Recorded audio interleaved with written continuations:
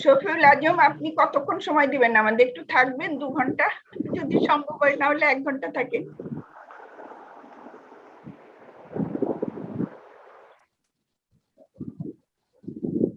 হ্যাঁ ম্যাডাম, আসসালামু আলাইকুম। আমি সরি, আবারও কথা বলতে পারছিলাম না। আমি তো এখন লোভ সামলাতে পারছি না। I will be with you as long as, কারণ আই নিড টু লার্ন। আর পরবর্তীতে আমি দেখলাম যে আসলে আমাদের অনেক ইনভলভমেন্ট আছে এখানে। সো আমি 3টা থেকে 5টা পর্যন্ত ইনশাল্লাহ আপনাদের সাথে আছি। অনেক খুশি হয়েছি। এবং আমি আমাদের ম্যাডামকে এনেছি, উদয়ন স্কুলের প্রিন্সিপাল ম্যাডামকে এনেছি, উনি ওনার বক্তব্য রাখবেন। কাজেই আপনার রিলেটেড সবাই আমরা আশেপাশে আছি।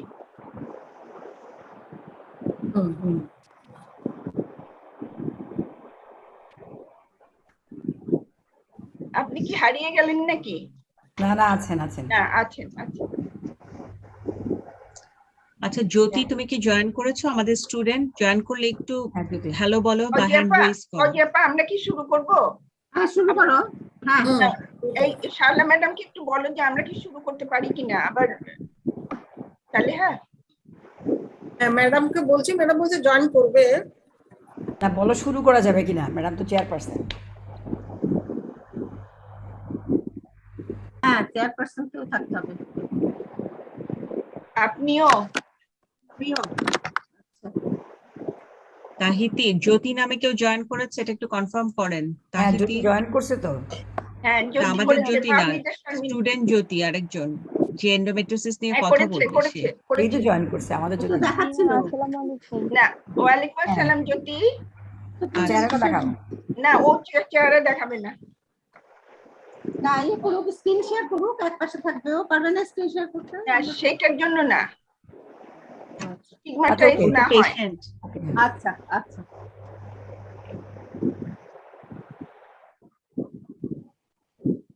আমাদের এই পর্বটা ইংরেজি বাংলা, যেহেতু আমরাই। জি ম্যাম, আমরা কি আমার সমস্যাগুলো বলতে পারি? হ্যাঁ, পরে বলবো। আমার যখন তোমার সমস্যার কথা বলতে বলবো তখন বলবে। শুরু করা যাবে। আমার মনে হয় আপাকে একটা ফোন করে, ম্যাডামকে একটা ফোন করে, যে ম্যাডাম আমরা শুরু করছি, আপনি জয়েন করেন, এটা বলে আমার মনে হয় শুরু করতে। আচ্ছা ঠিক আছে, বলছি তো সালেহা ম্যাডাম শুরু করতে বলছেন। না, একবার করেছি তো, আবার করি না, আরবার আপনি করেন। আপনি বলে দেন যে আমরা শুরু করব। একবার আমি করছি। ম্যাডাম তো জয়েন করেছেন? ম্যাডাম জয়েন করেছেন? তাহলে তার সমস্যা। আচ্ছা ঠিক আছে, শুরু করে দাও। বিসমিল্লাহির রহমানির রহিম। আব্বাসি, আমাদের আইডি পাসওয়ার্ড দিব না? কপি ভিডিওটা দেন।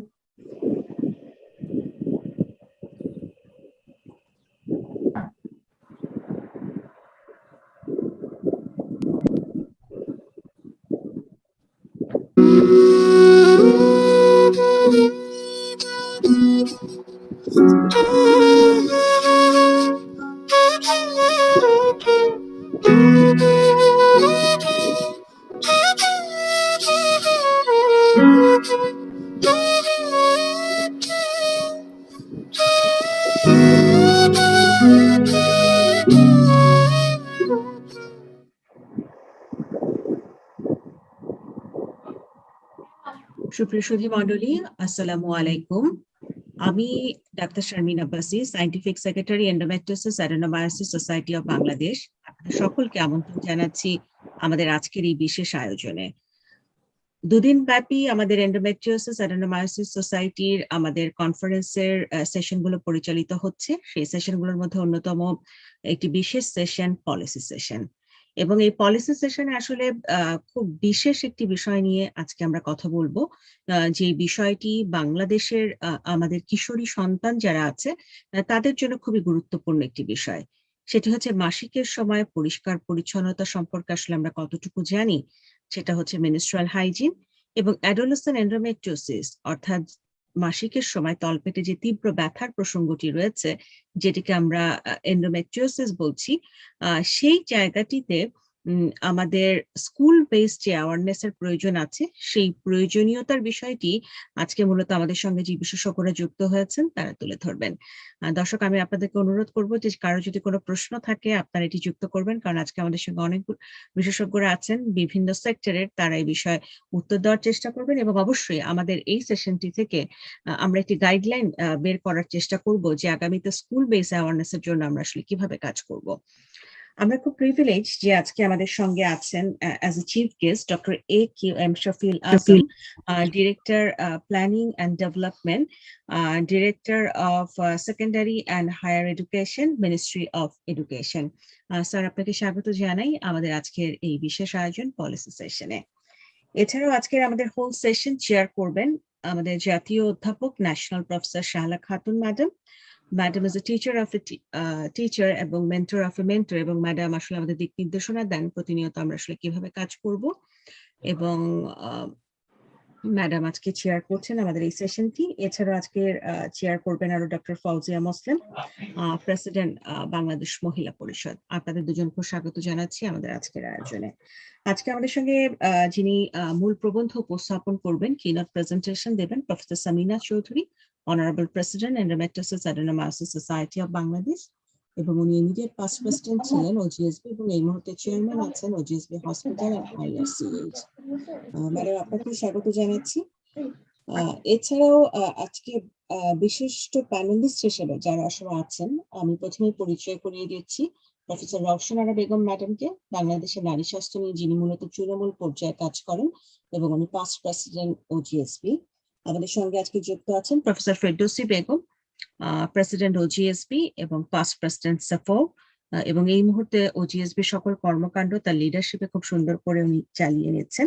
আমাদের সঙ্গে যুক্ত আছেন প্রফেসর সালেহা বেগম চৌধুরী, আমাদের dynamic secretary general of endometriosis adenomyosis society of Bangladesh, এবং যার কোঅর্ডিনেশনেই মূলত আমাদের কনফারেন্সটি আসলে আমি বলবো যে সঠিক দিক নির্দেশনা এই মুহূর্তে পরিচালিত হচ্ছে।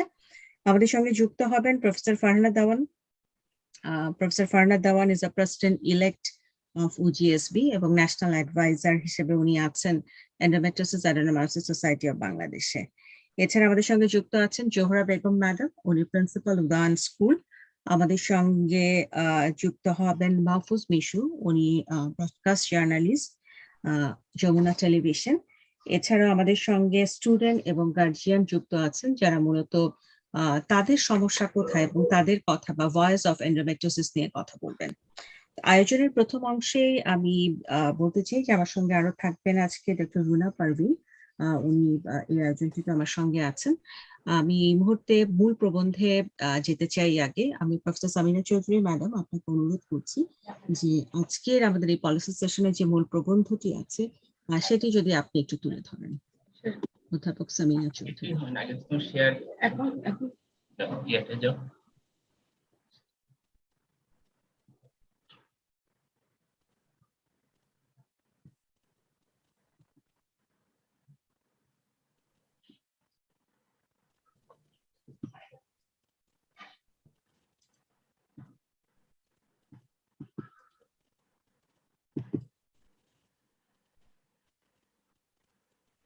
শেয়ার হয়েছে? একটু শেয়ারটা করে দেন, আপনি স্লাইড শেয়ারটা দেন ম্যাডাম। স্লাইড শেয়ারটা দিলাম তো, দেখো তো একটু ওয়েট করতে হচ্ছে কিনা। অথবা আপনি F5 এ ক্লিক করেন, আপনার যে কি। ম্যাডাম, আমার এখান থেকে দেখতে পাচ্ছি, আমার মনে হয় যে শেয়ার হয়েছে। স্ক্রিন শেয়ারটা পাচ্ছি না আমরা। দেখা যাচ্ছে শেয়ার হয়েছে, এটা বড় করতে হবে তো। তুমি বড় আমি করতেছি, বড় করতে অসুবিধা নেই, পড়া শুরু করে দাও।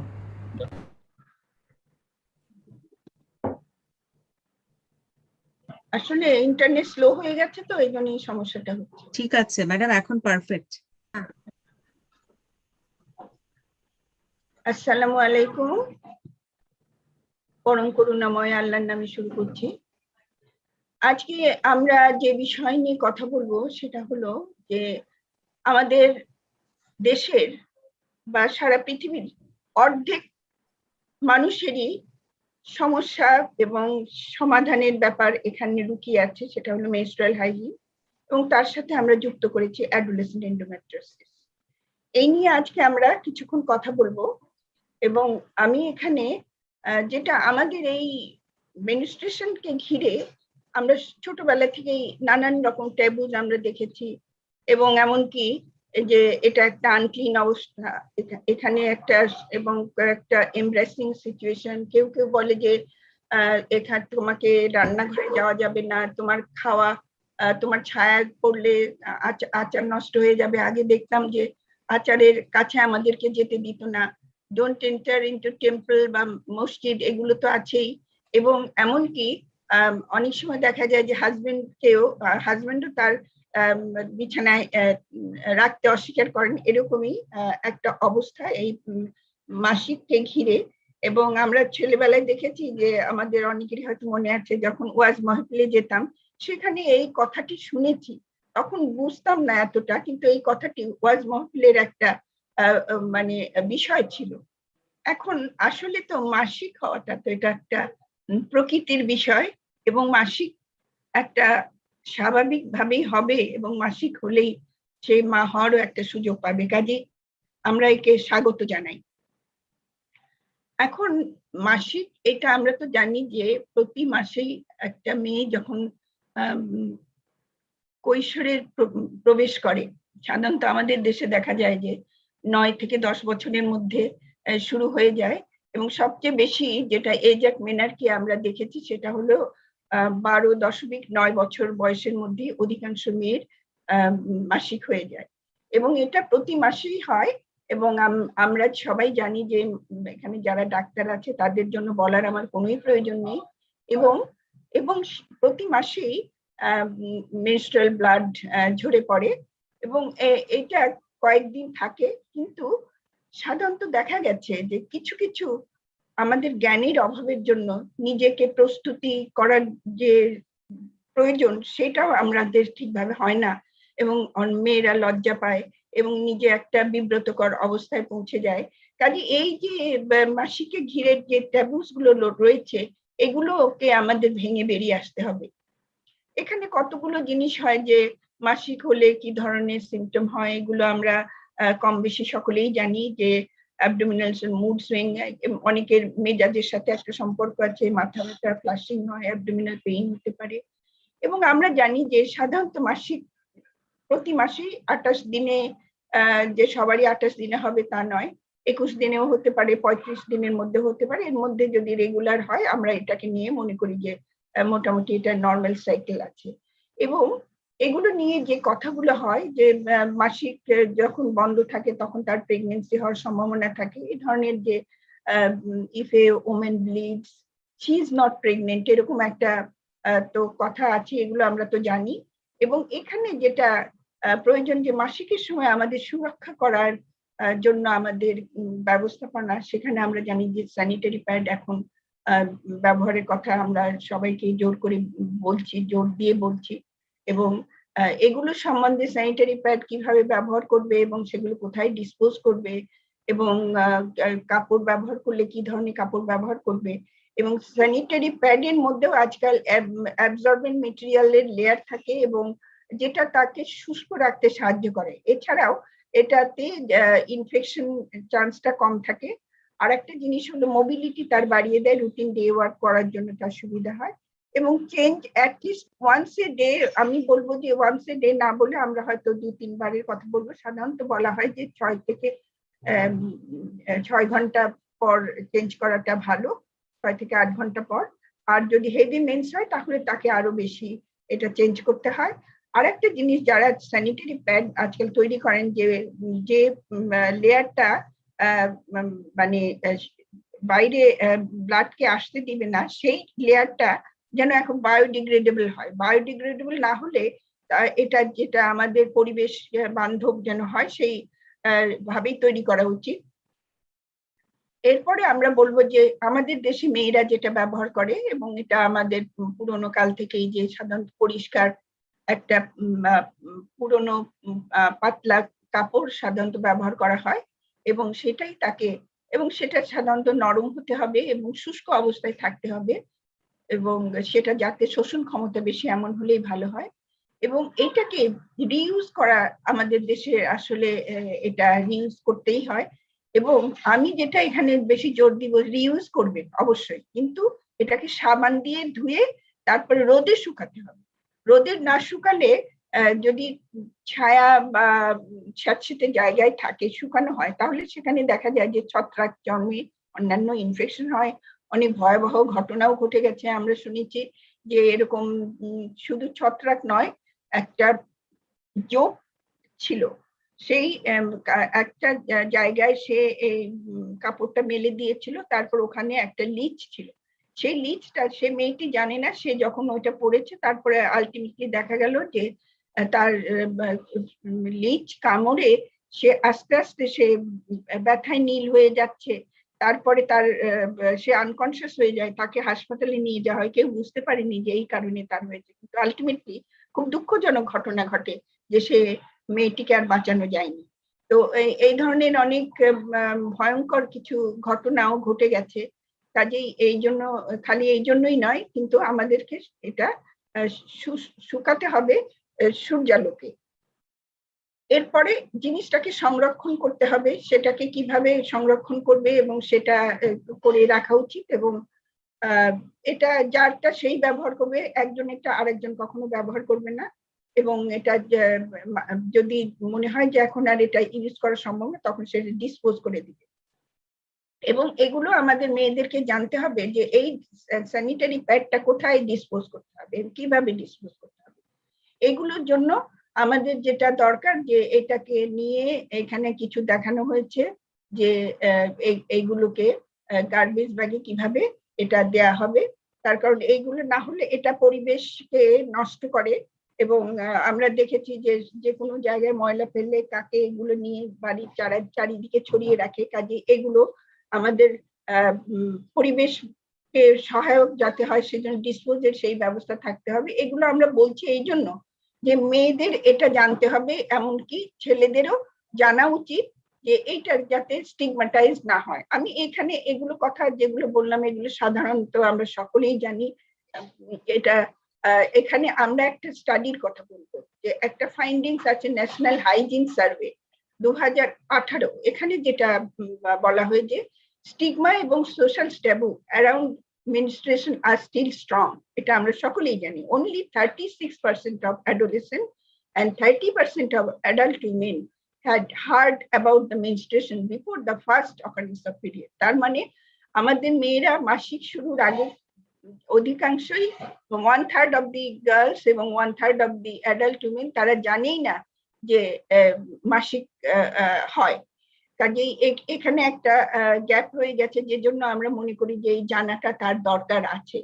এবং এখানে there is a rising preference for sanitary pads, but use of old cloth still common, may use a mix of pad and cloth. এটা আমরা জানি যে অনেকেই এটা করে থাকেন, এবং less than 20% of those use old cloths follow the recommended cleaning and drying practice. তার মানে আমাদের যত মেয়েরা ব্যবহার করে, মাত্র 20%-এরও কম তারা ওল্ড ক্লথ ব্যবহার করলে কিভাবে তারা এটা ক্লিন করবে, সেই জিনিসটা একদম যেভাবে করা উচিত সেইটা মাত্র 20% মেয়েরা করে থাকে। 23% of adolescent girls access to improved toilets with soap and water and a place to dispose used menstrual hygiene material at school. এখন অনেক কিছু পরে গভর্নমেন্ট যেটা সুযোগ করে দিয়েছে, তাও মাত্র 23% অফ স্কুল গার্লের সেই সুযোগটা আছে, কিন্তু আমাদের হওয়া উচিত তো 100%। এবং এই জন্য আমাদের প্রয়োজন যে স্কুলের যে হেলথ ইনফ্রাস্ট্রাকচার, যে হাইজেনিক ইনফ্রাস্ট্রাকচার করতে হবে, সেটার সাথে menstrual hygiene একটা সম্পর্ক আছে। 30% of school girls reported missing an average of 2.5 days a month due to periods. Period হলেই মেয়েদের অনেকেরই দেখা যায় যে তারা স্কুলে যায় না, প্রায় এত প্রতি সপ্তাহে প্রতি মাসেই সে কিন্তু পিছিয়ে পড়ছে। এবং বিশেষ করে এখানে আমি আরেকটি বলবো, শুধু মাসিক হলেই এটা, কিন্তু যার মাসিক অতিরিক্ত ব্যথা হয়, যেটা আমরা এন্ডোমেট্রিওসিস নিয়ে চিন্তিত, সেখানে আমাদের দেখা গেছে একটা স্টাডিতে যে সেখানে 37% মেয়েরাই তাদের অধিকাংশই দেখা যায় যে মোর দেন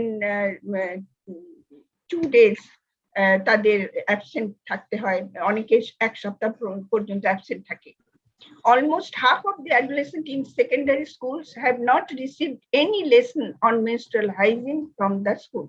কাজেই আমি বলবো আমাদের যে প্রধান অতিথি আছেন তাকে আমি সালাম জানাচ্ছি, এবং আমাদের যে চেয়ারপারসন মহোদয় আছেন, আমার শিক্ষক আছেন ন্যাশনাল প্রফেসর শাহলা খাতুন এবং ডক্টর ফৌজিয়া মুসলিম, উনি মহিলা পরিষদের সভাপতি, এবং এখানে যারা উপস্থিত আছেন সবার উদ্দেশ্যেই সবাইকে আমি সালাম জানিয়ে বলছি যে এখানে আমরা দেখতে পাচ্ছি যে half of the adolescent of secondary school তারা মেনস্ট্রুয়াল হাইজিন সম্বন্ধে কিছুই জানে, স্কুল থেকে কিছুই শেখানো হয়নি।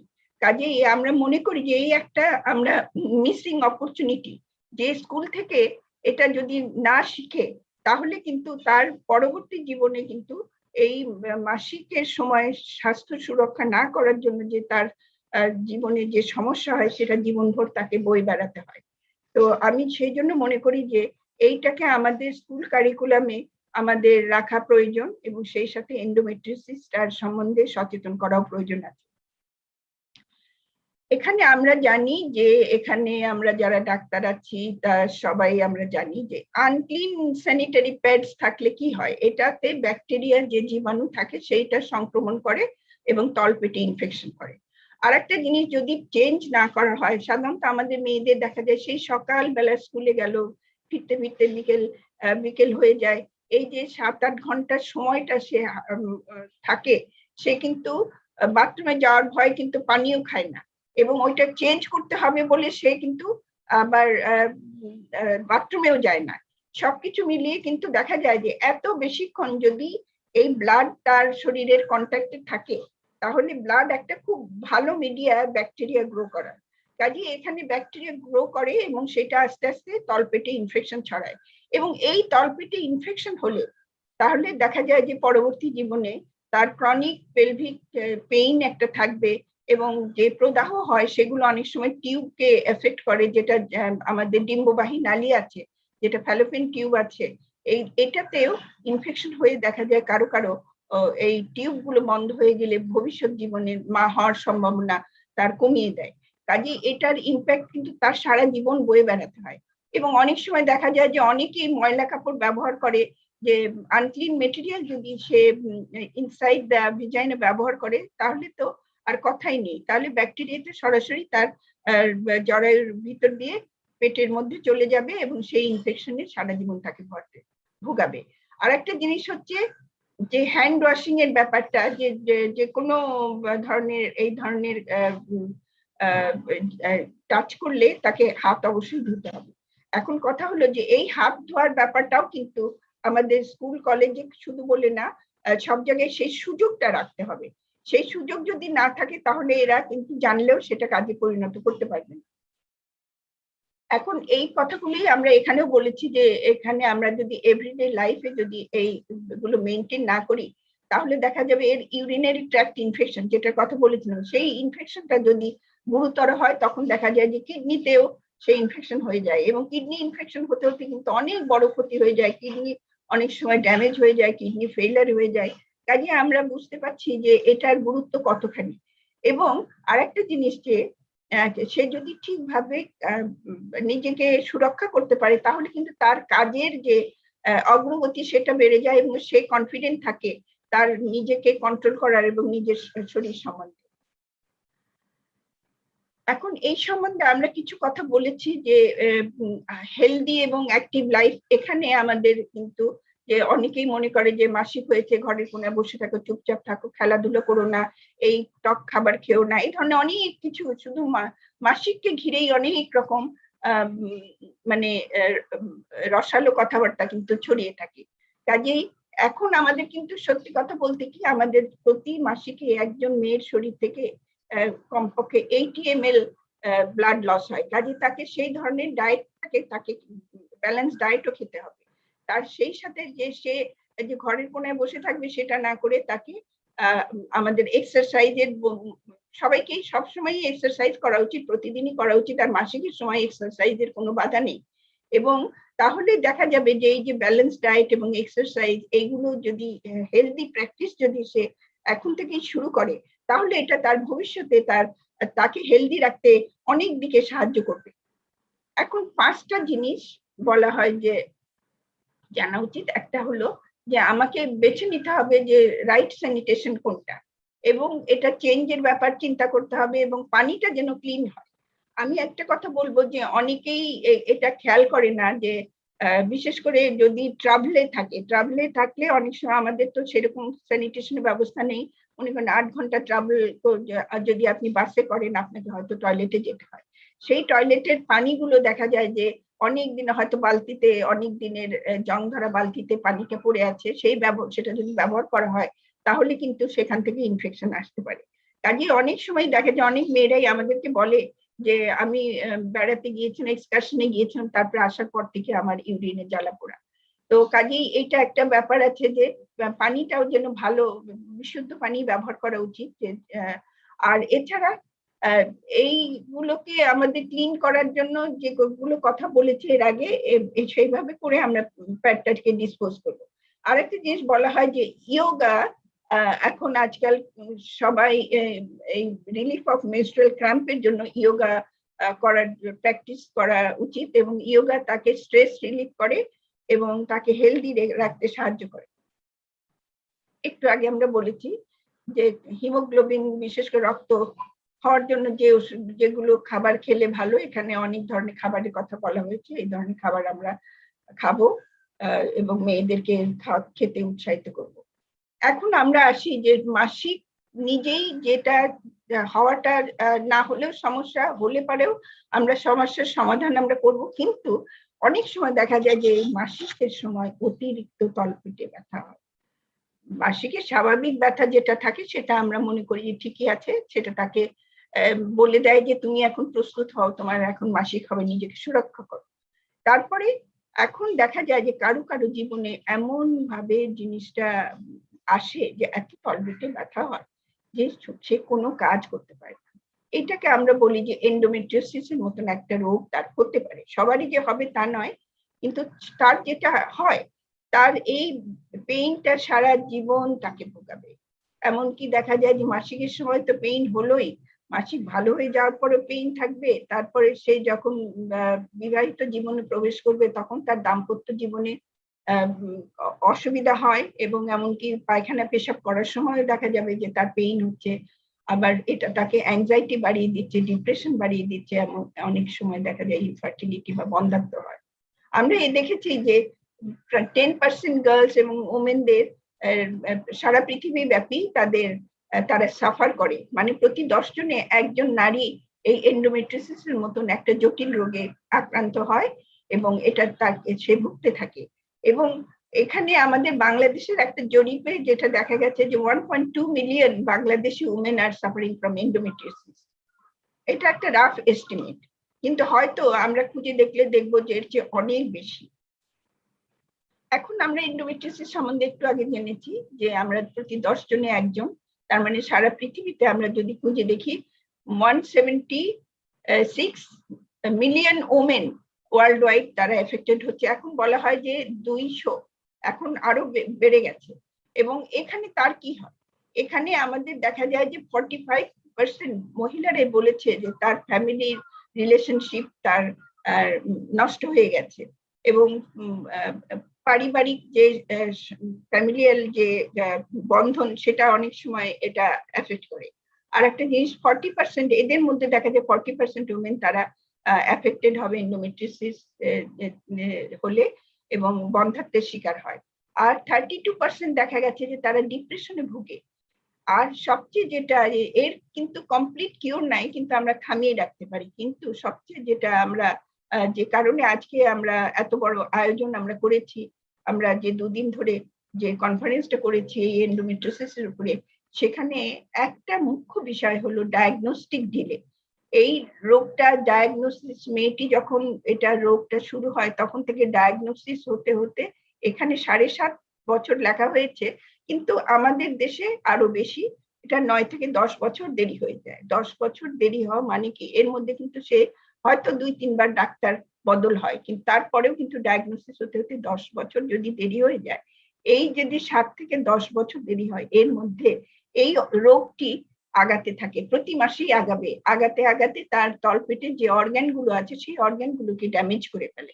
সেই অর্গান গুলো ড্যামেজ হলেই এই যে পরবর্তী জীবনে তার সব রকম সমস্যা আরম্ভ হয়ে যায়। এটা আমরা দেখিয়েছি একটু আগে যে 12 লাখ বাংলাদেশি উমেনদের, এখানে কিছুটা দেখানো হয়েছে যে এর যে ইম্প্যাক্টটা, এটার কি ইনফ্লুয়েন্স আছে আমাদের সোসাইটির উপর, আমাদের ইন্ডিভিজুয়ালের উপরে। এবং তাহলে এখানে আমরা যদি আমাদের জাতীয় জীবনে কিরকম ভাবে হয়, এটা মেয়েটির হলো আর্লি প্রেগনেন্সি বা আর্লি পিউবার্টিতে তার সমস্যা শুরু হলো, তারপরে তার বিভিন্ন ধরনের সমস্যা বাড়তে বাড়তে চিকিৎসায় যাবে, চিকিৎসা গেলে খরচ বাড়ে, তার সার্জারির খরচ বাড়ে, এবং যিনি তাকে সেবা দেবেন তার জন্য খরচ হয়, এবং স্বামীর সাথে তার সম্পর্কটা নষ্ট হয়ে যাচ্ছে, এবং প্রোডাক্টিভিটি এবং কাজের জায়গা থেকে কিন্তু সে প্রোডাক্টিভিটি লস হচ্ছে। এটা একটা রাফ এস্টিমেট দেখিয়েছে যে 1.8 billion annual cost of the society এটা এই ভারটা বহন করতে হয়। তার মানে আমাদের শুধুমাত্র যদি আমরা এই রোগটি সম্বন্ধে সচেতন করতাম, রোগটিকে যদি থামিয়ে দিতে পারতাম, এই যে এত বিলিয়ন ডলার যে খরচ হচ্ছে সেই খরচটা কিন্তু হতো না। কাজে আমি যদি এখন এদের পিছনে $1 খরচ করি, ইন রিটার্ন দেখা যাবে $120 আমরা রিটার্ন পাচ্ছি। এখানে আমরা দেখাচ্ছি সচেতনতার জন্য বিভিন্ন প্রোগ্রাম আমরা এন্ডোমেট্রিওসিস অ্যাডেনোমায়োসিস সোসাইটি থেকে আমরা করছি, এবং আমাদের অন্যান্য সোসাইটিও এগিয়ে এসছে, সবাই এগুলোর সম্বন্ধে আমরা সচেতন। আমাদের EASB এরাও বিভিন্ন ধরনের প্রোগ্রাম করছে সচেতনতামূলক, এবং আমরাও কিছু কিছু কাজ করছি যে স্কুলে গিয়ে এদেরকে আমরা চেষ্টা করছি, তাদের উপর একটা জরিপ চালাচ্ছি। এছাড়াও আরেকটা জিনিস এখানে আমরা দেখাতে চেয়েছি যে লাইফস্টাইল চেঞ্জের কথা, যে আমাদের জীবনধারায় আমরা যেন আমাদের এক্সারসাইজটাকে একটা ভালো একটা স্থানে রাখি, যে প্রতিদিন আমাদের এক্সারসাইজ করতে হবে, আমাদের রেড মিট এগুলো খাওয়া কমিয়ে দিতে হবে, ওমেগা 3 ফ্যাটি অ্যাসিড এবং ফ্রুটস এগুলো আমাদের বেশি খেতে হবে, অ্যাভয়েড ক্যাফিন, অ্যালকোহল, এবং সেই সাথে ফাস্ট ফুড খাওয়াটা কিন্তু ওর মধ্যে সমস্ত ফ্যাটি যেগুলো ট্রান্স ফ্যাট সেগুলো থাকে, কাজে রিস্ক বেড়ে যায়। এটা ছেলেদের মেয়েদের সবার জন্য, সকলের জন্যই ক্ষতিকারক। এছাড়া তাহলে আমরা যেটা করব, যে আমরা এই সময় দেখেছি ভিটামিন B6, জিঙ্ক, ম্যাগনেসিয়াম এগুলো আমাদের প্রয়োজন, ভিটামিন ডিটারও বড় প্রয়োজন আমাদের, যে কারণে সূর্যের আলো আমাদের শরীরে আসতে হবে এবং সেটা আমাদের ভিটামিন ডি তৈরি করতে সাহায্য করবে। আমরা দেখেছি যে ভিটামিন ডি এখন সবাই জেনে গেছে যে ভিটামিন ডি খেলে ইমিউনিটি বাড়ে এবং আমাদের এই করোনা রোগের থেকে এটা রক্ষা করতে সাহায্য করে। এছাড়া অনেকেই যেটা করে যে হট ওয়াটার বটল এবং কোল্ড কম্প্রেশন তারা ব্যবহার করে, যে তলপেটে যখন ব্যথা হয়। এছাড়া কিছু কিছু চাইনিজ হার্বাল মেডিসিন তারা পুরোনো কাল থেকে তারা ব্যবহার করে আসে। এছাড়া অ্যাকুপাঙ্কচার টেকনিক আমাদের দেশে নয়, ওরা চাইনিজরা ওরা এটা ব্যবহার করে। এখন শেষ কথায় যেটা আসবো, এইখানে আমরা তার মানে প্রথম তো যে ক্রিয়েটিং অ্যাওয়ারনেস এবং school girls, teachers, parents, health care provider এবং পলিসি মেকার্স যারা এটার গুরুত্ব বুঝবেন এবং মেনস্ট্রুয়াল হাইজিন এবং এন্ডোমেট্রিওসিসকে বুঝবেন। এবং সোশ্যাল মিডিয়া, এখানে আমরা যে জন্য সোশ্যাল মিডিয়ার কেও ডেকেছি যাতে তারা এইটা সবার কাছে ডিসেমিনেট করে। স্কুল ক্যারিকুলামে আমাদের ইনক্লুড করা মেনস্ট্রুয়াল হেলথ হাইজিন MHH এবং এন্ডোমেট্রিওসিস টু হ্যাভ বেটার ওমেনহুড, এটা আমরা যেটুকুন আলোচনা করেছি তাতে আমরা সেটা বুঝে গেছি। এবং এডুকেটিং, আরেকটা জিনিস আমাদের এটা বুঝতে ভাঙতে হবে, educating men and boys on the importance of menstrual health hygiene through positive messaging to destigmatize menstruation। মানে menstruation কে destigmatize করতে হবে। মেয়েটা এই মাসিক হয়েছে বলে সে ঘরের কোণে লুকিয়ে থাকবে সেটা না করে, ছেলেরাও এটা সম্বন্ধে জীবনের একটা স্বাভাবিক আমাদের প্রক্রিয়া, তারাও জানুক, তার বোনটির যে সমস্যা হচ্ছে সে জানুক, সে তার বোনের জন্য দরকার হলে সে স্যানিটারি প্যাড কিনে এনে তাকে দিবে। এই ধরনের জিনিসগুলো প্রয়োজন আছে। এবং আমাদের এই একটা স্টাডিতে দেখা গেছে যে এই লজ্জা পেয়ে কিন্তু অধিকাংশ মেয়েরাই এই স্যানিটারি প্যাড কিনতে যায় না, সেটা একটা বিরাট অঙ্ক। সেই 82% মহিলাই সেটা করে থাকেন। এখন আমাদের যেটা এত কিছুর পরে যেটা ensure safe affordable acceptable menstrual hygiene material for girls and women, এবং এগুলোকে স্কুল কলেজে তো রাখতেই হবে, এবং যে মেয়েরা স্কুল কলেজে যাচ্ছে না তাদের জন্য কি ব্যবস্থা সেগুলো রাখতে হবে। এখন আমাদেরকে এনশিওর করতে হবে যে আমাদের ইনফ্রাস্ট্রাকচার স্কুল এবং কলেজে বা গার্মেন্টস ফ্যাক্টরি যেখানে আমাদের মহিলারা আছেন, এবং এমনকি আজকাল অফিস আদালতে ব্যাংকগুলোতে অধিকাংশ জায়গায় আমরা দেখি যে মেয়েরা কাজ করছে, সেখানেও কিন্তু ওমেন ফ্রেন্ডলি এবং মেনস্ট্রুয়াল হাইজিন ফ্রেন্ডলি আমাদের ইনফ্রাস্ট্রাকচার লাগবে। সব জায়গায় এটা করা উচিত, না হলে এই নারী স্বাস্থ্য এই ভগ্ন স্বাস্থ্য নিয়ে বেড়ে উঠবে।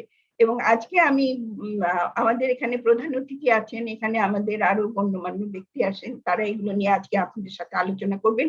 এর থেকে আমরা একটা জিনিস বের করে আনবো, যেন আমরা একটা স্কুল কারিকুলামের মধ্যে এটাকে আমরা ইনক্লুড করতে পারি।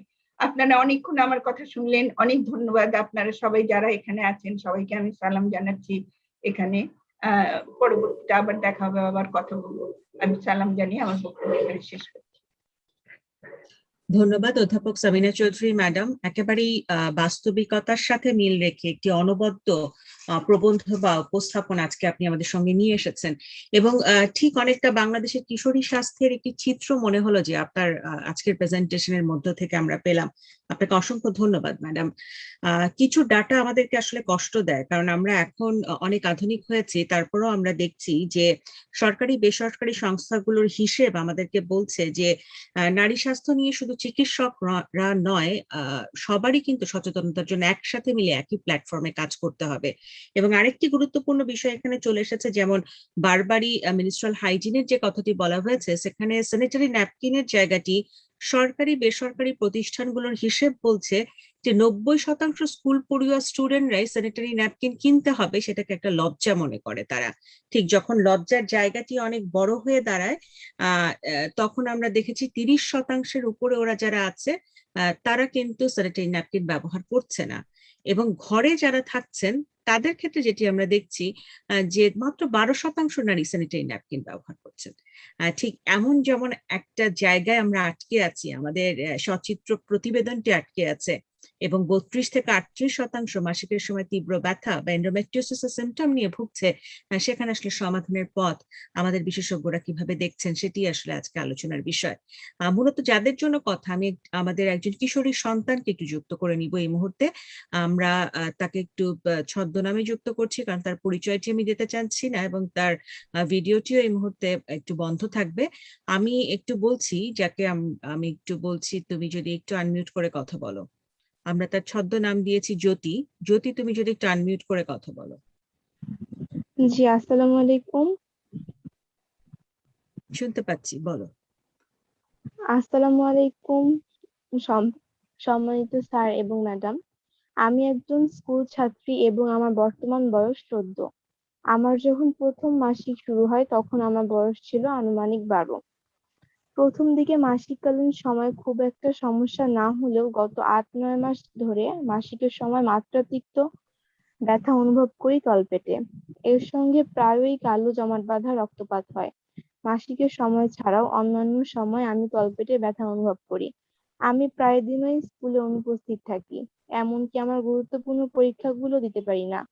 স্কুলে যাওয়ার পরও মাঝে মধ্যে আমার অবস্থার এত অবনতি ঘটে যে আমাকে বাধ্য হয়ে স্কুল ছুটি হওয়ার আগেই বাসায় ফিরে আসতে হয়। যেহেতু আমার দৈনন্দিন কাজকর্মে ব্যাঘাত ঘটছে, এই ব্যাপারটি আমার জন্য খুব হতাশার সৃষ্টি করছে। একমাত্র আমার মা ছাড়া আমার এই কষ্টের কথাগুলো শোনার কেউ নেই, এমনকি কেউ বুঝতেও পারছে না। আমার সহপাঠী যারা আছেন তাদের সাথেও যদি আমি বলি আমার এই কষ্টের কথাগুলো, অনেক সময় তারা বিশ্বাস করতে চায় না বা বুঝতে চায় না। এমনকি অনেক সময় শিক্ষকরাও আছেন যারা এই ব্যাপারটি বুঝতে পারছেন না এবং পরীক্ষায় অনুপস্থিত থাকাটিকেও সুনজরে দেখছেন না। আমি মনে করি আমার মতন লক্ষণগুলো যাদের রয়েছে এবং যারা আমার বয়সী বা কৈশোরকালীন সময় পার করছেন, সকলেরই এই সমস্যাগুলোর সম্মুখীন হতে হচ্ছে প্রতিনিয়ত। একটি সুস্থ এবং সুন্দর স্বাভাবিক জীবনযাপন করার জন্য আমরা সবসময় ব্যথামুক্ত একটি জীবন চাইছি। এমনকি আমাদের কথাগুলো কেউ শুনুক এবং আমাদের জন্য একটু সহানুভূতিশীল হোক, এতটুকু আমাদের একান্ত চাওয়া থাকে। আমি যখন গাইনি স্পেশালিস্টের শরণাপন্ন হয়েছি তখন আমি জেনেছি আমার এই লক্ষণগুলোর একটি নাম আছে, সেটা হচ্ছে অ্যান্ড্রোমেট্রিওসিস। এবং রোগটি নামেই যেহেতু নতুন, এর গুরুত্বটাও সাধারণ মানুষের কাছে এখনো তৈরি হয়নি। আমাদের পরিবার, পরিজন, শিক্ষকগণ সকলেরই এন্ডোমেট্রিওসিস সম্পর্কে সচেতন হওয়া প্রয়োজন। বিষয়টি আমাদের টেক্সট বুকে অন্তর্ভুক্ত করার জন্য আন্তরিক আবেদন রইল। আরেকটি গুরুত্বপূর্ণ বিষয় নিয়ে আলোকপাত করতে চাই, সেটি হলো মাসিককালীন পরিষ্কার পরিচ্ছন্নতা। আমাদের স্কুলগুলোতে বেশিরভাগ সময়ই ওয়াশরুমের ব্যবস্থাটাও খুব ভালো মতো থাকে না, যার জন্য মাসিককালীন পরিষ্কার পরিচ্ছন্নতা বজায় রাখাটা খুব কঠিন হয়ে পড়ে যতক্ষণ একজন ছাত্রী স্কুলে সময় কাটাচ্ছে। এমনকি স্কুলগুলোতে এমার্জেন্সি স্যানিটারি ন্যাপকিনের ব্যবস্থা অনেক সময় থাকে না। এই বিষয়গুলো নিয়ে যদি একটি সচেতনতামূলক প্রতিবেদন প্রকাশ করা হয় এবং সেটিকে যদি স্কুলের টেক্সট বুক গুলোতে অন্তর্ভুক্ত করা হয়, তবে শিক্ষার্থী এবং শিক্ষকগণ আরো সচেতন হতে পারবেন। অসংখ্য ধন্যবাদ জানাই সবাইকে। আসসালামু আলাইকুম। আমরা আমরা মনে হয় একটু বুঝতে পেরেছি তুমি যেটি আসলে বলার চেষ্টা করেছো। আমি আসলে এ পর্যায়ে যেহেতু স্কুলের দিকে অনেকগুলো প্রশ্ন এসেছে, একটি হচ্ছে যে হিসেব নিকেশ বলে যে এদের মধ্যে প্রায় 28% মাসিকের সময় তীব্র ব্যথা, এবং তাদের মধ্যে আবার হিসেব করলে আমরা দেখছি 42% উপরে স্কুলে অনুপস্থিত থাকছে। এটি কিন্তু একটি বড়, আমরা বলি যে সমীক্ষার হিসেব। এবং আমাদের কিশোরী সন্তানটি যে কথাটি আমাদেরকে জানালো, যেটি তাকে পরিবারের কাউকে তিনি বোঝাতে পারছেন না, স্কুলে শিক্ষকরাও হয়তো বুঝতে পারছেন না, সহপাঠীরাও বিষয়টিকে খুব অন্যভাবে নিচ্ছেন, এবং যার ফলে স্কুলে যাব না এটি তার পক্ষে হয়তো একটি সমাধানের পথ চলে আসে। একটু আমাদের সঙ্গে আছেন জোহরা ম্যাডাম। ম্যাডাম প্রিন্সিপাল হিসেবে আছেন উদয়ন বিদ্যালয়ে। ম্যাডামের কাছে একটু আমি জানতে চাই যে এই যে একজন স্কুল পড়ুয়া মেয়ের হতাশার জায়গা এবং কিছুটা আমি বলবো অভিযোগের জায়গাগুলোও আছে, আমরা ঠিক কিভাবে খণ্ডাবো বা আমরা আসলে কি করতে চাই? আনমিউট করেন ম্যাডাম, আনমিউট করতে হবে।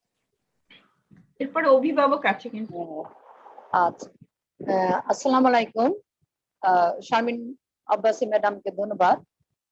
ধন্যবাদ সামিনা আপা এবং শায়লা ম্যাডাম, যিনি সালেহা আপা, যিনি আমাদেরকে এই অনুষ্ঠানে যুক্ত হওয়ার জন্য বারবার নিয়ে আসেন, এবং আমি খুবই গর্বিত যেমন একটা অনুষ্ঠানে আমি থাকতে পেরে। এখনই যে সন্তান, আমাদের যে শিক্ষার্থী, তার সমস্যার কথাগুলি বললো, সেই বিষয়টা নিয়ে কিন্তু এর আগেও আমরা কথা বলেছিলাম। যে আমি জেনেছি যে অনেক প্রত্যন্ত অঞ্চলে যেখানে কোনো টয়লেট নেই। আমি অবাক হয়েছিলাম যে বিষয়টা সত্যি আমার নজরে ছিল না। এই বিষয়ে আমি বলেছিলাম যে যদি টয়লেট না থাকে তাহলে তার হাইজিনটা, অর্থাৎ তার যে স্বাস্থ্য, মাসিককালীন যে পরিষ্কার পরিচ্ছন্নতা, সেটা কিভাবে সম্ভব। এবং এখানে আমি বলেছিলাম যে ইউনিসেফ, এন্ডোমেট্রিওসিস সোসাইটি এবং বাংলাদেশ শিক্ষা মন্ত্রণালয়ের যদি তারা প্রতিটি স্কুলে অন্তত 2টি করে টয়লেট করে, একটি করে করার কথা বলেছিলাম এ কারণে যে একটি করলে আমাদের ছাত্রীরা এইটা ব্যবহার করতে পারবে না। এই কারণে 2টি যদি করা হয় তাহলে তারা একটি শুধুমাত্র শিক্ষার্থীদের জন্য, ছাত্রীদের জন্য থাকবে এবং তারা ওই সময়ে এটা ব্যবহার করবে। এবং সেখানে যদি কিছু সাবানের ব্যবস্থা করা হয়, এবং আরেকটা বিষয় আমি বলছি, যদি সাবসিডি দিয়ে তাদেরকে স্যানিটারি ন্যাপকিন কেনার সুযোগ করে দেয়া হয়, সেটা আপনাদের কাছে একটু দেখছি যে ভবিষ্যতে আপনারা এটা অনেক কিছুই, আমাদের বর্তমান সরকার অনেক কিছু করছেন, ইউনিসেফ আছে, এন্ডোমেট্রিওসিস সোসাইটি আছে, আপনারা যদি এই বিষয়গুলো একটু দেখেন তাহলে আমার মনে হয় যে আমাদের ছাত্রীদের জন্য সেটা বিষয়টা খুবই ভালো হবে। আমি একটু বলতে চাই যে আমাদের যে শিক্ষা প্রতিষ্ঠান, সেটা কিন্তু তিনটা অর্থাৎ সমন্বয়ে চলে। এখানে শিক্ষক, শিক্ষার্থী এবং অভিভাবক। আমরা পরিবার থেকে যদি মনে করি যে মা তার সন্তানকে, ছেলে সন্তানকে কেউ যদি বলে যে তার বোনের যে সমস্যাটা সেটা যে প্রাকৃতিক এবং এই যে ব্যথা এটা যে তার জন্য কত কষ্টকর, তখন কিন্তু ওই ছাত্রটি তার প্রতিষ্ঠানে কোনো, তার যদি কোনো বন্ধুর এই ধরনের সমস্যা হয়, সে কিন্তু খুবই বুঝতে পারবে এবং অন্যদেরকেও, তার যে বন্ধুরা আছে, ছেলে বন্ধুরা আছে, তাদেরকে বলবে যেটা আমার বোনের আছে, খুবই কষ্টদায়ক। এভাবে যেন আমরা বিজ্ঞান মনস্ক হয়ে আমরা যেন এটা ছড়িয়ে দিই, শিক্ষকরাও যেন এখানে ইনভলভ হই। আরেকটা বিষয় আমি বলতে চাচ্ছি যে এখানে পরিবার পরিকল্পনা আমি একটু জানতে চাই জোহরা ম্যাডাম আপনার কাছে এই প্রসঙ্গে, যে আপনি শিক্ষকদের কথা বলছিলেন, আপনার শিক্ষকরা কি আসলে এই বিষয়টি কেমন জানেন, আপনি কেমন দেখেছেন, ওনারা কি ধারণা রাখেন কিনা? জি জি জি, একটু প্লিজ।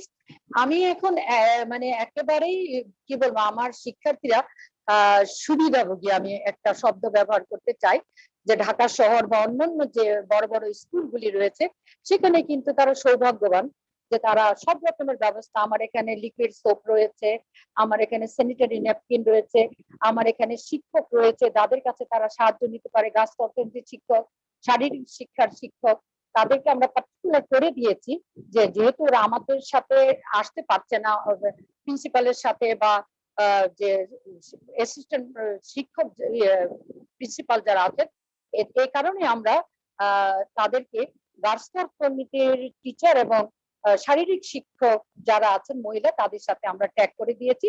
তারা তাদের কাছে তাদের সমস্যাগুলি বলে, তাদের কাছ থেকে স্যানিটারি ন্যাপকিন নেয়, এবং পরীক্ষা যদি সে কোনো কারণে অসুস্থ থাকে, এই বিষয়ে যদি অসুস্থ থাকে, সে কিন্তু তার ওই শিক্ষককে জানান। সেই ওই দুইজন শিক্ষক আবার ক্লাস টিচারের মাধ্যমে বলে যে এই মেয়ের এই অসুবিধা, এবং একটা অ্যাপ্লিকেশন দিয়ে তাকে পরবর্তীতে পরীক্ষা নেওয়ার ব্যবস্থা করা হয়। এভাবে যদি প্রতিটা প্রতিষ্ঠানেই এই বিষয়টা নেওয়া হয়, এটা কিন্তু গ্রামে গঞ্জে করা যায়, কোনো বিষয় না যে কোনো পার্টিকুলার শিক্ষক থাকলো, সেই শিক্ষক ওই মেয়ের যে সমস্যাটা, সেই সমস্যাটা যেটা ও কষ্ট পেয়েছে, যে বাবা অনেক বন্ধুরাও মানতে চায় না, শিক্ষকরাও মানতে চায় না, এটাকে কিন্তু ছড়িয়ে দিতে হবে সবার মধ্যে, এবং এটা ওই প্রতিষ্ঠানগুলিকে যে বলতে হবে। আরেকটা ছোট্ট একটা বিষয় যেটা আমি বলতে চাচ্ছিলাম, যে মাদেরকে ইনভলভ করার জন্য এখানে, যে পরিবার পরিকল্পনার যে যারা যান, তারা যদি মাসিকের যে পরিষ্কার পরিচ্ছন্নতা মাকে যদি বলেন, তখন কিন্তু আমার মনে হয়, যেটা আমার কাছে মনে হয়েছে যে এটাও কিন্তু একটা পজিটিভ জিনিস, পিল নিয়ে যায় তারা বাসায় বাসায়, তখন যদি তাদের মাধ্যমে মেয়েদের যে মাসিক হলে যে তাদের পরিষ্কার পরিচ্ছন্ন থাকা দরকার, তার মেয়েটিকে থাকা দরকার, এটা যদি মাকে জানানো হয় গ্রামে গঞ্জে, সেটাই কিন্তু তার জন্য একটা পজিটিভ জিনিস হবে। আর শিক্ষকরা তো অবশ্যই এই বিষয়গুলি নিয়ে কাজ করবেন। আর একটা প্রকল্পের কথা একটু আগে আমি বললাম, টয়লেটের কথা একটুখানি যদি খেয়াল রাখেন, আর শিক্ষার্থীদের যে সমস্যাগুলি সেটা নিয়ে আমি বললাম, যে প্রতিটা প্রতিষ্ঠানেই আমরা এই বিষয় ওদের জন্য একটা আলাদা করে ব্যবস্থা রাখতে পারি। এবং আমার মনে হয় যে শুধুমাত্র মেয়ে না, আমার কোএডুকেশন, আমার স্কুলটি, এবং আমি ছেলে মেয়ে অ্যাডোলেসেন্সের উভয়কে আমি দেখতে পাই। আমার যেটা মনে হয় যে প্রজনন স্বাস্থ্য সেবা শুধুমাত্র ছাত্র এবং ছাত্রী বয়ঃসন্ধিকালীন শিক্ষার্থীদের এই বিষয়টা অবশ্যই অন্তর্ভুক্ত করা দরকার। এবং একটু আগে যে মেয়েটি বললো যে এন্ডোমেট্রিওসিসের যে সমস্যাটা, এটাও কিন্তু কারিকুলামে আসাটা খুবই জরুরি। দুটোই আসবে, তার মাসিক এন্ডোমেট্রিওসিস সোসাইটি অর্থাৎ পরিষ্কার পরিচ্ছন্নতা যদি না হয়, তাহলে তার কি ধরনের সমস্যা হতে পারে, এটা কিন্তু একটা চ্যাপ্টার হিসেবে আসতে পারে তার পাঠ্য বইয়ে। এখন যে ভালো থাকা, আমি আসবো ম্যাডাম আপনার কাছে, আমি আবারও আসবো। আপনাকে অসংখ্য ধন্যবাদ, অত্যন্ত গুরুত্বপূর্ণ তথ্য আপনি দিয়েছেন। তবে মাসিকের কিছু অংশ আমাদের চ্যাপ্টারে আছে, অনেকেরই অভিযোগ আছে স্কুল এটি পড়ানো হয় না, বলা হয় যে এটিকে বাসায় করে নেওয়ার জন্য। এবং আপনি যেটি বলছিলেন যে অভিভাবকদেরকেও আসলে এখানে সচেতন হতে হবে। আমি এই মুহূর্তে একজন অভিভাবককে যুক্ত করব আমাদের সঙ্গে, উনি আমাদের সঙ্গে কথা বলবেন। এবং যে প্রসঙ্গটি আছে যে সচেতনতার যে জায়গাটি, সেখানে কিন্তু নিরলস ভাবে আপনি জানেন যে বিভিন্ন স্কুলের সাথে আপনাকে নিয়েও এন্ডোমেট্রিওসিস অ্যাডেনোমায়োসিস সোসাইটি কাজ করেছে এবং এখনো করে যাচ্ছে। তো সেটি নিশ্চয়ই এই বিষয়গুলোকে আরো বেশি সামনে নিয়ে আসবে। আমি কি অভিভাবক যিনি আছেন তাকে বলবো যে আনমিউট করে একটু আপনি কথা বলবেন। অভিভাবক আছেন একজন আমাদের সঙ্গে,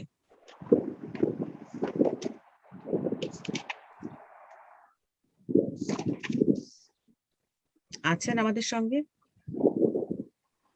একজন সন্তানের মা আছেন। জ্যোতির সাথে আছে নাকি? জ্যোতি, প্রাপ্তি, দেখো তো উনি কোনটাতে আছেন, নামটা বলতে বলো। আমরা নামটা বলতে চাচ্ছি না। জি কথা বলুন, উনি আনমিউট করেছেন। জি কথা বলেন, কথা বলেন মা। হ্যাঁ, ওয়ালাইকুম সালাম। ওয়ালাইকুম সালাম। আমি জ্যোতির আম্মু বলছিলাম। জি বলুন। জ্যোতির আম্মু বলছিলাম। হ্যালো, বলেন, আমরা শুনতে পাচ্ছি। জি আমি কি বলতে পারি? আমার আমি কি বলতে চাচ্ছি আমার মেয়ের আপনি বলেন, আমরা শুনতে পাচ্ছি, বলুন। আসসালামু আলাইকুম। প্রথমে আমি আপনাদের সবাইকে ধন্যবাদ জানাচ্ছি আমাকে কিছু বলার জন্য, সুযোগ করে দেওয়ার জন্য। আমি একজন মধ্যবয়স্ক নারী এবং আমি একটি কন্যা সন্তানের মা। আমার মেয়ে কৈশোরকালীন সময় থেকে আমার সেম সমস্যা ছিল আমার মেয়ের মতো। 15-16 বয়সের সময় থেকে বয়সে বাড়তে থাকে এবং ব্যথাটা বাড়তে থাকে। স্কুলে যেতে পারতাম না ব্যথার কারণে, এবং সাংসারিক জীবনও ব্যথার কারণে সংসারের কোনো কাজে মনোযোগ দিতে পারতাম না। তারপরে আমি অফিস করতে পারতাম না, অফিসে না যেয়ে বাসায় থাকতে হতো। এই সমস্ত কারণে আমি খুবই আপসেট ছিলাম। আমি মানসিকভাবে এবং শারীরিকভাবে ফ্যামিলির মধ্যে কিছু বলতে চাইলেও বলতে পারতাম না। তারা মনে করতো যে হয়তো এটা মেয়েদের একটা সমস্যা, কিন্তু কি সমস্যা কেউ বুঝতে চেষ্টা করতো না। এবং সেই সমস্যা নিয়ে আমি এই দিনগুলা অনেকটা দিন পার পার করে আসছি। বুঝতে পারছেন ম্যাডাম? হ্যালো। জি, আমার আপনি বলুন, আমরা শুনছি। জি। জি, জি। আমার পরিবারে আমার হাজবেন্ডেরও সেম, হাজবেন্ডের বোনের ২ টা বোন ছিল। ওদের ২ বোনেরই একই সমস্যা ছিল। একজনেরটা একটু বেশি, একজনেরটা একটু কম। আমার ছোট ননদ তো এরকম অবস্থা হয়েছিল ব্যথায়, ওর এরকম মানে শেষ পর্যন্ত বিয়ে হইলো। বিয়ে হওয়ার পরে বাচ্চা কনসেপ্ট করতো না। শারীরিকভাবে সে খুবই, মনে হয় যে বিছানায় থাকতে পারতো না। কাতরাইতো ব্যথার কারণে সে ডাক্তারের শরণাপন্ন হইলো। ব্যথার পেইন কিলার খাইলেও কাজ হইতো না। সেই সময় তার ২ টা বাচ্চা কনসেপ্ট করছিল। সেই বাচ্চা ২ টা নষ্ট হয়ে গেছে। বুঝতে পারছেন? সেই সমস্যা নিয়ে সে আদৌ ভোগান্তিতে আছে। তারপরে তার বাচ্চার কনসেপ্ট করে নাই। সে অসুস্থ অবস্থায় ছিল। পরে একটা সন্তান সে অন্য মানুষের কাছ থেকে নিয়ে বড় করতেছে। কিন্তু সেই জন্যই আমি আমার মেয়েকে নিয়ে এখন থেকেই সেই চেষ্টা করতেছি যে এই অসুখটা যেন দিন দিন না বাড়ে।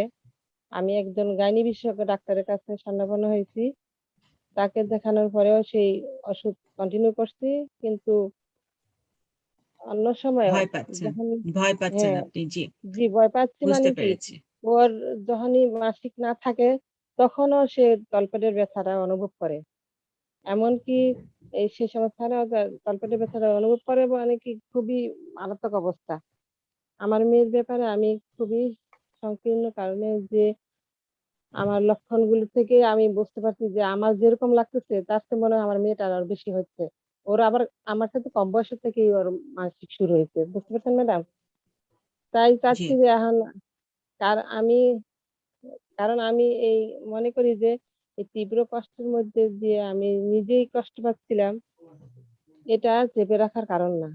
তাই না? বিষয় না। এ বিষয়ে আসলে কথা বলা উচিত এবং সবাইকে বুঝানো উচিত যে এরকম আমরা বুঝতে মাসিক পেরেছি, তীব্রতার আমরা ব্যাপারে বুঝতে পেরেছি কোন আপনার কথা, ব্যাপারটা। মা। জি, আপনাকে জি, জি, অসংখ্য ধন্যবাদ। আপনি আসলে যেটি চাচ্ছিলেন সেটি হচ্ছে যে মেয়ের এরকম কিছু হতে পারে কিনা সেই বিষয়টি নিয়ে আপনার আসলে অনেক প্রশ্ন, আমরা এই প্রশ্নের উত্তর দিব, তবে আপনি সচেতন আছেন। আমরা এই কথাটিই বলতে চাই যে এন্ডোমেট্রিওসিস বা তলপেটে ব্যথা নিয়ে আমরা যেন ভয় না পেয়ে যাই, আমরা সচেতন হই এবং সমাধানের দিকটি আমরা খুঁজে নেই। আমি এই মুহূর্তে অধ্যাপক রওশনারা বেগম আপনাকে একটু যুক্ত করব। এই যে এত অভিযোগ এসেছে এবং এর আগে আপনার সঙ্গে আমরা আসলে অনেকগুলো আয়োজন করেছিলাম, আমরা সমষ্টিগতভাবে এখানে যারা আছেন আমাদের ন্যাশনাল লিডাররা সবাই মিলে, এই অভিযোগগুলো আসলে দিনের পর দিন আমাদের রান করে, আমাদের সমাধানটা আসলে ওভাবে আমরা পাই না।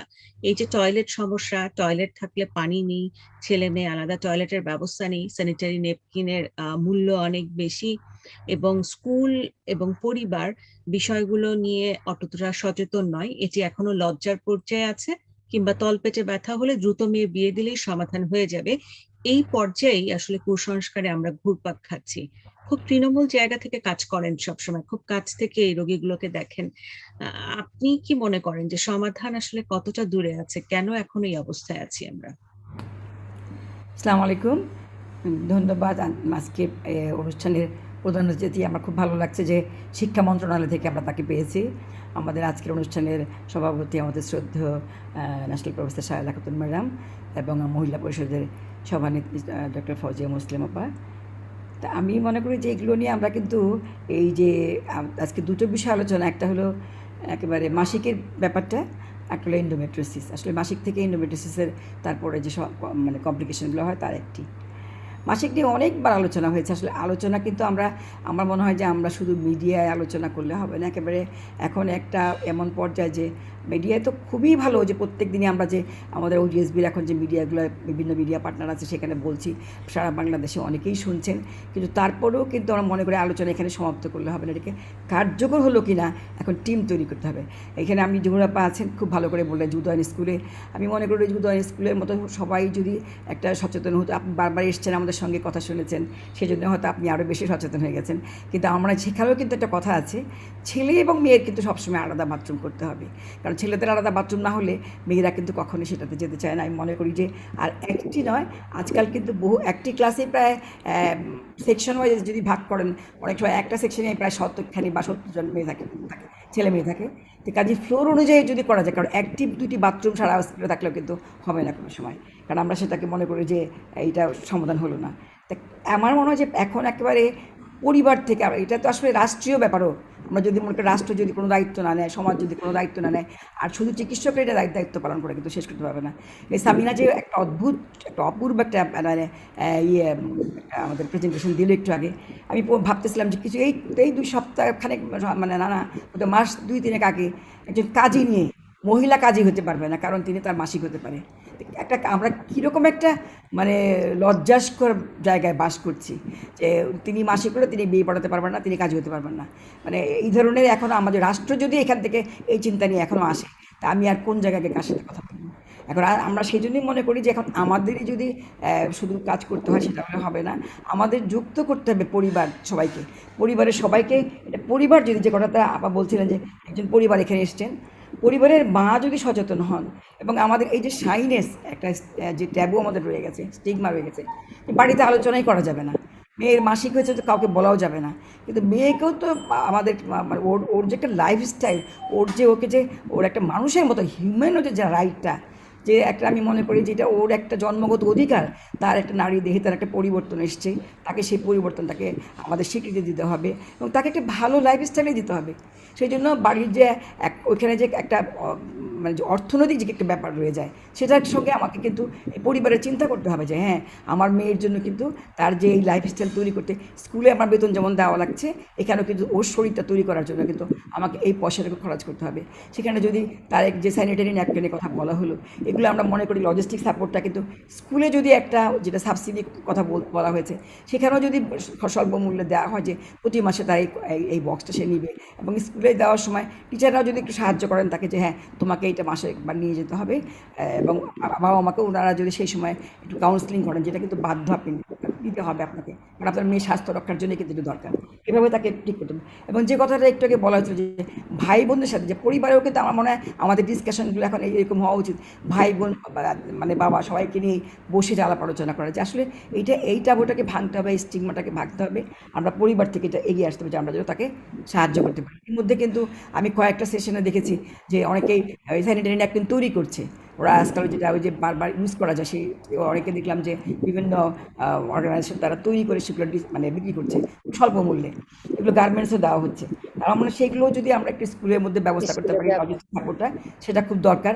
টয়লেটের ব্যাপারটা বলছি যেহেতু আমি মনে করি আমি থাকি সামনে, আমরা বহুবার গিয়েছি সেখানে, আমাদের সেখানে হয়তো ছেলেরা নাই, তারপরেও একটা যে টয়লেটের যে অবস্থাটা থাকে সেখানে মেয়েটা যাবে কি না, কীভাবে যাবে, যেতে পারে কিনা, কারণ আমাদের মনে হয় যে আপা যেটা বলছিলেন যে আমি শিক্ষকদেরকে ঠিক করেছি, তারা প্রত্যেকটি স্কুলেও কিন্তু সেটা করা যেতে পারে। আজকে আমাদের এখানে শফিউল আজম সাহেব এসছেন মন্ত্রণালয় থেকে, তারা যদি এটা নিয়ে একটু স্কুলে একটা তাদের মন্ত্রণালয়, তাদের শিক্ষা মন্ত্রণালয়, শিক্ষা পরিদপ্তর, এগুলো যদি একটা আলোচনা করেন যে স্কুলে আমি তেলেপোকার প্রজনন ব্যবস্থাটা পড়ি, টিকটিকিটা পড়তে পারি, মেয়েদেরটা মানুষেরটা পড়াতে পারবো না, এই যে একটা ব্যাপার হচ্ছে সেখানে, কেন মানুষেরটা পড়ানো যাবে না? আমরা সব সময় আমরা দেখি আমাদের বাচ্চা কাচ্চারাও এসে বলেছে যে স্কুলে এটা পড়ানো যাবে না, আমাকে পড়ে নিতে বলে। এইটাও কিন্তু এই ট্যাবুটা আপনাদেরকে ভাঙতে হবে, যে তারা যদি একটু বলে দেয়, সচেতন হয়, কম্বাইন্ড স্কুলে হলেও কিন্তু হবে, বিদেশে পড়ানো হচ্ছে, তাতে কিন্তু সচেতনতা অনেক বাড়ে। ওই ছেলেটিও কিন্তু কখনো তাকে টিজ করবে না, বা স্কুলেও তাকে সম্মান করবে, এবং বাড়িতে গিয়েও বোনের জন্য তার সম্মান থাকবে, সে হেল্প করবে এই মেয়েটা যদি কোনো রকম কষ্ট হয়। এটা আমার মনে হয় যে আমরা স্কুলের ব্যাপার নিয়ে অনেক আলোচনা করেছি, মাদেরকেও আমরা মনে করি এটা এখন ফ্যামিলি ওয়াইজ করতে, এবং আমরা মনে করি যে আজকে যেহেতু আমাদের চিফ গেস্ট এখানে আছেন, আমরা এটা শিক্ষা, এরপরে যদি প্রয়োজন পড়ে যে আমরা দীপমণিকেও এটার মধ্যে ইনক্লুড করবো, যে এটা যেন আমরা চাই যে, কারণ স্কুলে যদি আমরা ওই বেসিক জায়গাটাতে না আসি ওখান থেকেও, এবং পরিবার সহ যদি আমরা এলাকা ভিত্তিক ওরকম মাঝে মাঝে যদি আমরা করতে পারি এই ধরনের অনুষ্ঠান, তাহলে তাদেরকে বলতে পারবো। এটি আমি মানে মাসিক ব্যাপারে এটা বলি, আমি তৃণমূল পর্যায়েও দেখেছি, কিন্তু সবাই কিন্তু সচেতন, মানে জানে যে আমার একটা প্যাড ইউজ করা দরকার, কিন্তু ওই যে মেয়েটার জন্য যে সামান্য পরিমাণে একটু পয়সা খরচ করতে হবে, এটা নিয়ে কিন্তু তাদের একটা বিরাট একটা মানে থাকে যে আমি এইটা আবার খরচ করতে হবে, এটা পয়সা লাগে। আমাদের দাদি নারীরা ইউজ করে আসছে, যুগ যুগ ধরে এটা ইউজ করে আসছে, কিন্তু তাদের যে জীবনে কত কষ্ট বয়ে এসছে এইটুকু আমরা কিন্তু চোখে ফেলে দেখি না। তো আমি মনে করি, আমি হাইজিনের ব্যাপারে, স্টোর হাইজিনের ব্যাপারে অনেক কথা হয়েছে, আমি এন্ডোমেট্রিওসিসের ব্যাপারে একটা কথা বলতে চাই। আমরা কিন্তু এবার যে বিশাল আয়োজন, আমি সবাইকে অসংখ্য ধন্যবাদ জানাচ্ছি, জানি এত মানে লম্বা সময় ধরে আমরা আলোচনা করছি। আসলে অ্যাডোলেসেন্স এন্ডোমেট্রিওসিস নিয়ে কিন্তু আমাদের যেটা বলা, আজকে জাপানিজ একজন বলছিলেন যে তাদের কমে আসছে পরিসংখ্যান, আমরা দেখতে পাচ্ছি আমাদের বাড়ছে, সেটা কিন্তু না, আমাদের মেয়েরা সচেতন হয়ে বলতে আসছে। আগে একটা মেয়ের পেটে ব্যথা হবে বাড়িতে লুকিয়েই রাখা হতো, ভাইকেও বলা যাবে না, বাবাকেও বলা যাবে না, মাই লুকিয়ে রাখতেন, চুপ কর বলে তাকে হয়তো একটা নিজে ওষুধ খাইয়ে দিতেন। কিন্তু এখন সেটা কিন্তু ভেঙে আসছে। কমপ্লেনটাতে যে তলপেটে ব্যথা এবং প্রচণ্ড ব্যথা, এবং এই ব্যথাটা আস্তে আস্তে তাকে সারাদিনই তাকে ব্যথাটা ক্রনিক ব্যথা হিসেবে থেকে যায়। তা আমাদের কিন্তু যদি আমরা একটু অ্যালার্ট হয়ে, যে কথাটা আজকে সকালবেলা অনেকে আলোচনা করেছেন, যে আসলে একটু অ্যালার্ট হলেও কিন্তু আমরা এই অ্যাডোলেসেন্স মেয়েগুলোকে রক্ষা করতে পারি। কারণ আমাদের কিন্তু একটা হতে হবে যে তাকে তার জীবনটাকে সুন্দর করতে হবে, লাইফস্টাইলটাকে সুন্দর করতে হবে, তাকে এই ব্যথাটাকে কমাতে হবে। তাহলে এক নম্বর হলো, এই যে এত কষ্ট পাচ্ছে মেয়েটা এন্ডোমেট্রিওসিস হয়ে, তাকে যদি আমরা ব্যথাটাকে কমানোর জন্য সুপত্র দিতে পারি, দেখা যায় যে অনেক মেয়ে 3 মাস যদি সময় ধরে 3 মাস মতো সময় সে খায়, অনেক মেয়ে কিন্তু আস্তে আস্তে শুধু অ্যান্টি ইনফ্লামেটরি ড্রাগেও কিন্তু অনেকটা তার ইমপ্রুভ করে, যদি আর্লি আমরা ধরতে পারি অনেকটা সেটা হয়। তারপরে যদি না পারে, তাহলে আমরা কিন্তু আরও একটা হরমোনের ব্যবস্থা করতে পারি, সেই ট্যাবুটাও ভাঙতে হবে। আমাদের ডাক্তারদের মধ্যে আমরা অনেকেই আছি, আমি এই মেয়েটাকে হরমোন একটা পিল দেবো কিনা খেতে, বা ওই হরমোনটা দেবো কিনা খেতে, এগুলো নিয়ে আমাদেরও কিন্তু অনেক মানে দ্বিধাদ্বন্দ্ব থাকে। সেখানেও কিন্তু ডাক্তারের কাছে একটা মেয়ে যাবে, এই জন্য আমরা কিন্তু সরকারকেও বলেছি, এবং সরকার কিন্তু সারা বাংলাদেশে অনেক প্রায় 1000 বা 1500 মতো অলরেডি হয়ে গেছে অ্যাডোলেসেন্স ক্লিনিক খোলা হয়েছে। কিন্তু সেটা হইলে শুধু হবে না, অ্যাডোলেসেন্স ক্লিনিকে কিন্তু আমাকে বলতে দিতে হবে, ছেলেরা মেয়েরা যেন আসে, তারা যেন বলতে পারে যে আমার এই সমস্যাগুলো হচ্ছে। আমি শুধু এখানে আজকে এন্ডোমেট্রিওসিসের কথা, অ্যাডোলেসেন্সে বলছি। আমি একটা অনুষ্ঠান করছিলাম, একদম লাইভ প্রোগ্রামের মধ্যে একটা ছেলে এসে বলল আমার একটু কথা আছে। আমি খুব চমকে গেলাম, কী কথা যেন সে বলে, এবং সে একদম পরিষ্কার করে, আমার তো স্বপ্নদোষে আমি কী করবো। কাজেই অ্যাডোলেসেন্সের প্রবলেম ছেলে মেয়ে সবারই কিন্তু থাকতে পারে। আমরা এই যে অ্যাডোলেসেন্স ক্লিনিকের কথা বলছি, আমরা সবসময় আমার চেম্বারে, আপনার চেম্বারে, বা সামিনার চেম্বারে, বা ম্যাডামের চেম্বারে যখনই একটি মেয়ে স্কুল থেকে আসে, সবাই কিন্তু একটু মুখ টিপাটিপি করে হাসতে থাকেন অন্য রোগীরা, কেন মেয়েটিকে একজন স্ত্রী রোগ বিশেষজ্ঞের কাছে নিয়ে এসছে, নিশ্চয়ই ওর কোনো একটা খারাপ কিছু হয়েছে। তো কাজে এই যে একটা ট্যাবু আমাদের মধ্যে রয়েছে, যার ফলে ওই মা খুবই নিজেকে মানে একটা হীনমন্যতায় ভোগেন, আমার মেয়েকে আমি নিয়ে যাচ্ছি ডাক্তারের কাছে, এরকম একটি রোগ হয়েছে।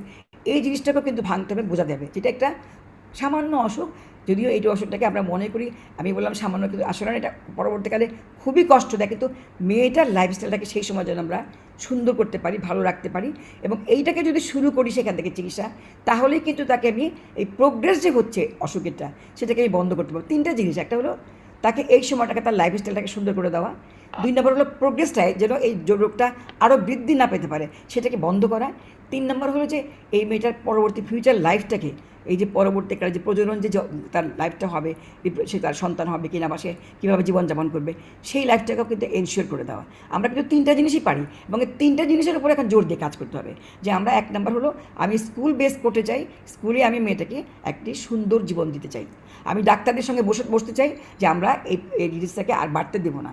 3 নম্বর হলো যে আমরা সবার সাথে কাজ করতে চাই, যে আমরা তাকে তার নেক্সট লাইফটাকে সুন্দর করবো। কাজে আমার মনে হয় আজকে অত্যন্ত মানে খুবই 2 দিন ধরে, যদিও এটা আজকে মানে সেকেন্ড ডে, গত শুক্রবার হয়ে গেছে, আজকে হচ্ছে, কালকে হবে, আমরা যেন একটা নীতিমালা তৈরি করে নেই যে আমরা এভাবে কাজ করব।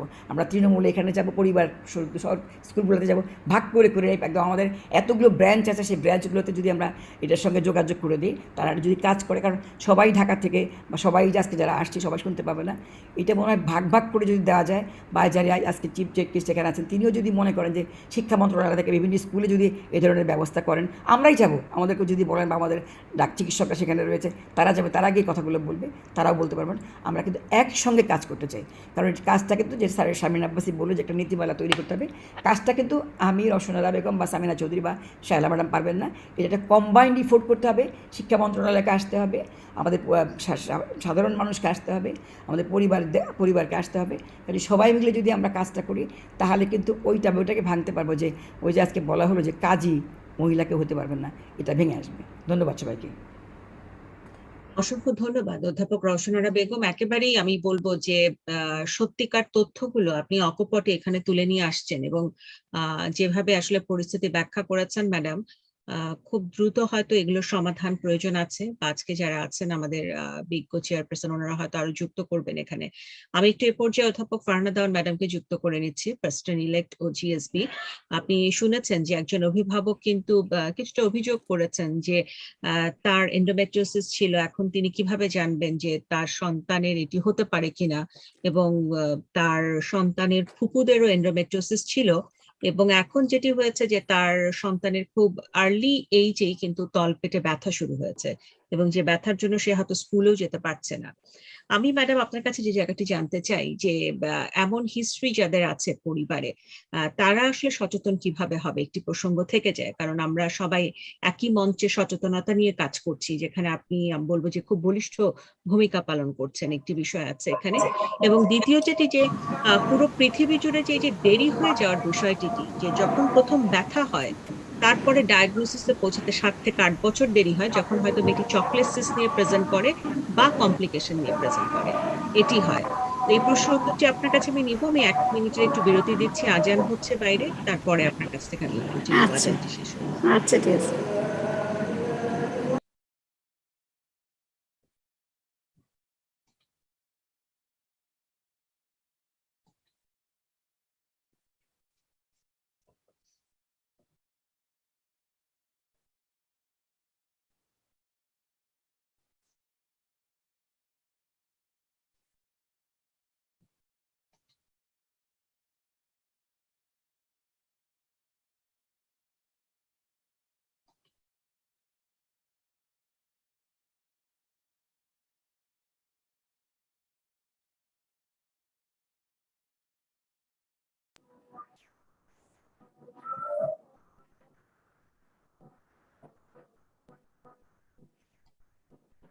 জি ম্যাডাম, আপনি যদি যুক্ত করেন। ওকে, জি, আসসালামু আলাইকুম সবাইকে। আমি নিজেকে খুবই গৌরবান্বিত মনে করছি, এত গুরুত্বপূর্ণ একটি সেশনে নিজেকে এখানে আমি কথা বলার সুযোগ পেয়েছি বলে। আমার মনে হয় যে এখানে অপেক্ষা করার কোনো সুযোগ নেই। যখনই আমি মনে করি যে সুযোগটা আমরা হারাবো না। যখন একটি মা তার সন্তানকে নিয়ে আসবে, আমরা প্রায়ই দেখি কিশোরী মেয়েদের নিয়ে মারা বিভিন্ন সমস্যা নিয়ে মারাই আসেন, এবং মেয়েরা অনেক ক্ষেত্রে বলে, অনেক ক্ষেত্রে বলে না। আজকাল আপা যেটা রসনাপা বললেন, হ্যাঁ আমরা স্বীকার করি যে এমন একটা সময় আমরা এসেছে যখন বাচ্চারাও ভোকাল, বাচ্চারাও কথা বলে, কিন্তু সব ক্ষেত্রে নয়। এর জন্য যখন মা তার মেয়েকে নিয়ে আসবে অবশ্যই সুযোগটা হারাবো না। ইমিডিয়েটলি আমি ইনভেস্টিগেশনে যাব, ইমিডিয়েটলি দেখবো তার কোনো সমস্যা আছে না। যদি দেখা যায় তার কোনো প্রবলেম নেই, তার কোনো শুধু ব্যথা কিন্তু অন্য কিছু আমরা পাই নেই, তাহলে হয়তো আমরা চিকিৎসা দিয়ে আবার ফলো আপে আসতে বলবো। উনাকে আমরা হারাতে চাই না। আমার মনে হয় যে এটা একটা সুযোগ, কারণ তুমি যথাযথই বলেছো যে যদি একবার আসে আমরা বলি কিছু নাই, দেখা গেল আবার 5-7 বছর পরে সে একটা সিস্ট নিয়েও আসতে পারে। এর জন্য কারণ এই সুযোগে আমরা তাকে সাপ্রেসিভ থেরাপিটাও দিতে পারবো, এবং আর্লি সাপ্রেসিভ থেরাপি আমরা শুরু করতে পারবো। এর জন্য আমার মনে হয় যে তাকে ওই মুহূর্তেই আমাকে ট্রিটমেন্টে যেতে হবে, ইনভেস্টিগেশনে যেতে হবে, ট্রিটমেন্টে যেতে হবে, কাউন্সেলিং করতে হবে। ধন্যবাদ ম্যাডাম। আরেকটি প্রসঙ্গ ম্যাডাম যেটি এসেছিল যে পরিবারের মধ্যে যখন রান করছে, ফুপুর আছে, মায়ের এই সমস্যা ছিল, তার ক্ষেত্রে আসলে ভয় কতটুকু আছে যে পরবর্তীতে এটি হতে পারে কিনা, কিংবা আর্লি অবস্থায় জন্মের পর যদি কোনো সিমটমের বিষয় আছে কিনা। যেমন আজকে আমাদের অনেকেই পেপার প্রেজেন্ট করলেন, তারা বললেন যে জন্মের পর যদি ব্লিডিং হয় প্রথম 7 দিনের মধ্যে, তারা কিছুটা ভালনারেবল আছে। সেই প্রসঙ্গে ম্যাডাম আপনি যদি আপনার মতামত একটু যুক্ত করেন। আমার মনে হয় এই তথ্যটা আমাদের কাছেও নতুন। আমরা জানি বাচ্চাদের ব্লিডিং হয়, আমরা মারা দৌড়ায় আসে। আমার মনে আছে আমি 5th ইয়ারে ছিলাম, তখন কিন্তু জাস্ট এগুলা নিয়ে পড়াশোনা করছে। আমার 3 তলার এক মহিলা তার বাচ্চা নিয়ে 7 দিনের বাচ্চা নিয়ে এসেছে বাসায়, রাত 11টার সময় আমার বাসায় এসে হাজির। তখন আমি একটু একটু জানি বলে বলতে পেরেছিলাম যে এটা মায়ের হরমোনের জন্য, কিন্তু এখন এটা নতুন আমরা তথ্যটা জানতে পারলাম, এবং অবশ্যই আমার মনে হয় যে সেটাকে মাথায় রেখে আমাদেরকে যদি যদি একটা মা মেয়েকে নিয়ে আসে ব্যথা, এটা কি এন্ডোমেট্রিওসিস নাকি অন্য ব্যথা আমরা যদি বুঝতে না পারি, তাহলে আমরা হয়তো একটা মাসে যদি একটু ব্যথা হয় আমি দেখতে পারি। আমরা জানি যে ছোট মেয়েদের ফার্স্ট ডে পেইন হয়, ডিসমেনোরিয়া যেটা আমরা বলি, এবং সেটা চলেও যায়, কিন্তু অবশ্যই এন্ডোমেট্রিওসিসে পেইন তো যাবে না। তাহলে আমরা সিমটোমেটিক 1-2 মাস দিয়েই কিন্তু আমরা ইনভেস্টিগেশনে চলে যেতে পারি, এবং অবশ্যই আমাদেরকে ওই হিস্ট্রিটা তখন নিয়ে নিব। যদি মা বলে যে আমার বাচ্চার কিন্তু জন্মের পরে ব্লিডিং হয়েছিল, তখন এটা আমরা মাথায় রেখে আমরা ইনভেস্টিগেশনে আগাবো, ওয়ার্কআপে চলে যাব, এবং তাকে ইনভেস্টিগেশন করে তাকে স্ক্রিনিং এর আওতায় নিয়ে আসবো। ধন্যবাদ ডক্টর শারমিন।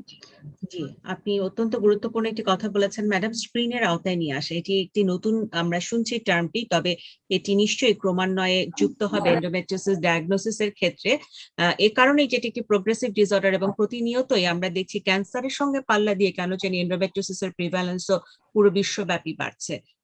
আমি কি আরেকটা কথা অ্যাড করতে পারি, ছোট্ট একটা কথা? অবশ্যই। সেটা হলো রচনা আপার কথা শেষে আপা কিন্তু প্রোটোকল নিয়ে কথা বলছিলেন, তো আমি মনে করি আমরা কিন্তু জানি যে এই সোসাইটি প্রথম দিকে কিছু স্কুলে কাজ করেছে, আমার মনে হয় সেটা যদি একটু সিস্টেমেটিক ভাবে যাওয়া যেত এবং আইডেন্টিফাই করে যেসব স্কুলে যাওয়া হয়েছে, যেসব স্কুলে নেক্সট যাওয়া যেতে পারে সম্ভাব্য, সেরকম করে যদি আমরা আগাতাম, তাহলে আমরা সবাই জেনেও নিতাম। আপা কিন্তু সবসময়, রচনা আপা সবসময় বলেন অ্যাডোলেসেন্ট কর্নার, এই কথাটা আপা বলেনি, কিন্তু আমিও সবসময় আপা বলার পরেই আমি একটা প্রশ্ন বলি যে আসলে এগুলা ফিজিক্যালি আছে কিনা, সেন্টার গুলা অ্যাক্টিভ কিনা, সার্ভিস দিচ্ছে কিনা। আমার এই 3টা প্রশ্ন সবসময়কার জন্যই ছিল।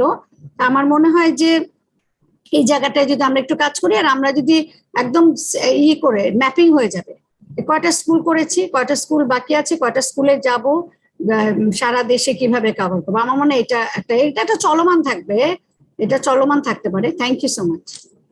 জি, অসংখ্য ধন্যবাদ ম্যাডাম। আমি একটু এখন যুক্ত করব আমাদের secretary general endometriosis adenomyosis society of Bangladesh. Madam, যে কথাটা ফারনাদান ম্যাডাম বললো যে স্কুলগুলোতে চলমান প্রক্রিয়া, এবং আমি বলবো যে বাংলাদেশে অ্যাডোলেসেন্ট নিয়ে কাজ করার ক্ষেত্রে প্রফেসর সালেহা বেগম চৌধুরী একটি অনবদ্য নাম, এবং এখানে স্কুলগুলোতে অ্যাওয়ারনেস এর কাজের জন্য আপনি বেশ অনেকগুলো ইনিশিয়েটিভ নিয়েছেন, সিস্টেমেটিক ওয়েতে কাজ হচ্ছে, কিন্তু আরো কিভাবে বড় পরিসরে করা যায়। এবং এই যে অ্যাডোলেসেন্ট কর্নারের প্রসঙ্গ আসলো, অনেক মেডিকেল বিশ্ববিদ্যালয় আছে কিন্তু অনেকে হয়তো জানেন না, এটি একটি প্রবলেম হয়। আর দ্বিতীয় যে জায়গাটিতে প্রবলেম হয় সেটি হচ্ছে যে সেটি অ্যাক্টিভলি ফাংশনিং কিনা, সেটি নিয়েও আসলে অনেক প্রশ্ন আসে। এবং যখন আমরা কনফারেন্সের প্ল্যানটি করছিলাম, ম্যাডাম আপনি বারবার বলছিলেন যে অ্যাডোলেসেন্ট এন্ডোমেট্রিওসিসটা যেন ইম্পর্টেন্স পায় আমাদের আয়োজনগুলোর মধ্য দিয়ে, সেটা যেন আমরা খেয়াল রাখি। ঠিক সেভাবেই চিন্তা করে অনেকগুলো ইম্পর্টেন্ট সেশন কিন্তু অ্যাডোলেসেন্ট এন্ডোমেট্রিওসিসের উপর আছে। আপনি একটু ফারনা ম্যাডামের প্রশ্নটি যদি উত্তর দিয়ে শুরু করেন, এবং তারপর অ্যাডোলেসেন্ট কভারেজের জায়গাটি নিয়ে যদি আলোকপাত করেন, তাহলে আমরা আরেকটু বিস্তারিত জানতে পারবো। শোনা যাচ্ছে না। Saleha Begum Chowdhury, secretary general EASB। Sharmin তোমাকে। আসসালামু আলাইকুম। আজকের অনুষ্ঠানের সম্মানিত সভাপতি আমাদের ন্যাশনাল প্রফেসর শাহলা খাতুন, এবং আমাদের সাথে আছেন অধ্যাপক ডক্টর ফৌজিয়া মুসলিম, মহিলা পরিষদের সভাপতি, এবং আমাদের মাননীয় প্রধান অতিথি আছেন যিনি ডক্টর শফিউল আজম, তিনি ডাইরেক্টর প্ল্যানিং ডেভেলপমেন্ট এবং ডাইরেক্টর সেকেন্ডারি এডুকেশন এবং হায়ার এডুকেশনে আছেন। আমরা অত্যন্ত, আমাদের সাথে আছেন আমাদের সব সিনিয়র প্রফেসররা আছেন যারা অংশগ্রহণ করেছেন। আসলে আমাদের মাননীয় প্রধান অতিথি থাকাতে আমরা অনেক আশান্বিত, এই জন্য যে যেহেতু আমাদের উদ্দেশ্য এবং আমাদের লক্ষ্য বলি বা আমাদের টার্গেট যেটাই বলি, সেটার সাথে আসলে আমাদের স্কুলের একটা ভালো সম্পর্ক আছে। এবং স্কুল, আমরা জানি যে যদিও আমরা জানি সচেতনতার দিক থেকে আমরা এখনো অনেক পিছিয়ে আছি, এবং আমাদের প্রাতিষ্ঠানিক প্রস্তুতি অনেক কম আছে।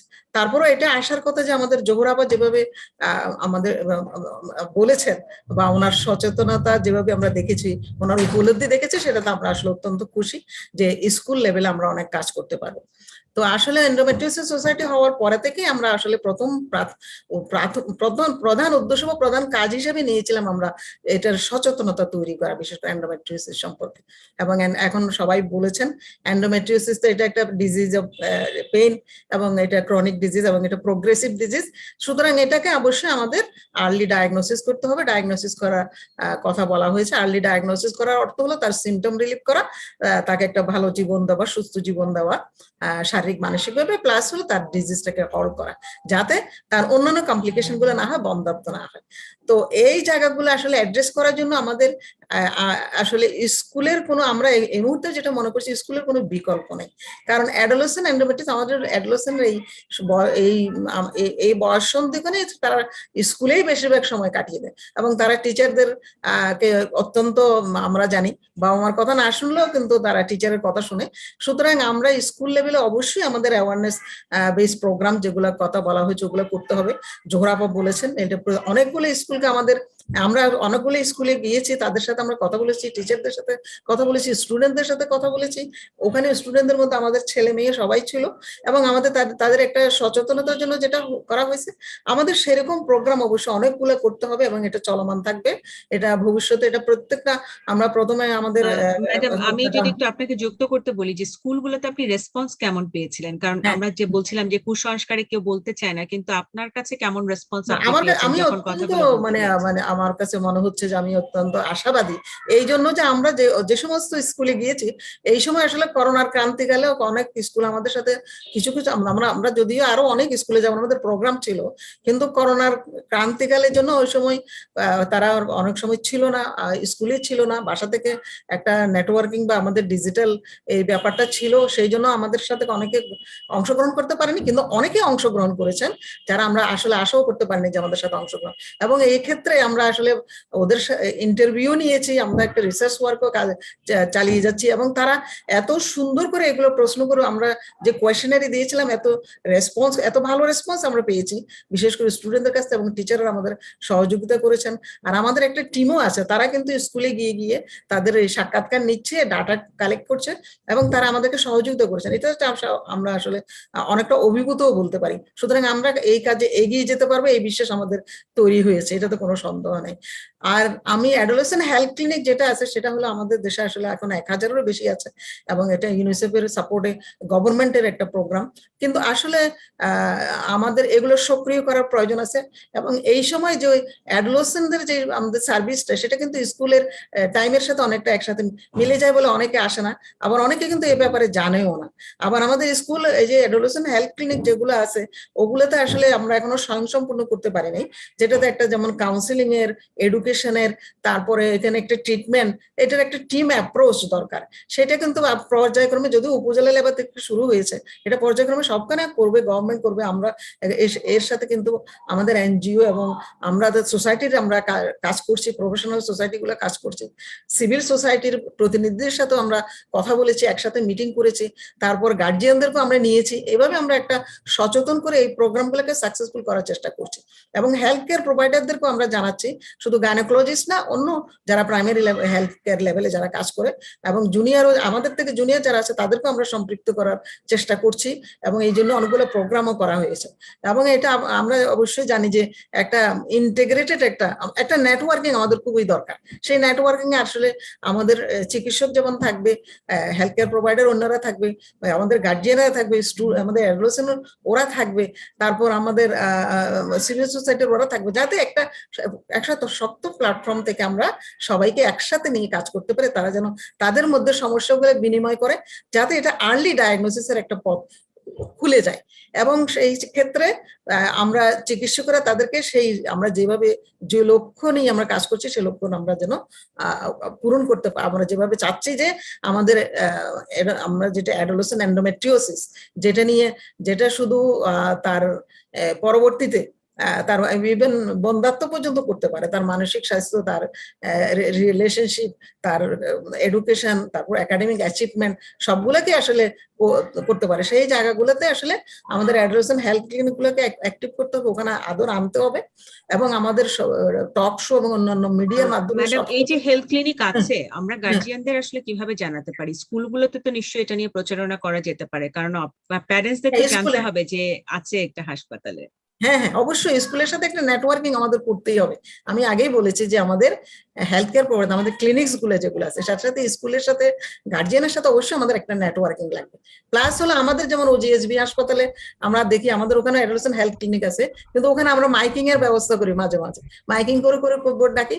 যদিও করোনার কারণ থেকে এটা আসলে বেশি ফাংশনিং ছিল না, এখনো চেষ্টা করছি, কিন্তু আসলে আরো আমাদেরকে আরো বেশি অনেক অনেক কাজ করতে হবে, এগুলোকে আসলে ফাংশনেবল করতে হবে।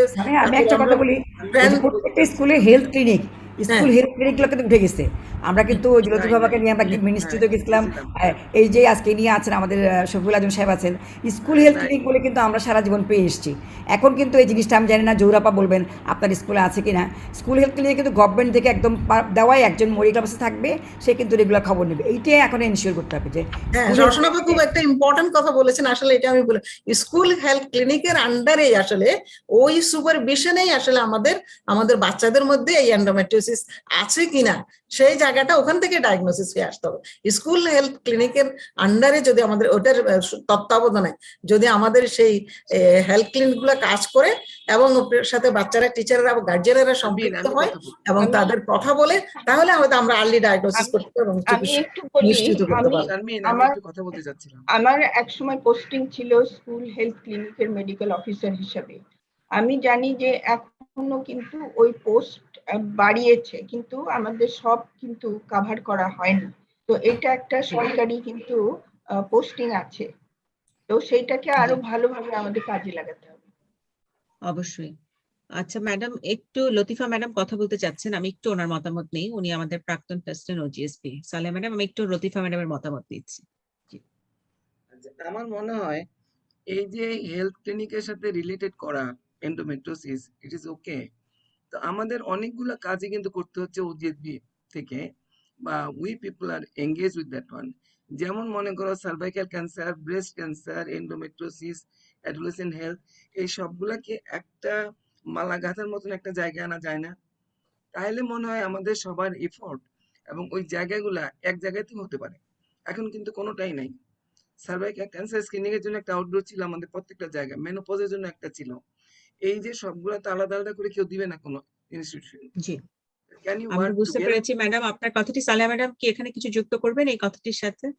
ধন্যবাদ লতিফা ম্যাডাম আপনার এই গুরুত্বপূর্ণ তথ্যটি যোগ করার জন্য। সালেহা ম্যাডাম। ম্যাডাম আপনাকেও ধন্যবাদ। আসলে আমাদের একসাথে ওই যে মালা গাঁথতে বলেছেন না, মানে মালা গাঁথতে হবে, নেটওয়ার্কিং করতে হবে, এবং আমাদের সবচেয়ে যেটা আবার পরিবার, আমরা তো বলি যে পরিবার একটা শিক্ষালয়, তো পরিবারের মানুষকেও কিন্তু সচেতন করতে হবে এই ডিজিজ সম্পর্কে। সেটার কাজ আমরা আসলে মিডিয়ার মাধ্যমে করছি, কিন্তু স্কুল হেলথ প্রোগ্রামের সাথে আসলে আমাদের গার্জিয়ান বা আমাদের পরিবারের মানুষকেও সম্পৃক্ত হতে হবে, তারা যেন জিনিসটা আসলে বুঝতে পারে, রিয়েলাইজ করতে পারে, এবং তারা যেন সেইভাবে তাদের বাচ্চাদের ওভাবে দেখে। কারণ পরিবারের কাছ থেকেও আমাদের সাহায্য লাগবে। প্লাস স্কুল হেলথ ক্লিনিক যেটা আমরা বলেছিলাম খুবই ইম্পর্টেন্ট, আজকে আমাদের মাননীয় প্রধান অতিথি আসছেন, তা আমরা যদি স্কুল হেলথ ক্লিনিকটাকে সক্রিয় করতে পারি, তাহলে ওখানেই কিন্তু আমাদের অনেক ডায়াগনোসিস হয়ে যাবে ওখান থেকে, এবং ওখানে আমাদের ডাক্তার থাকবে। এবং শুধু আমাদের এন্ডোমেট্রিওসিস কেন, আমরা যেহেতু বলছি PCO, আমাদের বাচ্চারা যে অনেক মোটা হয়ে যায়, মুটিয়ে যায়, এই যে অনেক কাজ করে না, ফিজিক্যাল অ্যাক্টিভিটি নাই, মুভমেন্ট নাই, সেটাও কিন্তু স্কুলে যদি সেরকম একটা রেগুলার এক্সারসাইজের ব্যবস্থা হয় এবং তাদের হেলদি ডায়েট, হেলদি লাইফস্টাইল, তারপরে আমাদের ব্যালেন্স ডায়েট, এগুলো ওখান থেকে যদি একটা আমরা করতে পারি, কাউন্সিলিং করতে পারি, এডুকেশন দিতে পারি, তাহলে কিন্তু আমরা ওই প্রবলেমকেও আমরা আসলে অ্যাড্রেস করতে পারবো। আর সাথে আমাদের অ্যাডোলেসেন্ট হেলথ ক্লিনিক থাকবে, আমাদের গভর্নমেন্ট থাকবে সুপারভিশনে, এবং আমাদের সিভিল সোসাইটি থাকবে, এবং নন গভর্নমেন্ট অর্গানাইজেশন থাকবে, এবং প্লাস আমাদের হেলথ কেয়ার প্রোভাইডার আমরা যারা আছি তারা এটার সাথে সম্পৃক্ত থাকবো, যাতে এই নেটওয়ার্কিং এর মাধ্যমে আসলে আমরা সচেতনতার পাশাপাশি আমরা রোগ নির্ণয় করা এবং তার চিকিৎসা দেওয়া, আর তার লাইফটাকে নতুন ভাবে আরেকটা নতুন জীবন দেওয়া শুরু করার মতো তার মধ্যে আসা, এবং তার ফিজিক্যাল মেন্টাল একটা অবস্থান তৈরি করা। তো সেটা আমরা আসলে করতে পারবো। তো জি, সেই জায়গায় আসলে আমাদের আপনাকে একসাথে ধন্যবাদ। কাজ করতে হবে।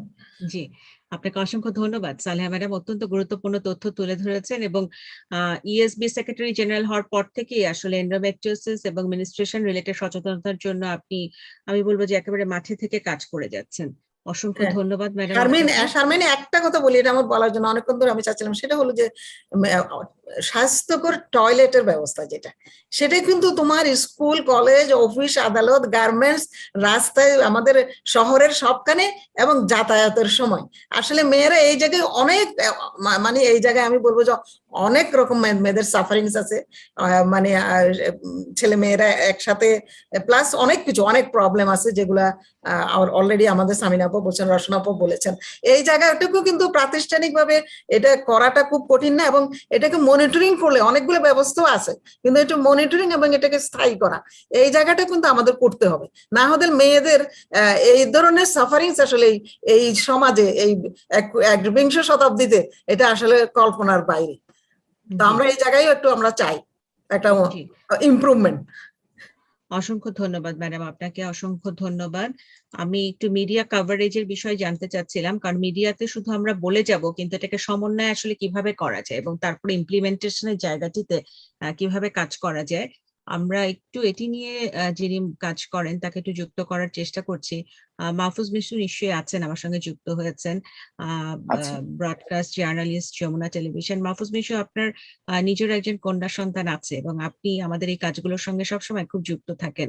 আমি আজকে বিটিভি থেকে আরেকজনকে যুক্ত করার চেষ্টা করেছিলাম, কিন্তু তথ্য মন্ত্রণালয়ের একটা কাজে উনি আটকে গেছেন, যুক্ত হতে পারেননি আমাদের সঙ্গে। তো মাহফুজ মিশু, আপনি যদি একটু বলেন যে আমি যদি সরকারি বেসরকারি দুটো চ্যানেলের কথাই চিন্তা করি, আমরা এই মেনস্ট্রুয়েশন বা এই রিলেটেড প্রবলেম এবং যেটি নিয়ে আমরা কথা বলছিলাম এন্ডোমেট্রিওসিস, মাসিকের সময় তীব্র ব্যথা, এগুলো নিয়ে প্রচুর প্রচারণার কাজ করি, কিন্তু যে সমন্বয়ের যে জায়গাটি, যেটিকে একেবারে ব্যাটে বলে মেলানোর যে জায়গাটি এবং ধারাবাহিকভাবে প্রচারণার যে জায়গাটি, অনেক সময় আমরা বাধারও সম্মুখীন হয়েছি যে এটি নিয়ে এত কথা বলার কি আছে, কেন বলছি, কিন্তু তারপরে সেটাকে আমরা ওভারকাম করে এগিয়ে যাওয়ার চেষ্টা করেছি। সেই জায়গাটিতে যদি মাহফুজ মিশু আপনি যুক্ত করেন যে আসলে মিডিয়া এই অ্যাওয়ারনেস গুলো পৌঁছানোর ক্ষেত্রে আরেকটু কিভাবে আমাদেরকে সহায়তা করতে পারে, মাহফুজ মিশু। ধন্যবাদ ডক্টর শারমিন আব্বাসী। মিডিয়া এখন পর্যন্ত যেটি করে বা করছে সেটি খুবই অ্যাডহক বেসিসে করে, সেটি নিয়ে সম্ভবত কোনো বিতর্ক নেই। সেটা ধরেন কালে ভদ্রে একটা রিপোর্ট করা অথবা দিবসটাকে উদযাপন করা, এবং কখনো কখনো সেটার সঙ্গে হয়তো বিজ্ঞাপন, কর্পোরেট রেসপন্সিবিলিটি, সেগুলোরও কিছু সম্পর্ক থাকে। কিন্তু অস্বীকার করার উপায় নেই যে এই বিষয়গুলো, মেয়েদের মাসিক হওয়া কিংবা অন্যান্য যে সমস্যাগুলো, যেগুলো একেবারেই সাধারণ শরীরবৃত্তীয় ঘটনা, সেগুলো নিয়ে সমাজে যে ট্যাবুটা রয়েছে, বিশেষ করে মানুষের মনে মননশীলতায়, সেটা ভাঙার ক্ষেত্রে বাংলাদেশের গণমাধ্যম খুব বড় ভূমিকা পালন এখন পর্যন্ত করেনি। স্বীকার করে নিয়েই আলোচনাটা শুরু করতে চাই। এইসব ক্ষেত্রে যে বিষয়টা ঘটে, ধরেন যে সেটা একটা হচ্ছে যে একটা জায়গাটা হচ্ছে প্রপার ইনফরমেশনের একটা অভাব থাকে। ধরেন এই দিবসটি কবে, অথবা এটা নিয়ে যে গবেষণাগুলো হচ্ছে, সেই গবেষণাগুলোর ফাইন্ড আউট ফলাফলটা কি, অথবা এটা যে ধরনের সংকট তৈরি করছে, সেই সংকটগুলো আমাদের নারী স্বাস্থ্যের উপরে, নারীদের মনে মনস্তত্ত্বে কি ধরনের প্রভাব ফেলে, সেগুলো নিয়ে কিন্তু আমি জানি যে বিভিন্ন জার্নালে লেখা প্রকাশিত হয়, বৈজ্ঞানিক আর্টিকেল প্রকাশিত হয়, আপনারা সেগুলো নিয়ে কাজ করেন, কিন্তু সেটি মিডিয়ার গেটকিপার পর্যন্ত পৌঁছে না। সেটিও সম্ভবত একটা জায়গা। এখন এটা চিকিৎসক বিজ্ঞানীরা পৌঁছাবেন নাকি সাংবাদিকরা নিজেরা বের করবেন, সেটি ভিন্ন বিতর্ক। কিন্তু আমি মনে করি যে দুপক্ষেরই আরো এগিয়ে আসার সুযোগ রয়েছে। যেমন আপনারা যদি কোনো একটা ফাইন্ডিংস পান, সেটা যেরকম আপনাদের শেয়ার করা জরুরি, প্লাস একই সঙ্গে গণমাধ্যমে যারা স্বাস্থ্য নিয়ে কাজ করেন, যারা নারী নিয়ে কাজ করেন, যারা শিশু নিয়ে কাজ করেন, তাদেরও আরেকটু অনুসন্ধিৎস মন আরেকটু খুঁজে দেখাটা সম্ভবত জরুরি। দ্বিতীয় যে বিষয়টা হয় যে এই বিষয়গুলো বা ধরেন নিউজের আমরা তো এক ধরনের ভ্যালু ক্রিয়েট করি, সেই ভ্যালুগুলোর ক্ষেত্রে প্রধানমন্ত্রী, আওয়ামী লীগ, বিএনপি, জঙ্গি, অপরাধ, কূটনীতি, এগুলোর একটা আলাদা কি বলে একটা ওজন তৈরি হয়ে গেছে বাজারে, অন্তত মানে গণমাধ্যম সংশ্লিষ্টদের কাছে। ঠিক এর বিপরীতে বাংলাদেশের নারীদের শুধু আপনি এই মাসিক বলেন বা এই মাতৃত্বকালীন সমস্যা বলেন কিংবা বন্ধ্যাত্বের মতো সমস্যা বলেন, সেগুলো সেগুলো কিন্তু সেই যে আর্জেন্সিটা, সেই যে প্রয়োজনীয়তাটা, দর্শকের কাছে এটিও যে আগ্রহের বিষয়, দর্শকের যেটাও জানার বিষয়, সে আগ্রহটাও আমরা বোধ করি দুই পক্ষ মিলেই তৈরি করতে পারি না। আমি দুপক্ষ বলতে চিকিৎসা বিজ্ঞানী, সমাজ বিজ্ঞানী বলি, শিক্ষক বলি, প্লাস গণমাধ্যমের গেটকিপার বলি, বিজ্ঞাপন দাতা বলি, কেবল অপারেটর বলি, তারা মিলেই সেটা করতে পারেনি। ফলে সেই জায়গা আমার মনে হয় যে একটা সমন্বিত পদক্ষেপ জরুরি। আপনি যেটা বলছিলেন যে একটা সাস্টেনেবল ওয়ে আউট যদি করা যায়, এবং সেটার জন্য কিন্তু এখন অনেক ধরনের একটু মাহফুজ প্ল্যাটফর্ম। মিশু, আমাকে যদি একটু যুক্ত করার সুযোগ দেন, আমি পার্সোনালি যখন কাজ করার চেষ্টা করেছি আপনাদের সঙ্গে, আমার বাধাটা যেখানে এসেছিল সেটা হচ্ছে যে আপনারাই বলেছেন যে আসলে এটির বাজেট খুব কম থাকে, যার ফলে প্রোগ্রামটিকে অনেক দূর পর্যন্ত রান করানো যায় না, কারণ এর পেছনে তো অনেক কারিগররা কাজ করে, তাদেরকেও একটু খরচ দিতে হয়। এবং যখন আমরা এটার বাজেট নিয়ে চাই, হয়তো আমাদের সাথে ইউনিসেফ, ইউএনএফপিএ বা এই সংস্থাগুলো অনেক সময় এগিয়ে আসে, কিন্তু অন্যান্য যে বেসরকারি সংস্থাগুলো যারা হয়তো একটি সাবানের বিজ্ঞাপন অন্যভাবে দিতে বা ছায়াছবির গানের মধ্যে যেতে পছন্দ করে, কিন্তু এই ধরনের অ্যাওয়ারনেস কাজে যেতে পছন্দ করে না, সেই জায়গাতে তো আমরা আসলে অনেক বেশি পিছিয়ে আছি। আপনার কাছে কি মনে হয়, এই হার্ডেলসটা কি খুব সহজ হবে আমাদের ওভারকাম করা? না, খুব সহজ হওয়ার কথা না, কারণ আপনি একদম মানে মৌলিক জায়গাটাই নিয়ে গেছেন আলোচনা। সেটি হচ্ছে আমরা এতদিন তো political economy of mass media নিয়ে কথা বলতাম, তো ফলে আপনি বৃহত্তর অর্থে গণমাধ্যমের মালিক, সম্পাদক, তাদের প্রতি পূর্ণ শ্রদ্ধা রেখে বলছি, তাদের কাছে প্রত্যেকটা জিনিস আসলে একটা product, and media have to sell this.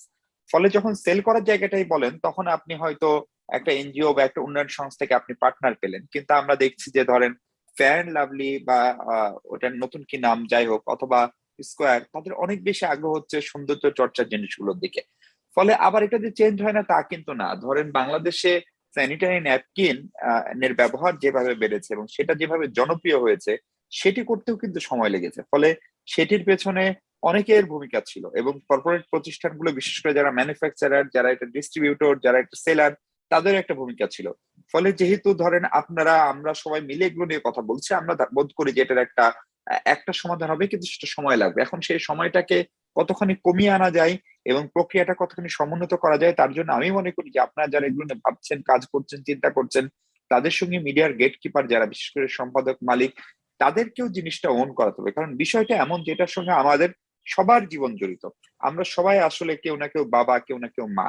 ফলে তারা যদি বিষয়টিকে ওন করে ফেলেন, তাহলে কিন্তু হবে। আমাদের কিন্তু সাকসেস স্টোরি আছে। আপনি যদি অ্যাসিড ভিকটিমের কথা বলেন, বাংলাদেশের একটি পত্রিকা এটা নিয়ে এক ধরনের সামাজিক আন্দোলন করেছিল, দৈনিক প্রথম আলো, এবং তারপরে দেখেন যে অ্যাসিড ভিকটিমের হার কিন্তু ড্রাস্টিক্যালি হ্রাস পেয়েছে, এবং অ্যাসিড সার্ভাইভার্স ফাউন্ডেশন একটা দুটি সংস্থা এটা নিয়ে কাজ করছিল। ফলে মিডিয়াকে যেরকম ধাক্কা দিতে হবে, ঠিক একই রকম ভাবে আপনাদেরকে উদ্যোগটা নিতে হবে। এখন উদ্যোগটা চিকিৎসা বিজ্ঞানী বা আয়োজক বা সমাজ বিজ্ঞানী নেবেন নাকি মিডিয়া নেবেন, সেটার উত্তরে আমার পরামর্শ হচ্ছে মিডিয়াকে এক ধরনের দিন এনে দিন খাওয়ার কাজও কিন্তু করতে হয়। ধরেন আজকে যদি গত পরশুদিন কুমিল্লায় যখন একটা সাম্প্রদায়িক উস্কানির ঘটনা ঘটলো, তখন আমাদের সবার দৃষ্টি নজর সেদিকটাই ছিল। ফলে সেই একই দিনে কিন্তু আমি আর একটা সফট ইস্যুর দিকে হয়তো পূর্ণ মনোনিবেশ আমার যিনি সম্পাদক, আমার যিনি সিনিয়র, তিনি বা আমরা হয়তো দিতে পারছি না। ফলে এটার জন্য একটা লেগে থাকার প্রশ্ন আছে, এবং সেই লেগে থাকার কাজটা সম্ভবত আপনারা শুরুই করেছেন। জি জি, ধারাবাহিকতাটি রাখতে হবে। অসংখ্য ধন্যবাদ, আপনার ব্যস্ততার মধ্যে আপনি যুক্ত হয়েছেন এবং খুব ভালো পরামর্শ দিয়েছেন। অসংখ্য ধন্যবাদ মাহফুজ মিশু। আমি এখন একটু প্যানেলিস্টদের শেষ আমাদের যিনি যুক্ত করবেন, আসলে যে আলোচনাগুলো এতক্ষণ আমরা করলাম, আমাদের ওজিএসপি এবং আমাদের যে national society of obstetrics and gynaecology রয়েছেন, তার যিনি আসলে আমি বলবো যে leader, professor Ferdousi Begum madam, president of OGSP. অনেক কথা হয়েছে, অনেক অভিযোগ এসেছে, কিন্তু ওজিএসবি তার নিজের জায়গা থেকে আসলে অনেক কাজ করছে, কাজ আরো সমন্বিতভাবে করার জন্য এগিয়ে যাচ্ছে। প্রফেসর ফেরদৌসী বেগম ম্যাডাম, যদি আমাকে শুনতে পাচ্ছেন কিনা ম্যাডাম? জি, ম্যাডাম যদি একটু যুক্ত করেন। আমি আসলে ওজিএসবির আলোকে জানতে চাচ্ছি, ছোট ছোট সাব সোসাইটি থাকবে, কিন্তু the parent society is the OGSB, তার একটি নির্দিষ্ট গাইডলাইন থাকে এবং সে একটি বড় পরিসরে আসলে কাজ নিয়ে এগিয়ে যায়। ঠিক এই জায়গাটিতে যে প্রসঙ্গগুলো আছে, এগুলোতে আপনি এর আগে অসংখ্যবার যুক্ত করেছেন, কিন্তু এখন ওজিএসবি তার স্ট্যান্ডিং পয়েন্ট থেকে আসলে কিভাবে কাজগুলোকে এগিয়ে নিয়ে সামনে চলেছে, সেটা যদি একটু আপনি তুলে ধরেন আজকে ম্যাডাম। আসসালামু আলাইকুম। প্রথমে শারমিন, আমাকে আমার ক্যামেরা অফ করে রাখা হয়েছে। somebody have to open it up.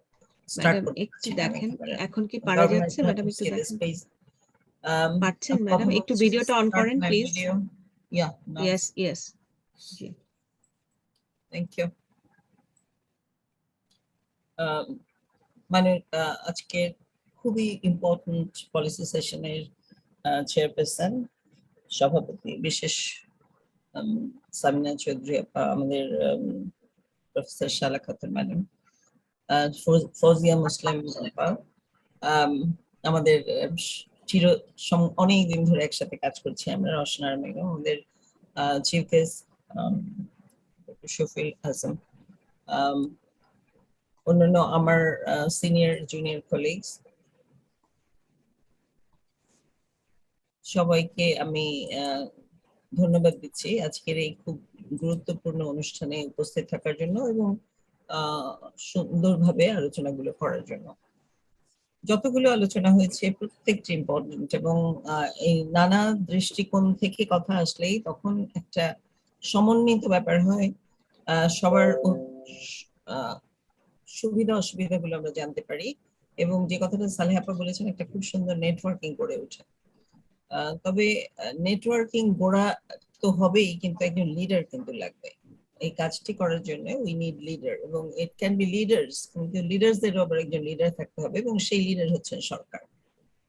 বাংলাদেশের পরিপ্রেক্ষিতে কেন সব দেশের পরিপ্রেক্ষিতে আমি ছোট্ট একটা কথা এখানে শেয়ার করি। আমি 2000 সালে আফগানিস্তানে কাজ করেছিলাম। এটা কথায় কথায় আসতেছে, আমি সরকারের গুরুত্ব বলার জন্য বলছি। এবং সেই সময়টায় ওখানে সরকারের খুব একটা অস্তিত্ব ছিল না, মানুষ যে যার মতন।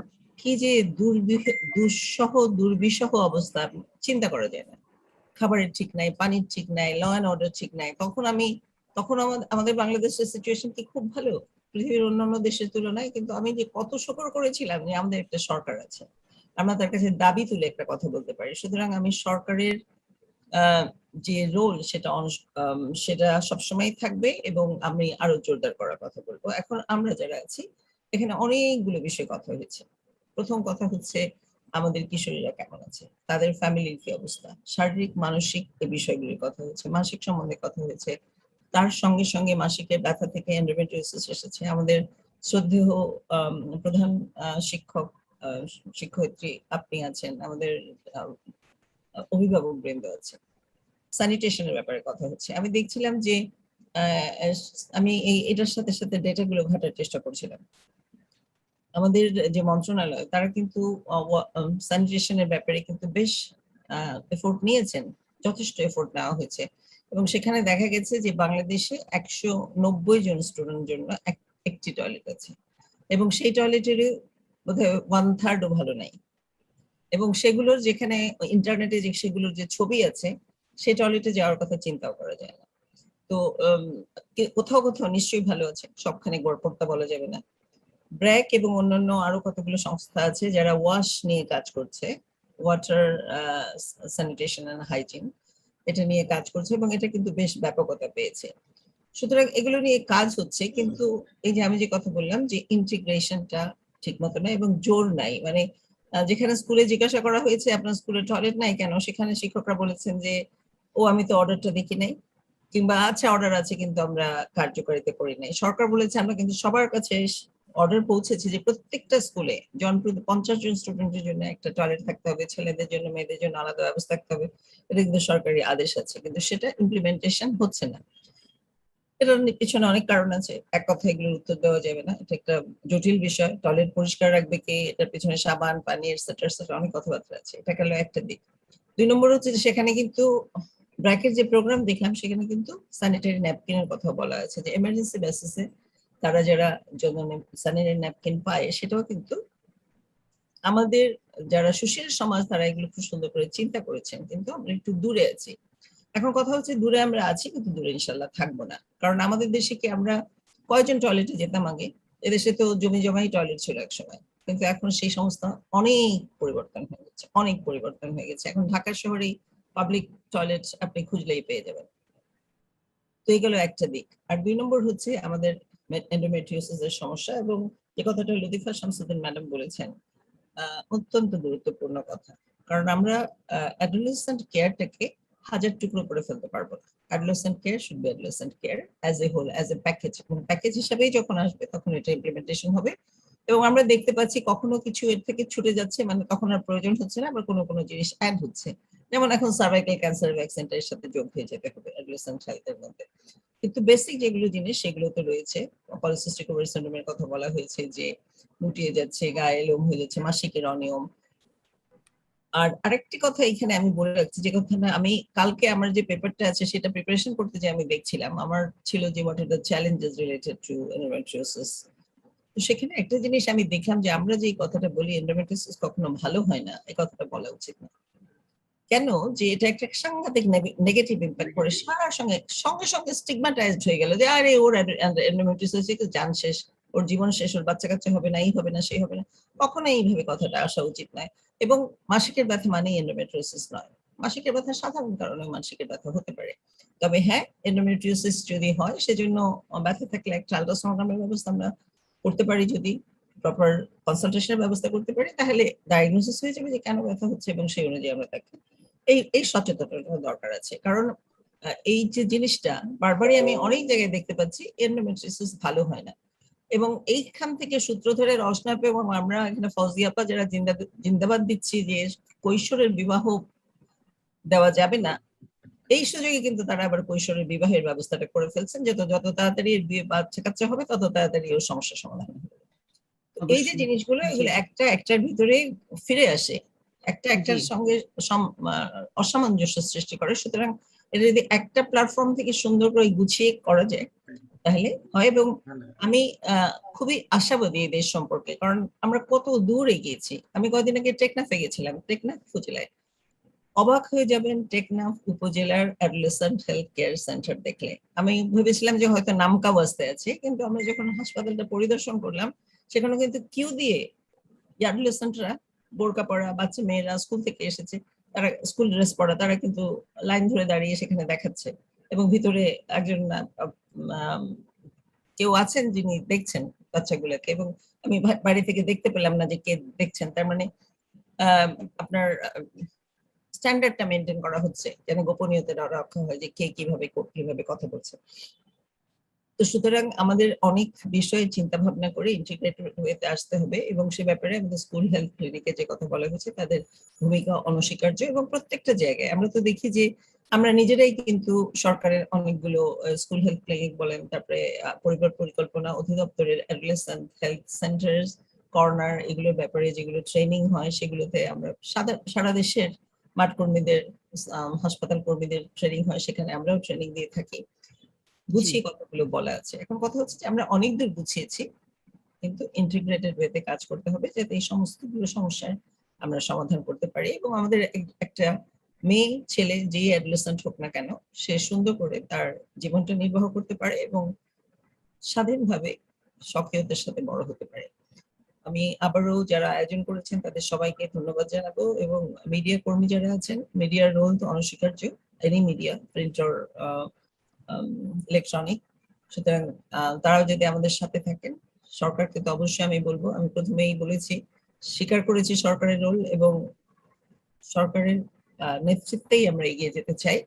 ওজিএসবি সব সময়, শালা খাতুন ম্যাডাম আছেন, তেজুদ্দি স্যার সকালবেলায় ছিলেন, আমরা কিন্তু দেখে এসেছি যে ওজিএসবি কিভাবে সরকারের পাশাপাশি সরকারের সঙ্গে সব সময় কাজ করে গেছে।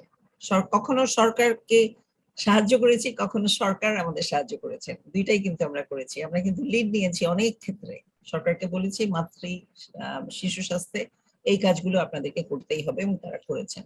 আবার তারা যখন আমাদেরকে সহযোগিতা চান, আমরা সবসময় সহযোগিতা করি এবং করব। সুতরাং আজকে আমাদের চিফ গেস্ট, আপনার কাছে আমাদের আবেদন থাকলো যে আমরা আপনাদের পাশে আছি, আমাদের কিছু আবদার থাকবে যেটা নিয়ে আমরা আপনাদের কাছে যাব, আশা করি সেগুলো পূরণ হবে। এবং আপনাদের যদি আমাদের প্রতি কোনো নির্দেশনা থাকে, অবশ্যই আমরা সবসময় এক পায়ে নই, আমাদের বুড়ো আঙ্গুলে খাড়া আছি আপনাদের সাথে কাজ করে দেওয়ার জন্য। ধন্যবাদ। ধন্যবাদ। ধন্যবাদ অধ্যাপক ফেরদৌসী বেগম ম্যাডাম। আপনার কথা সবসময় একটি দিক নির্দেশনা হয়ে থাকে আমাদের চিকিৎসক যারা আছেন তাদের কর্মক্ষেত্রে। আপনাকে অসংখ্য ধন্যবাদ ম্যাডাম। একেবারেই আপনি সামগ্রিকভাবে চিত্রটি তুলে ধরেছেন, এবং প্রতিনিয়তই যে কথাটি খুব সুন্দর করে বলেছেন যে সরকারকেও সাহায্য করেন, আবার সরকার থেকেও আমরা সহায়তা পেয়ে কাজ করি, অর্থাৎ দুজনে মিলে একই প্ল্যাটফর্মে কাজ করা হয়। খুব চমৎকার একটি কথা আজকে কিন্তু আপনি এখানে এই ফোরামে আজকে তুলে ধরলেন। অসংখ্য ধন্যবাদ আপনাকে ম্যাডাম। আমি একটু এখন যুক্ত করে নেব আমাদের আজকের প্রধান অতিথি যিনি আছেন, স্যারকে আমি যুক্ত করছি, professor doctor Shafiul Azam, planning and development, director of secondary and higher education, ministry of education. Sir, আপনি অনেক কিছু শুনলেন, জানলেন, আমরা স্টুডেন্টদের কথা নিলাম, গার্ডিয়ানদের কথা নিলাম, স্কুলের ইনফ্রাস্ট্রাকচারের দিকে কিন্তু বারবার কিছু দৃষ্টি ভঙ্গি পরিবর্তন থেকে শুরু করে তৈরির প্রসঙ্গটি এসেছে, স্যানিটারি ন্যাপকিনের প্রসঙ্গগুলো আছে, কারিকুলামে অন্তর্ভুক্ত প্রসঙ্গটি বারবার এসেছে, এবং যেটি কারিকুলামে আছে সেটি যেন সত্যিকার অর্থে পড়ানো হয়, এটি যেন না বলা হয় যে তুমি এটি বাসায় নিজ দায়িত্বে পড়ে নিও। এই অভিযোগগুলো এসেছে। ঠিক সবগুলো জায়গায় এত অভিযোগের উত্তর, এবং আপনি বলেছেন যে আজকে আপনি আসলে থাকবেন পুরাটা সময় জুড়ে আমাদের সঙ্গে, তাই কিছুটা আসলে দাবি নিয়েও আপনার কাছে প্রশ্ন করছি যে আমরা আসলে খণ্ডাবো কিভাবে? এই যে কিশোরী সন্তান, তাদের অভিভাবক এতগুলো কথা আজকে বলে গেলেন, নিশ্চয়ই আমরা সমাধান দিতে পারবো, আমরা আশাবাদী। আপনি যদি তুলে ধরেন। ধন্যবাদ আপনাকে। আমাকে শোনা যাচ্ছে? জি স্যার, শুনতে পাচ্ছি। আজকের এই সবার সম্মানিত চেয়ারপারসন জাতীয় অধ্যাপক প্রফেসর শাহলা খাতুন এবং সভায় উপস্থিত সম্মানিত সকল প্যানেলিস্ট বৃন্দ, honestly speaking very scholarly big guns in the health sector and medical science like Roshanara Begum, Professor Saleha Begum Chaudhary, Professor Firdausi Begum, Professor Latifa Samsuddin. Most importantly আজকে keynote speaker Professor Samina Chaudhary madam. আমি কিছু বলার আগে just আমি আজকে আমার গল্পটা ঠিক এরকম হবে। সামিনা ম্যাডাম যেদিন প্রথম আমাকে ফোন করলেন যে আমাকে এই প্রোগ্রামে থাকতে হবে, আমি আসলে খুবই অবাক হয়ে গেছিলাম যে আমি এই প্রোগ্রামে আসলে আমি গিয়ে কি করবো। I will be nowhere because I am a novice person in this particular arena.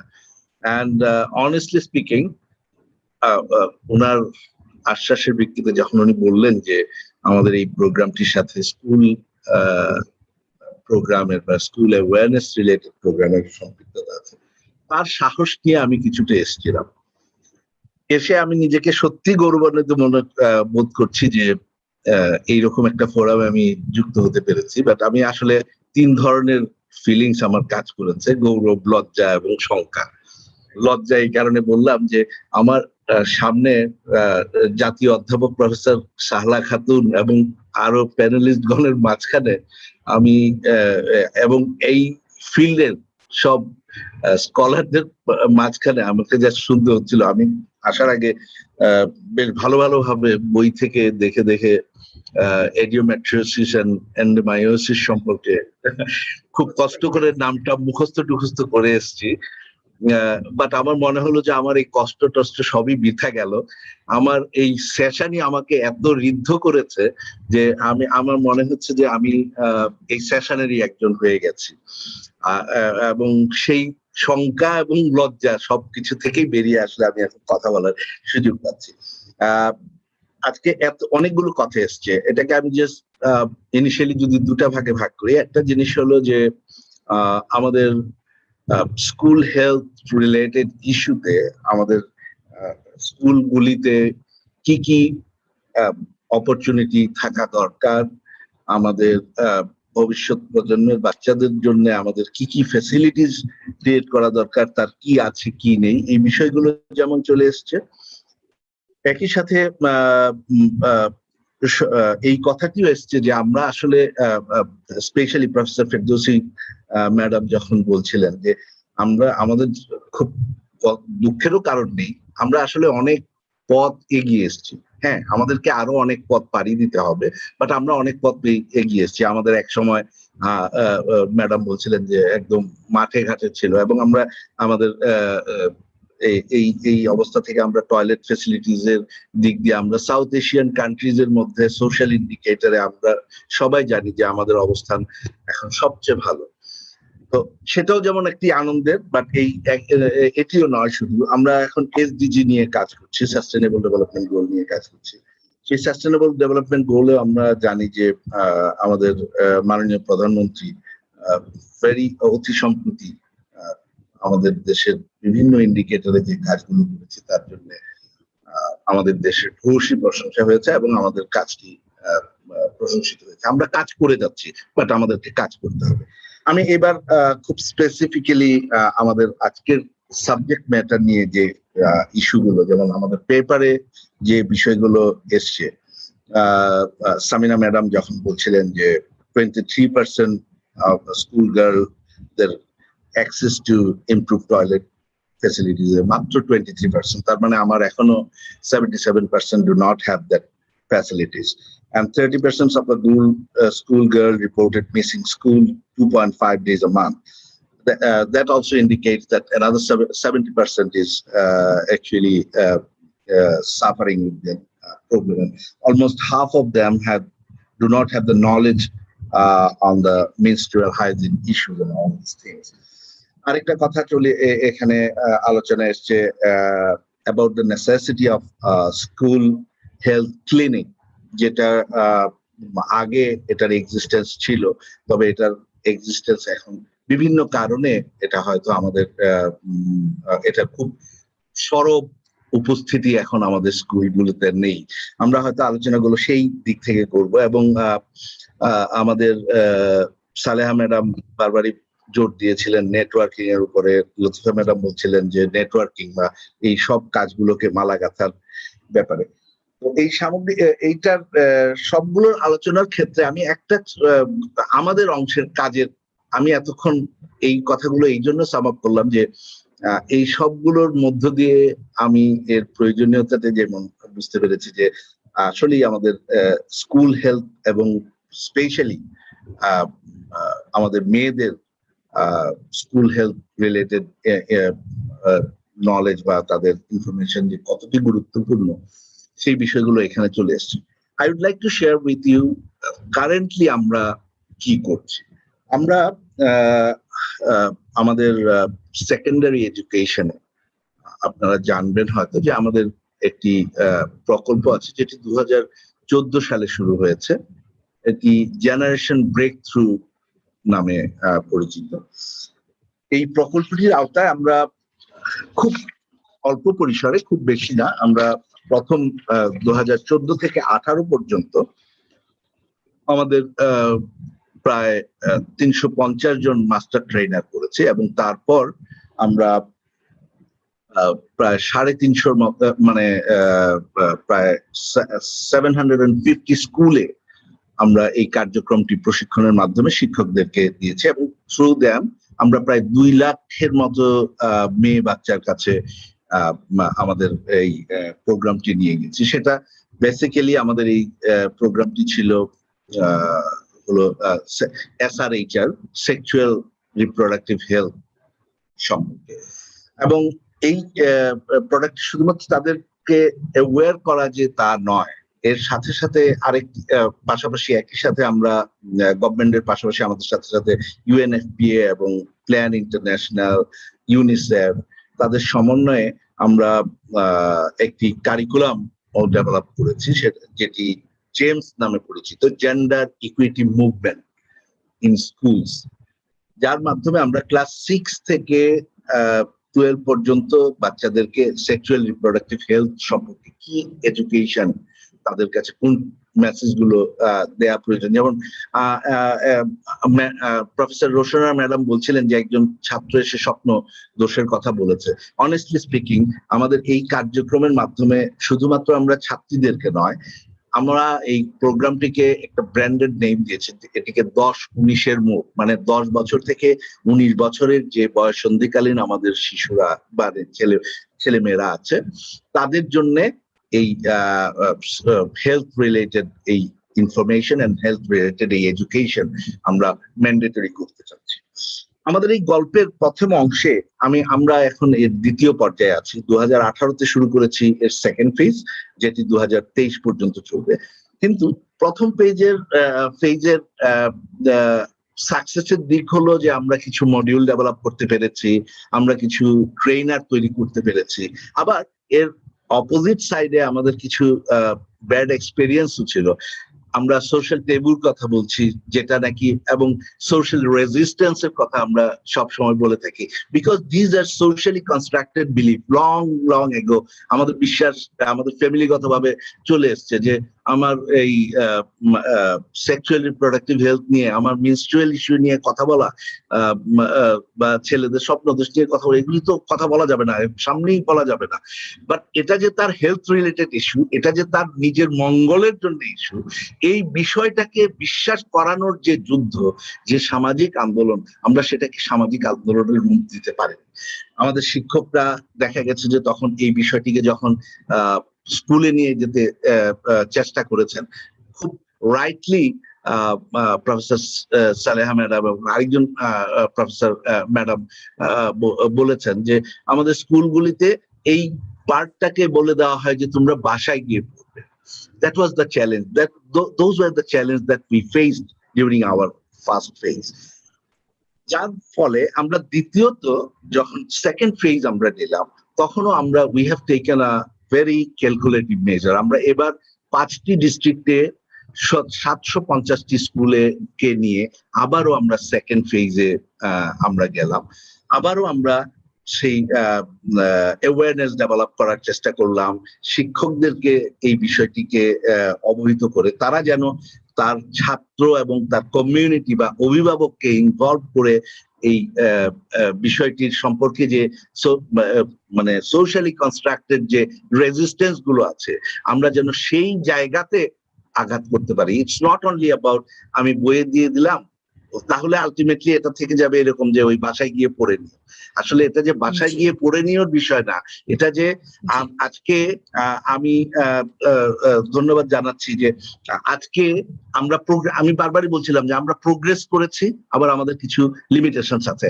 আজকে এত বড় এই যে সেমিনারে আমরা এতদিন এগিয়ে এসেছি, এই সেমিনারে আমরা জ্যোতিকে সামনে এনে আমরা কথা বলতে পারি, বাট আমি মনে করি that day should come very soon, যে যখন নাকি জ্যোতিকে আমরা সামনে নিয়ে, আমার সন্তানকে সামনে নিয়ে, আমার মেয়েকে সামনে নিয়ে we can talk, তখনই এই প্রবলেমের অ্যাড্রেস করা সম্ভব হবে। এবং সেটা করতে গেলে আমাকে আসলে স্কুল লেভেলে শুধু একটা নয়, যে কথাটি বারবার প্রফেসর সালেহা বেগম বলে গেছেন, প্রফেসর ফেরদৌসী বেগম বলে গেছেন, প্রফেসর লতিফা বলে গেছেন, as about networking, it's not a single department's work. আপনারা বারবার বলছিলেন যে আমরা আছি, আপনারা এগিয়ে আসুন। আমি বলতে চাচ্ছি যে we are also already on the field and we are ready to work with you. I want to reiterate the thing because আমাদের খুব রিসেন্টলি আপনারা জানেন যে সংসদে আমাদের মাননীয় মন্ত্রী মহোদয় ডক্টর দীপুমণি এমপি মহোদয় ও সংসদে এই বিষয় বলেছেন যে যৌন প্রজনন স্বাস্থ্য শিক্ষা চালু হবে সব প্রতিষ্ঠানে। This is because of the progress that we have made with this generation breakthrough project. এটা আমাদেরকে লাইট দেখিয়েছে। আমরা এর আগে চিন্তা করতে পারতাম না। আমার প্রথম ফেজে আমি অনেক শিক্ষককে ট্রেনিং দিয়েছি, কিন্তু তার আইস ব্রেকিং করতে পারিনি, ট্রেনিং নিয়ে সে চলে গেছে। বাট এবারের সেকেন্ড ফেজে আমার শুধু স্কুলের শিক্ষক না, you will be astonished to know even I have included the madrasa শিক্ষক, তাদেরকেও ইনক্লুড করেছি, and they are also very much, they have taken it from heart. তারা শুধু মেনে নেয় নাই, মন থেকে তারা এই কথাই বলে গেছে যে সে শুধু স্কুলে নয়, স্কুলের শিক্ষক, অভিভাবককে, স্কুলের পারিপার্শ্বিক সমাজকে এটাকে সামাজিক আন্দোলনের রূপ না দেওয়া পর্যন্ত একজন দুজন করে এই কাজ হবে না। ওই যে যেরকম আমরা বলেছি যে আমাদের স্কুল হেলথ ক্লিনিক ছিল কিন্তু নেই, এটি কে করবে? এই কে করার দিন আসলে শেষ হয়ে গেছে। আমরা যদি বিশ্বাস করি যে 2041-এ আমরা উন্নত বিশ্ব হব, তাহলে আমাকে সেই ধারায় আগাতে হবে যে এটি আমাদের কাজ, এটি আমার কাজ। কিছুদিন আগ পর্যন্ত আমরা যখন নাকি বাচ্চা মেয়েদেরকে বলতাম যে তোমরা ওদেরকে কোনো কাজে লাগানো হতো, গার্জিয়ানরা হয়তো রেজিস্ট্যান্ট করে হতো, আমার বাচ্চা কাজ করবে। আমরা এখন বলতে শিখিয়েছি যে ও কেন, ও যেমন আপনার বাচ্চা আমার বাচ্চাও কাজ করবে, কারণ এটি তার স্বাস্থ্যের জন্য প্রয়োজন। কোভিড আমাদের জন্য অনেক চ্যালেঞ্জ নিয়ে এসেছিল, কিন্তু কোভিড আমাদেরকে অনেক শিক্ষাও দিয়ে গেছে। আমরা পরিষ্কার পরিচ্ছন্ন হতে এই জন্য বলে না, এভরি মানে এই যে misfortune bring some opportunities for you even.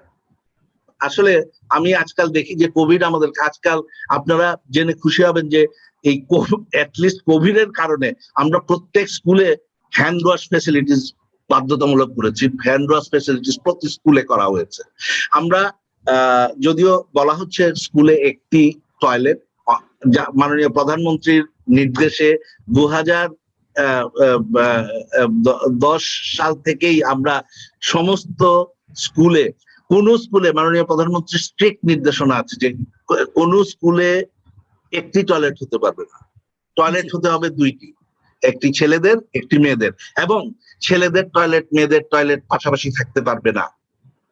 এটি যেন স্যার ইমপ্লিমেন্ট হয়, আমাদের ইমপ্লিমেন্টের জায়গাটিতে আসলে খেয়াল রাখতে হবে। মাননীয় প্রধানমন্ত্রীর নির্দেশনা আসে, জি না, নির্দেশনা অনুযায়ী আমার মনে হয় যে এই কার্যক্রমটা, আমি সব সময় যখন ডোনারদের সাথে কথা বলি, ওরা অনেক ধরনের টিপস নিয়ে আসে, তো তখন বলতে ইয়ে হয় যে ওদের দেশের জনসংখ্যা যত, আমার দেশের স্কুলের সংখ্যা তত।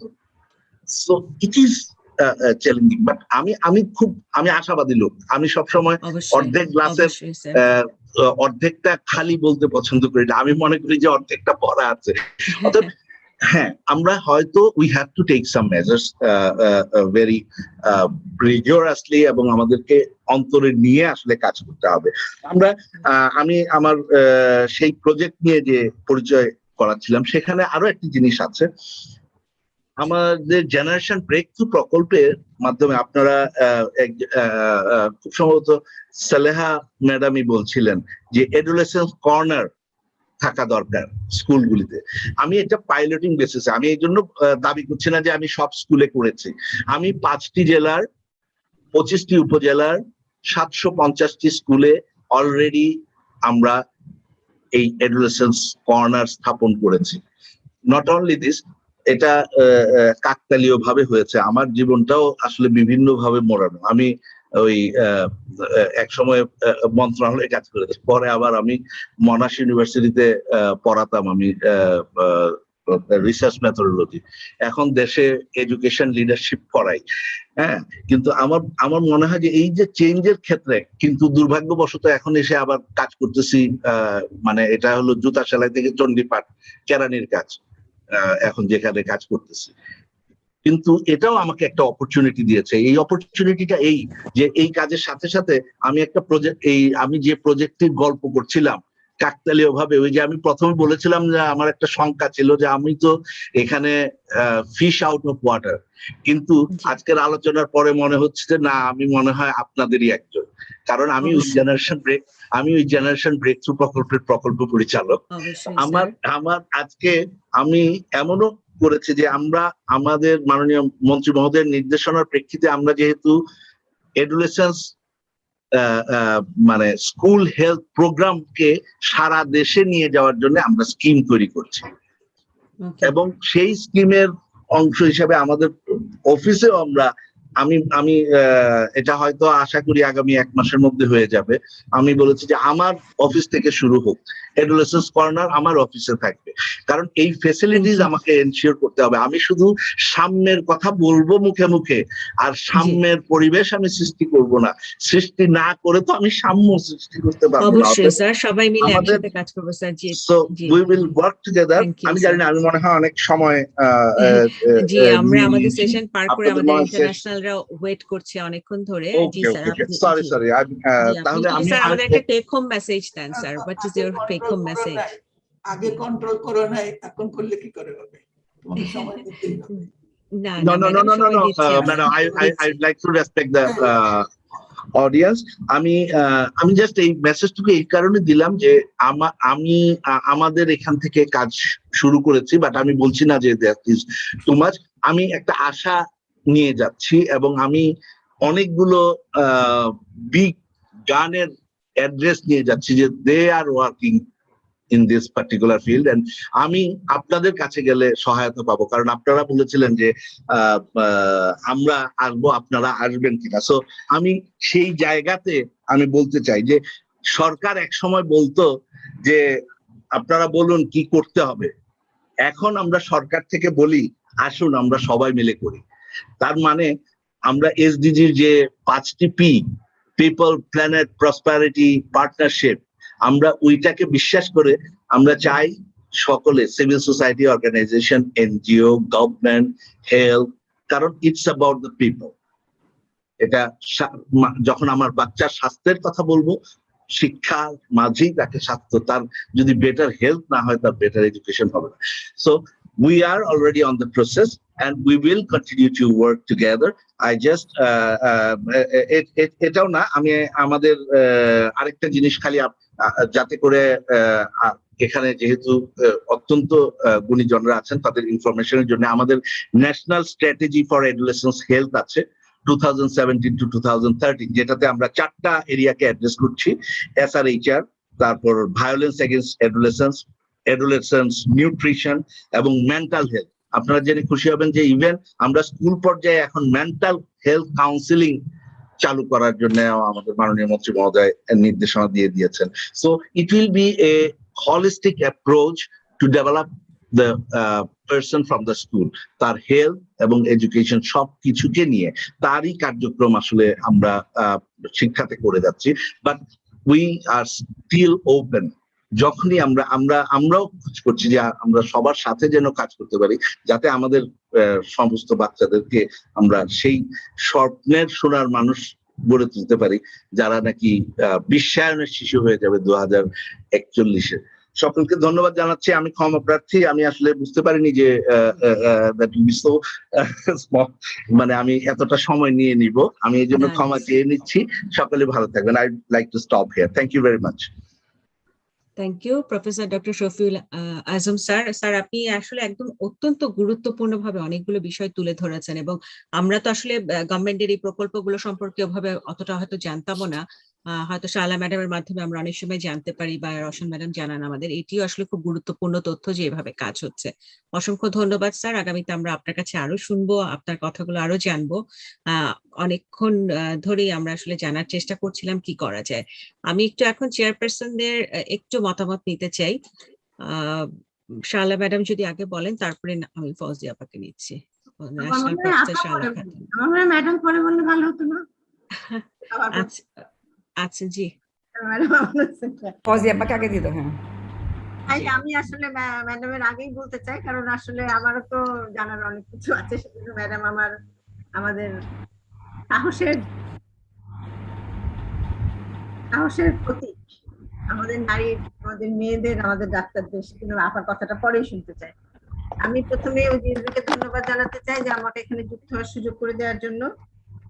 আমি আসলে এখানে হয়তো আপনাদের এই টিমের মধ্যে, আলোচনার মধ্যে আমি হয়তো খুব ডিফিটেড না, তারপর আপনারা আমাকে ডেকেছেন, এই জন্য আমি আপনাদের প্রতি কৃতজ্ঞতা জানাই। আমি মহিলা পরিষদের পক্ষ থেকে ওজিএসবি কে ধন্যবাদ জানাতে চাই, এবং আসলে ওজিএসবি সবসময় কমিউনিটি হেলথ নিয়ে ভাবে, বিশেষ করে নারীর স্বাস্থ্য নিয়ে অনেক তাদের কাজ আছে এবং তারা অনেক কিছু করে থাকেন, এই জন্য তাদের প্রতি আমরা কৃতজ্ঞ। আমরা বাংলাদেশ মহিলা পরিষদ নারীর মানবাধিকার নিয়ে কাজ করি, এবং যেখানে স্বাস্থ্য একটি অধিকার। তো এখানে এসআইআর এর কথা এসেছে, এবং আমাদের চিফ গেস্ট আজকে আমাদেরকে যে সমস্ত মেসেজ দিলেন, এই মেসেজগুলো শুনে আমরা নিশ্চয়ই অনেক অনুপ্রাণিত হলাম।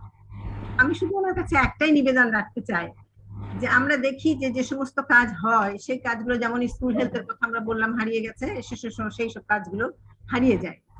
আমরা এসডিজির কথা বলছি, যে কাজগুলো আমরা করেছি সেগুলো যেন এসডিজির মাধ্যমে সত্যি সত্যি সাস্টেনেবল হয়, এবং এটা একটা যেন ইনফ্রাস্ট্রাকচার থাকে, এটার যেন একটা প্রাতিষ্ঠানিক রূপ পায়, সেই জিনিসটা আমরা দেখতে চাই। তাহলে পরে হয়তো আমাদের এই জিনিসগুলো ভবিষ্যতে, আমাদের যে বিশ্বায়নের শিশুর কথা আপনি বললেন, তারা হয়তো কিছুটা এটা সুফল পাবে, যদি এগুলোকে আমরা সাস্টেনেবল করতে পারি এবং এটা প্রাতিষ্ঠানিক রূপ দিয়ে এগুলোকে দাঁড় করাতে পারি। তা নাহলে কিন্তু এগুলো প্রজেক্টের মতোই থাকবে, প্রজেক্ট শেষ হলে এর বেনিফিট গুলো আমাদের শিশুরা পাবে না, আমরা এখান থেকে হারিয়ে যাবো।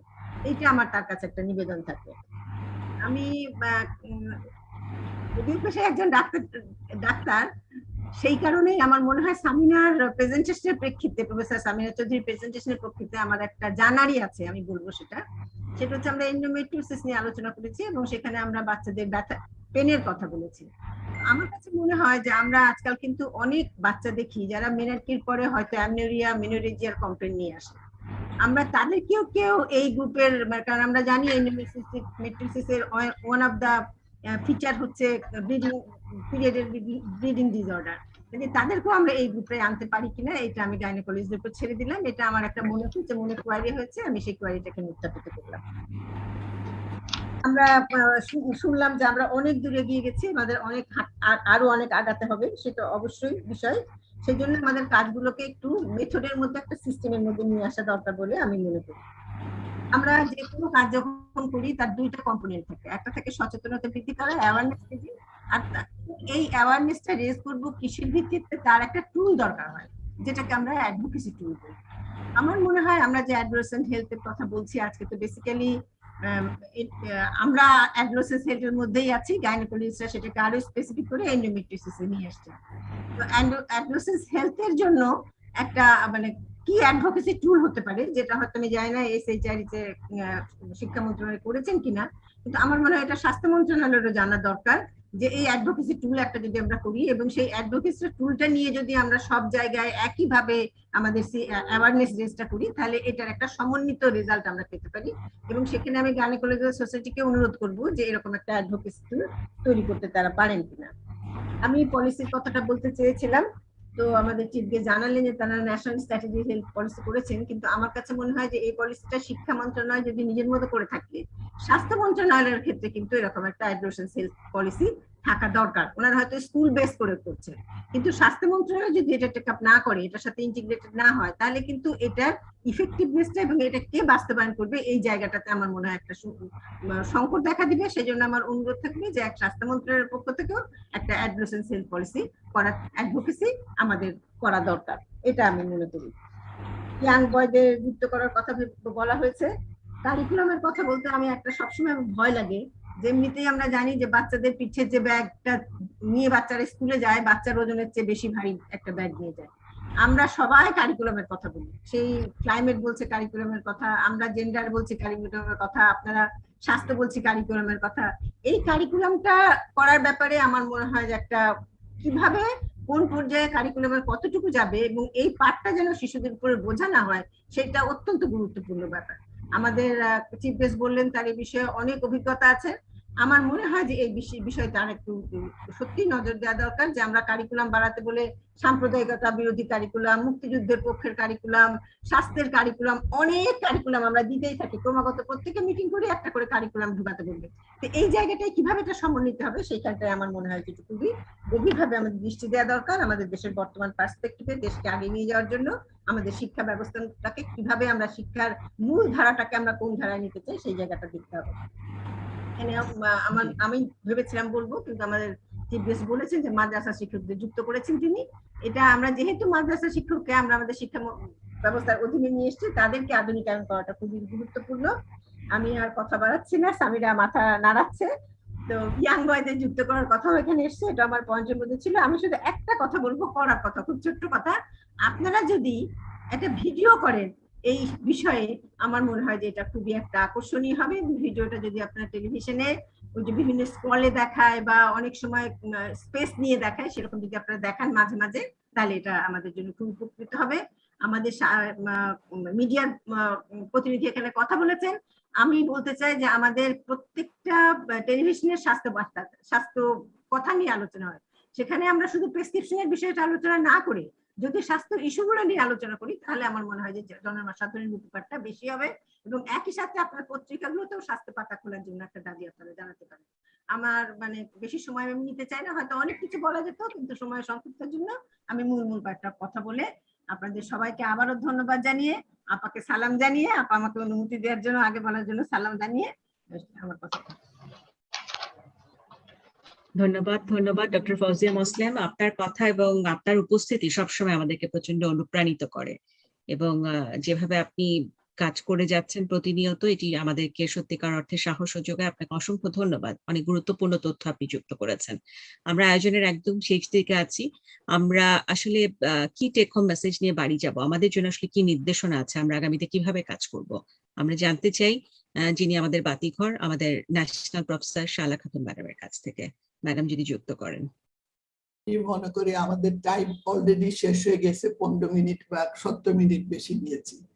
আমি সবাইকে ধন্যবাদ জানাবো। খুব বেশি কিছু বলতে চাচ্ছি না, তার কারণ এটা সম্ভব না। হয়তো কিছু বলবো, তারপর তোমরা বলবো এখন বন্ধ করো। আমি যেটা ম্যাডাম, আমাদের একজন স্পিকার কম আছেন আগামী সেশনের জন্য, আমাদের সময় আছে হাতে, আপনি একটু বলুন ম্যাডাম, সময় আছে। আজকে যে চিফ গেস্ট যিনি আছেন ওনার কাছে আমি জাস্ট দুই একটা কথা বলতে। তাহলে 1 নম্বর রিকোয়েস্ট হচ্ছে, আপনারা বহু ধরনের বই ছাপিয়েছেন, যদিও বলেন যে এগুলা ফ্রি দেওয়া হচ্ছে, প্রায় আমি খবর পাই যে এটার জন্য পয়সা দিতে হয়, দ্যাট ইজ ফাইন। এর মধ্যে কিছু আননেসেসারি বইও আছে, ডাবল যেমন ফ্যামিলি প্ল্যানিং একটা ছাপিয়েছে কেন আমি জানি না, সবকিছু আমাদের আছে। তারপরেও আমি আপনাদের বলবো কিছু এই ধরনের বই ছাপান, এগুলা হলো রিয়েলি দরকার, কার্টুন টাইপের ছোট ছোট বাচ্চাদের জন্য, সোজা কথা।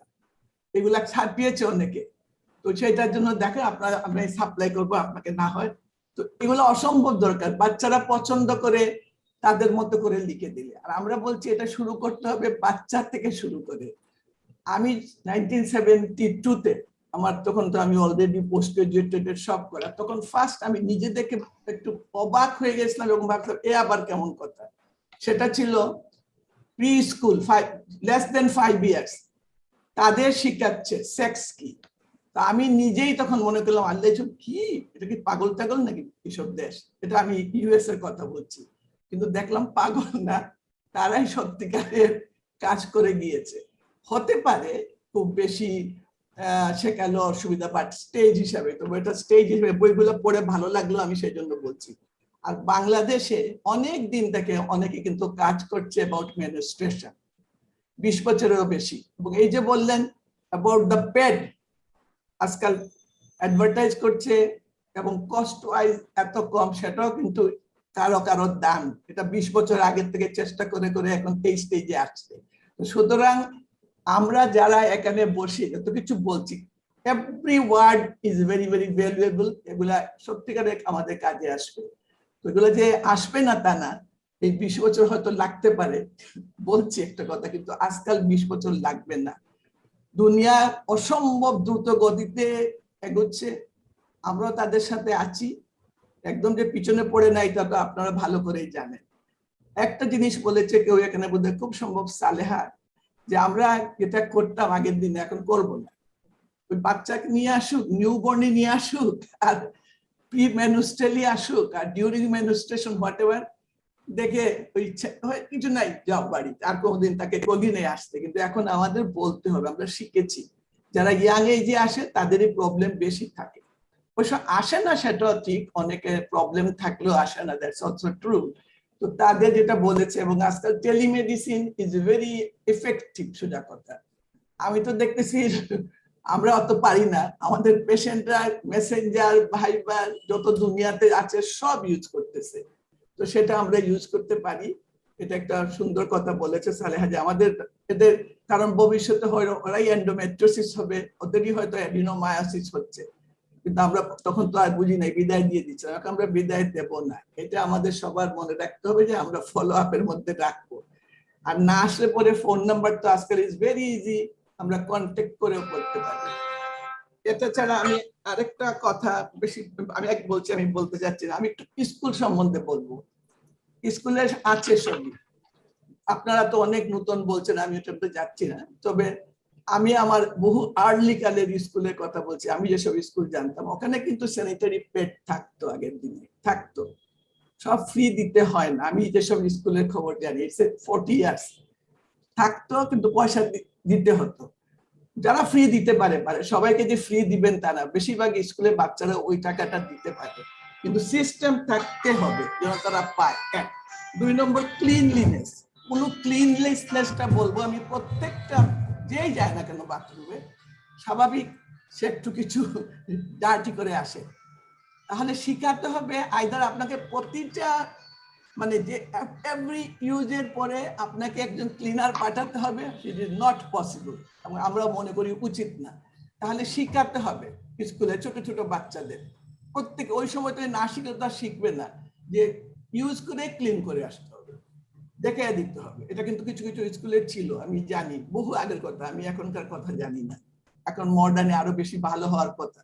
তো সেই জন্য বলছি, আরেকটা কথা কে জন্য এখানে বলেছো, আমি এটা তোমার সাথে একটু শেয়ার করবি, আমি সরি মনে রাখতে পারছি না, যে স্কুলের টিচারদের বলে দিলে টিচারদের কথা ওরা শুনে। আমি আমার নিজের পার্সোনাল এক্সপিরিয়েন্স থেকে বলছি, আই ওয়াজ এ স্পেশালিস্ট একজন, তখনই আমি খুব কিসে ছিলাম, ওদের আমি পোস্ট গ্রাজুয়েটের সব করা। I told my daughter to do something, একটুখানি এগুলো ছিল এই ধরনের, উত্তর দিয়েছিল ক্লাস 4 এর বোধ হয় না 5, আমার মনে নেই, টিচারকে বলো। যদি টিচার বলে দেন আই ডু ইট, সোজা কথা।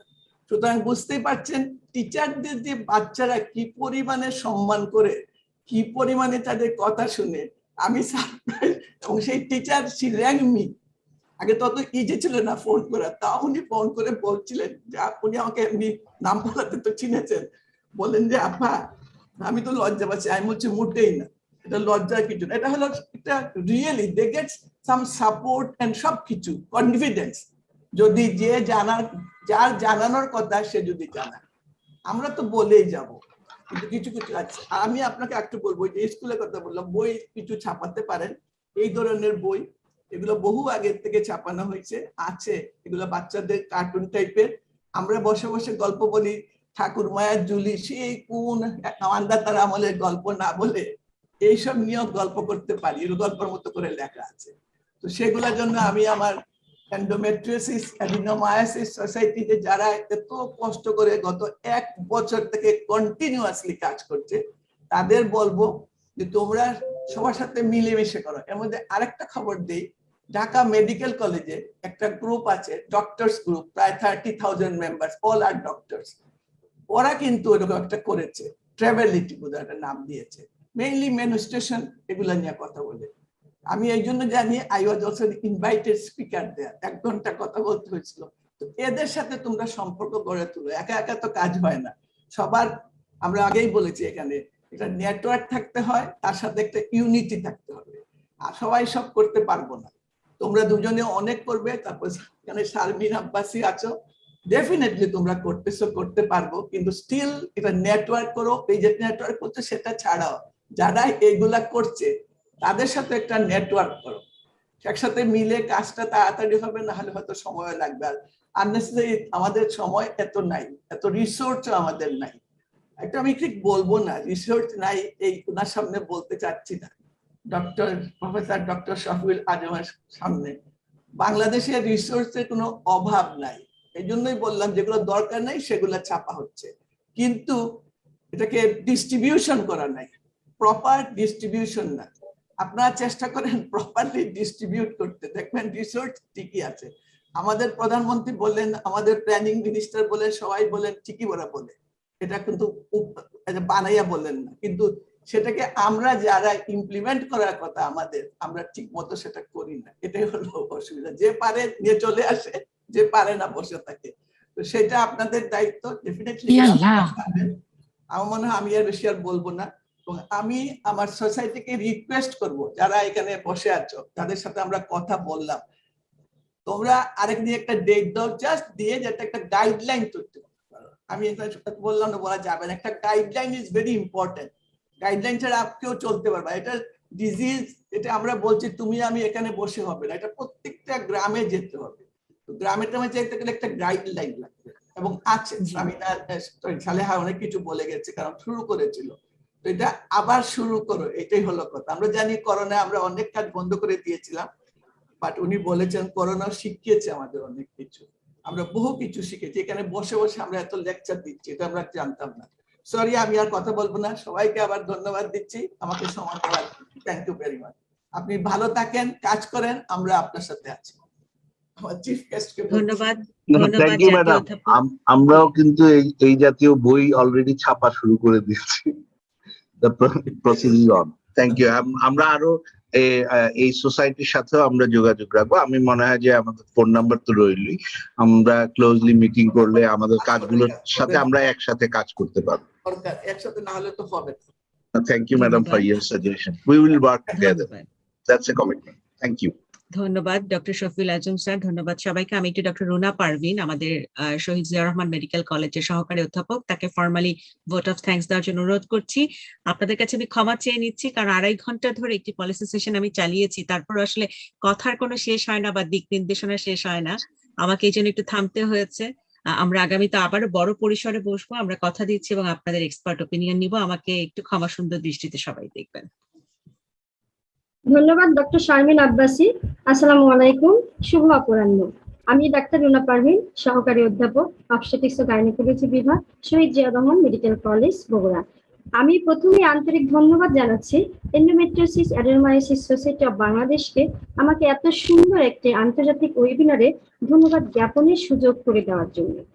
আন্তরিক কৃতজ্ঞতা জ্ঞাপন করছি আজকের মাননীয় প্রধান অতিথি, director planning and development, directorate of secondary and higher education, ministry of education, doctor Shafiul Azam স্যারকে তার ব্যস্ততম সময়ের মধ্য থেকেই আজকের অনুষ্ঠানে অংশগ্রহণ করার জন্য এবং তার দিক নির্দেশনামূলক বক্তব্য প্রদানের জন্য।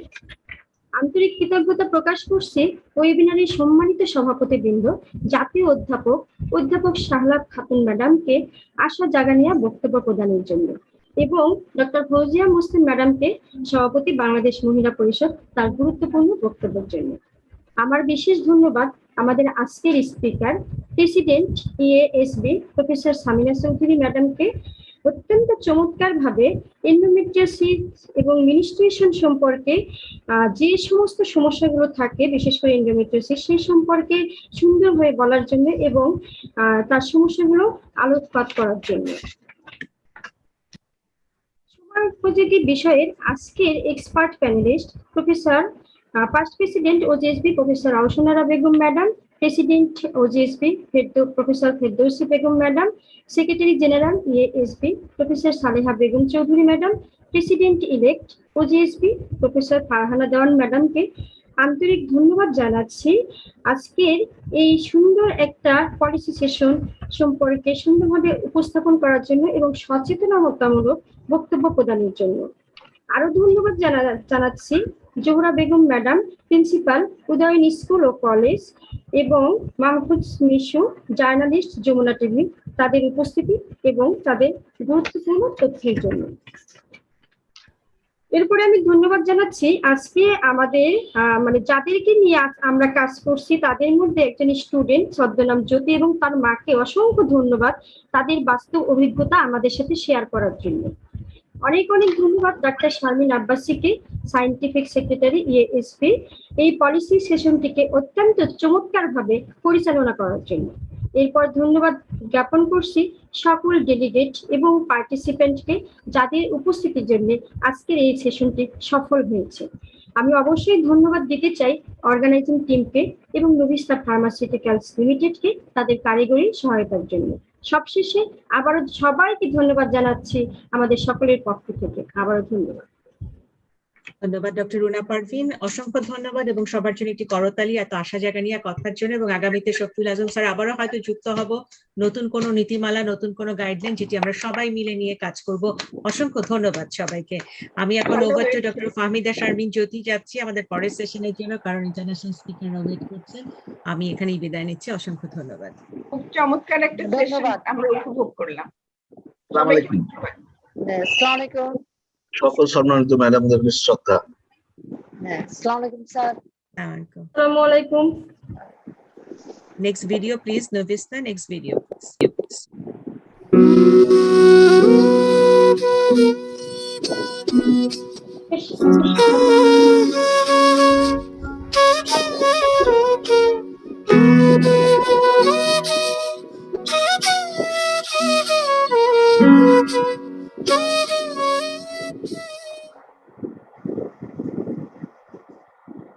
Ladies and gentlemen, participants home and abroad, good day to you all. I am Dr. Humaira Bushra Hussain, Registered Department of Obs and Gynae, CWCH, welcoming you all to the first virtual international conference of Endometriosis and Adenomyosis Society of Bangladesh.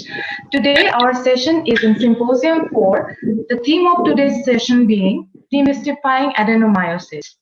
Dear audience, we are honored to have amongst us as chairpersons Professor Dr. Latifa Shamsuddin Madam, past President OGSB, former Professor and Chairman, Department of Obs and Gynae, Bangabandhu Sheikh Mujib Medical University, pioneer in the introduction of magnesium sulfate therapy for pre-eclampsia patients and VIA for cervical cancer screening in Bangladesh. She also has had extraordinary contribution in the introduction of drugs for prevention of unwanted pregnancy in Bangladesh. I'm also pleased to introduce Dr. Brigadier General retired Suraya Rahman, former head of the department and professor of Obs and Gynae Department, Combined Military Hospital Dhaka, Vice President, Bangladesh Menopause Society, and Secretary General, SAFOMS. Moderator of today's session is Dr. Famida Sharmin Jyoti, Assistant Professor, Department of Obs and Gynae, Bangladesh Medical College. Now over to Dr. Famida Sharmin Jyoti.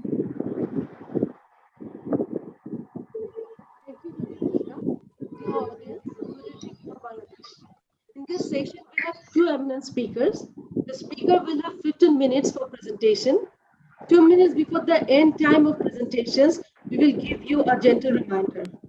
My humble request to all the speakers to complete their presentation in time. We are already half an hour late to start the session. So if anyone has any questions, please use the chat box. Questions will be answered at the end of the session if time permits. Now it's my pleasure to introduce our first speaker, Professor Saliha Begum Chaudhary. She is the Secretary General of EASB, past Secretary General OGSB, and former Chairman, Department of Obstetrics and Gynecology, Bangabandhu Sheikh Mujib Medical University. Today, she will talk on current concepts of pathogenesis, classification, and diagnosis of adenomyosis. So over to you, Madam, Professor Saliha Begum Chaudhary. Madam, unmute yourself, please. Yeah. Yes.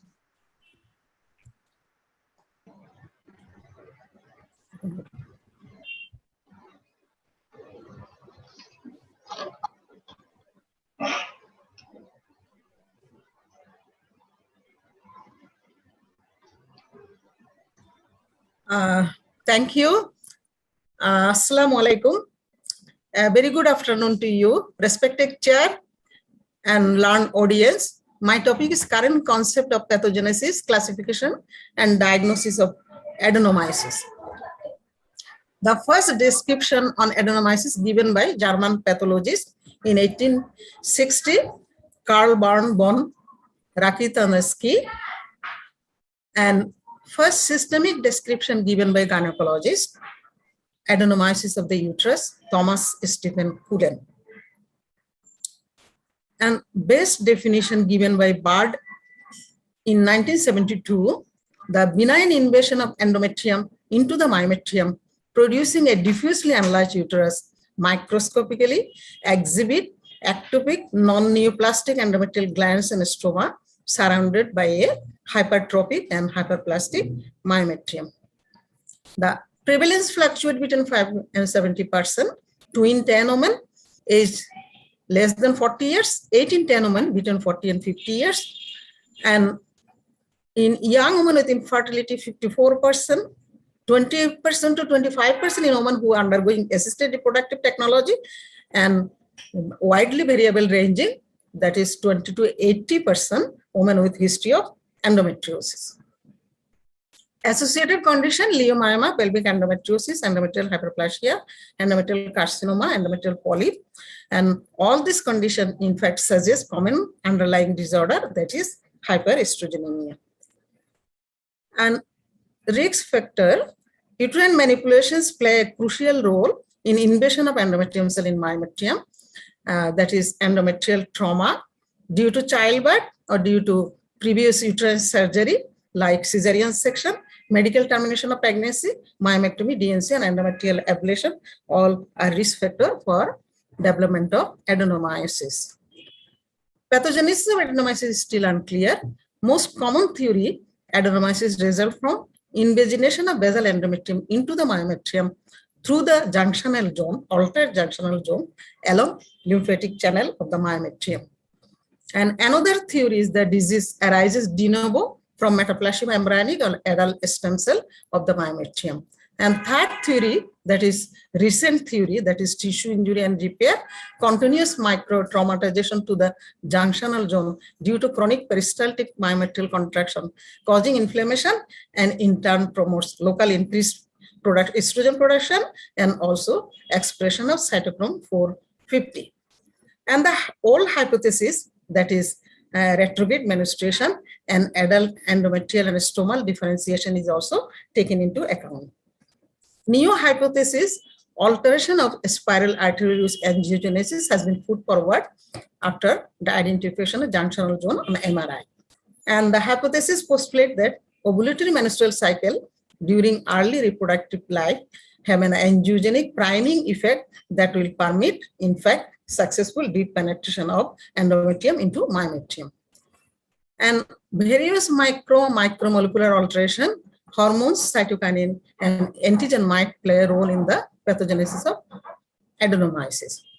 And the micromolecular alteration, that is sex steroid hormone receptor, inflammatory molecules, extracellular matrix enzymes, growth factor, and neuroangiogenic factors play a major role, shown in last decade in increasing number of studies. And myometrium itself may be involved in the disease process, that is influencing local biochemical factors like cytokinin and estrogen that play in smooth muscle metaplasia and differentiation of fibroblasts into myofibroblasts. Hyperactivity of the myometrium, that is irregular muscle contraction, dysfunctional Newton peristalsis due to change in myocyte and cellular level of distorted calcium circulation, also play in the development of adenomyosis by finally developing hyperplastic myometrial tissue. A new direction of research is the expression of messenger RNA and long non-coding RNA in adenomyosis. And Zhu et al. In fact investigated the expression pattern of long non-coding RNAs and showed may affect the lymphogenetic function of NRP2, which is overexpressed in ectopic endometrium.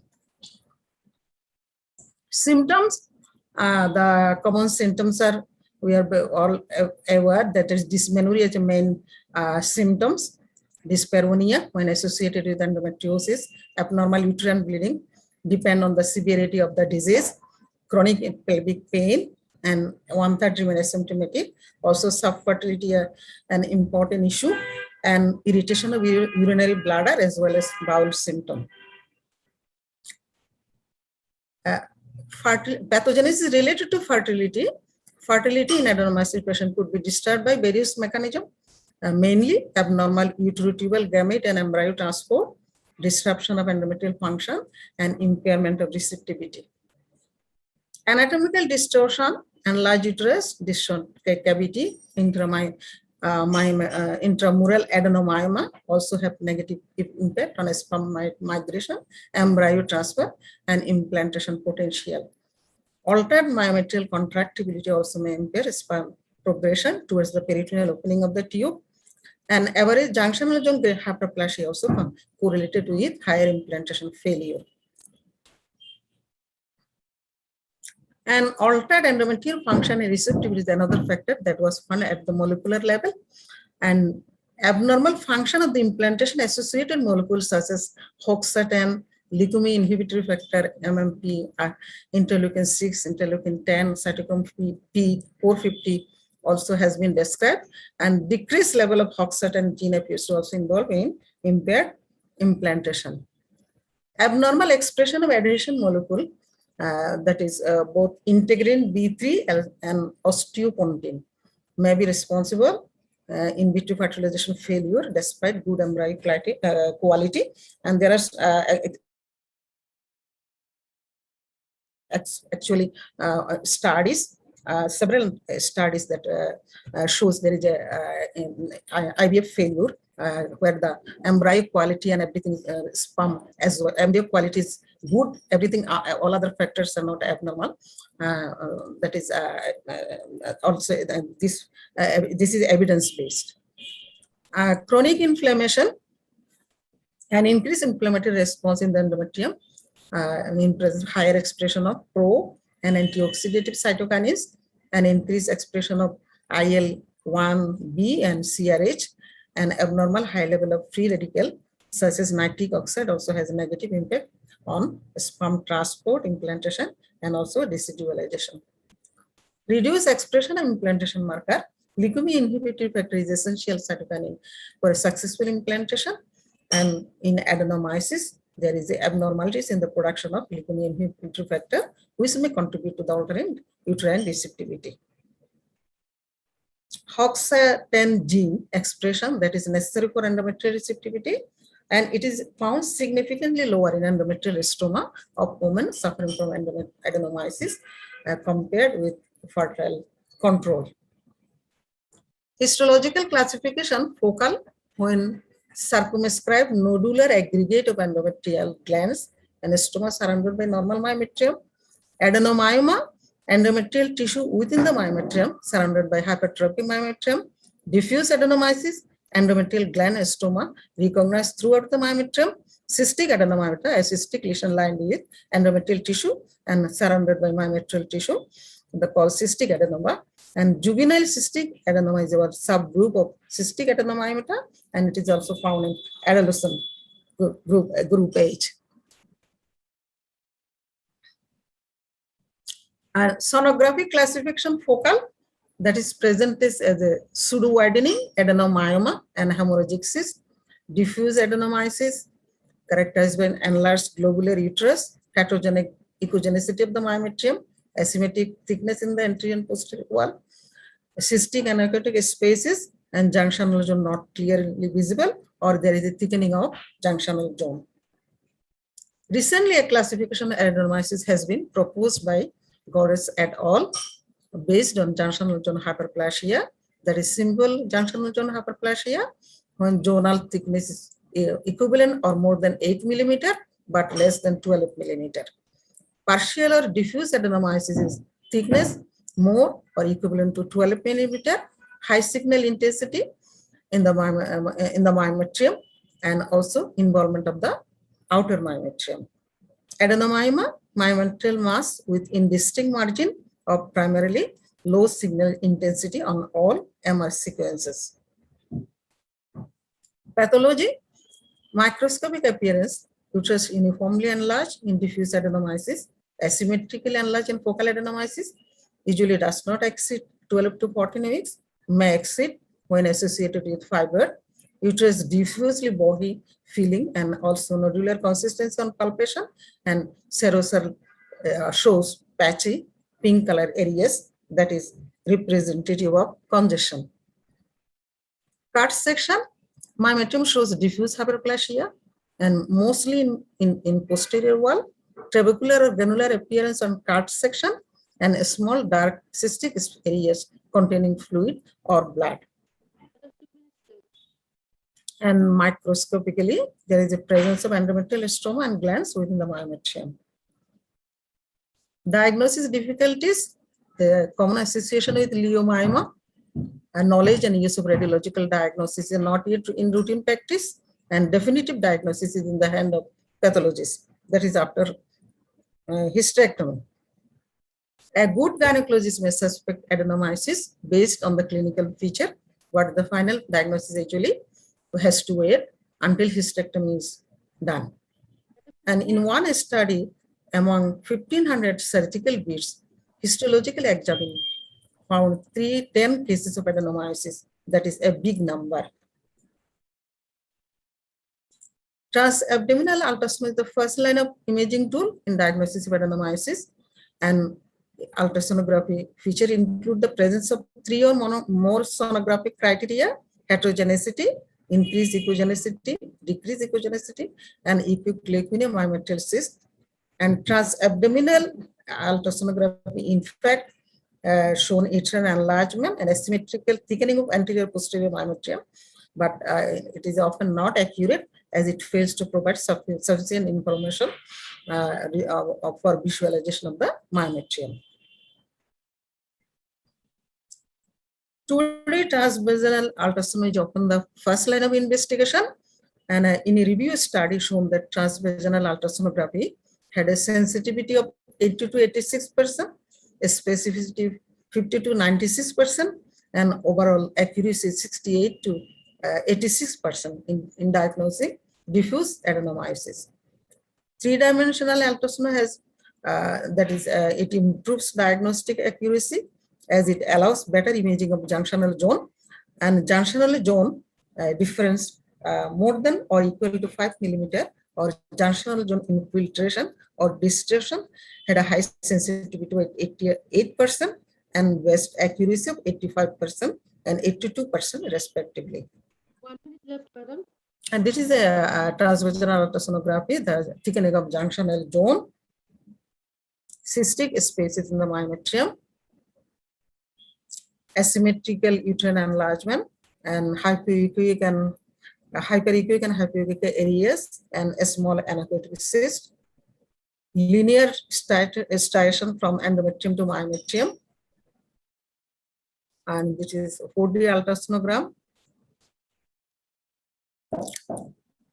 MRI is the gold standard imaging modality for assessing junctional zone, and the common feature of adenomyosis is thickening of junctional zone more than 12 millimeter or equivalent to 12 millimeter, or irregular junctional thickness with a difference of more than 5 millimeter between the maximum and minimum thickness, ill-defined area of low signal intensity in the myometrium, and islands of ectopic endometrial tissue identified as a foci have high signal intensity. And it is particularly useful in assessing the focal adenomyoma. The normal widening of the junctional zone is up to 8 millimeter. Widening of the junctional zone from 8 millimeter to up 12 millimeter is suggestive of focal adenomyosis, and junctional zone 12 millimeter or more than 12 millimeter is a diagnostic of diffuse adenomyosis. In a Cochrane review, MRI was found superior than transvaginal ultrasonography, and combination of MRI and transvaginal ultrasonography produce higher level of accuracy. Hysteroscopic appearance, irregular endometrium with endometrial defects or superficial openings, hypervascularization, and a strawberry pattern or cystic hemorrhagic lesion, but the data is limited. Shear wave elastography, application of shear wave elastography during transvaginal scanning may improve diagnostic accuracy of adenomyosis, shown in the recent study. Hysteroscopic and laparoscopic myometrial biopsy. In 1992, McCausland showed that myometrial biopsy may be helpful to diagnose adenomyosis. Pop et al. Showed that the sensitivity of single myometrial biopsy in diagnosing adenomyosis is 8 to 18.7%, and while the specificity was 100%. Laparoscopic myometrial biopsy in a prospective non-randomized study conducted by Zhang et al., the sensitivity of myometrial biopsy was 98% and specificity 100%. Positive predictive value was found 100% and negative predictive value 80%. So laparoscopy guided myometrial biopsy is a valuable tool in the diagnosis of diffuse adenomyosis in women presenting with infertility, dysmenorrhea, and chronic pelvic pain. So finally, really an experienced surgeon can see many things and proceed further and beyond. And thank you all. Thank you, madam, for your wonderful presentations. It's become crystal clear about the concept of pathogenesis and diagnosis of adenomyosis in current practice. Now I'm requesting our second speaker of today's session, Dr. T. Ramani Devi. Dr. Ramani is a Vice President of South Zone of FOXI for the year 2020 and she is the director of Ramakrishna Medical Center LLP and Janani Fertility Center Trichy. Dr. Ramani will speak on tackling fertility in adenomyosis suppression. Ladies and gentlemen, please welcome Dr. Ramani. Over to you, madam. Thank you, Dr. Sharman. Let me start sharing my screen.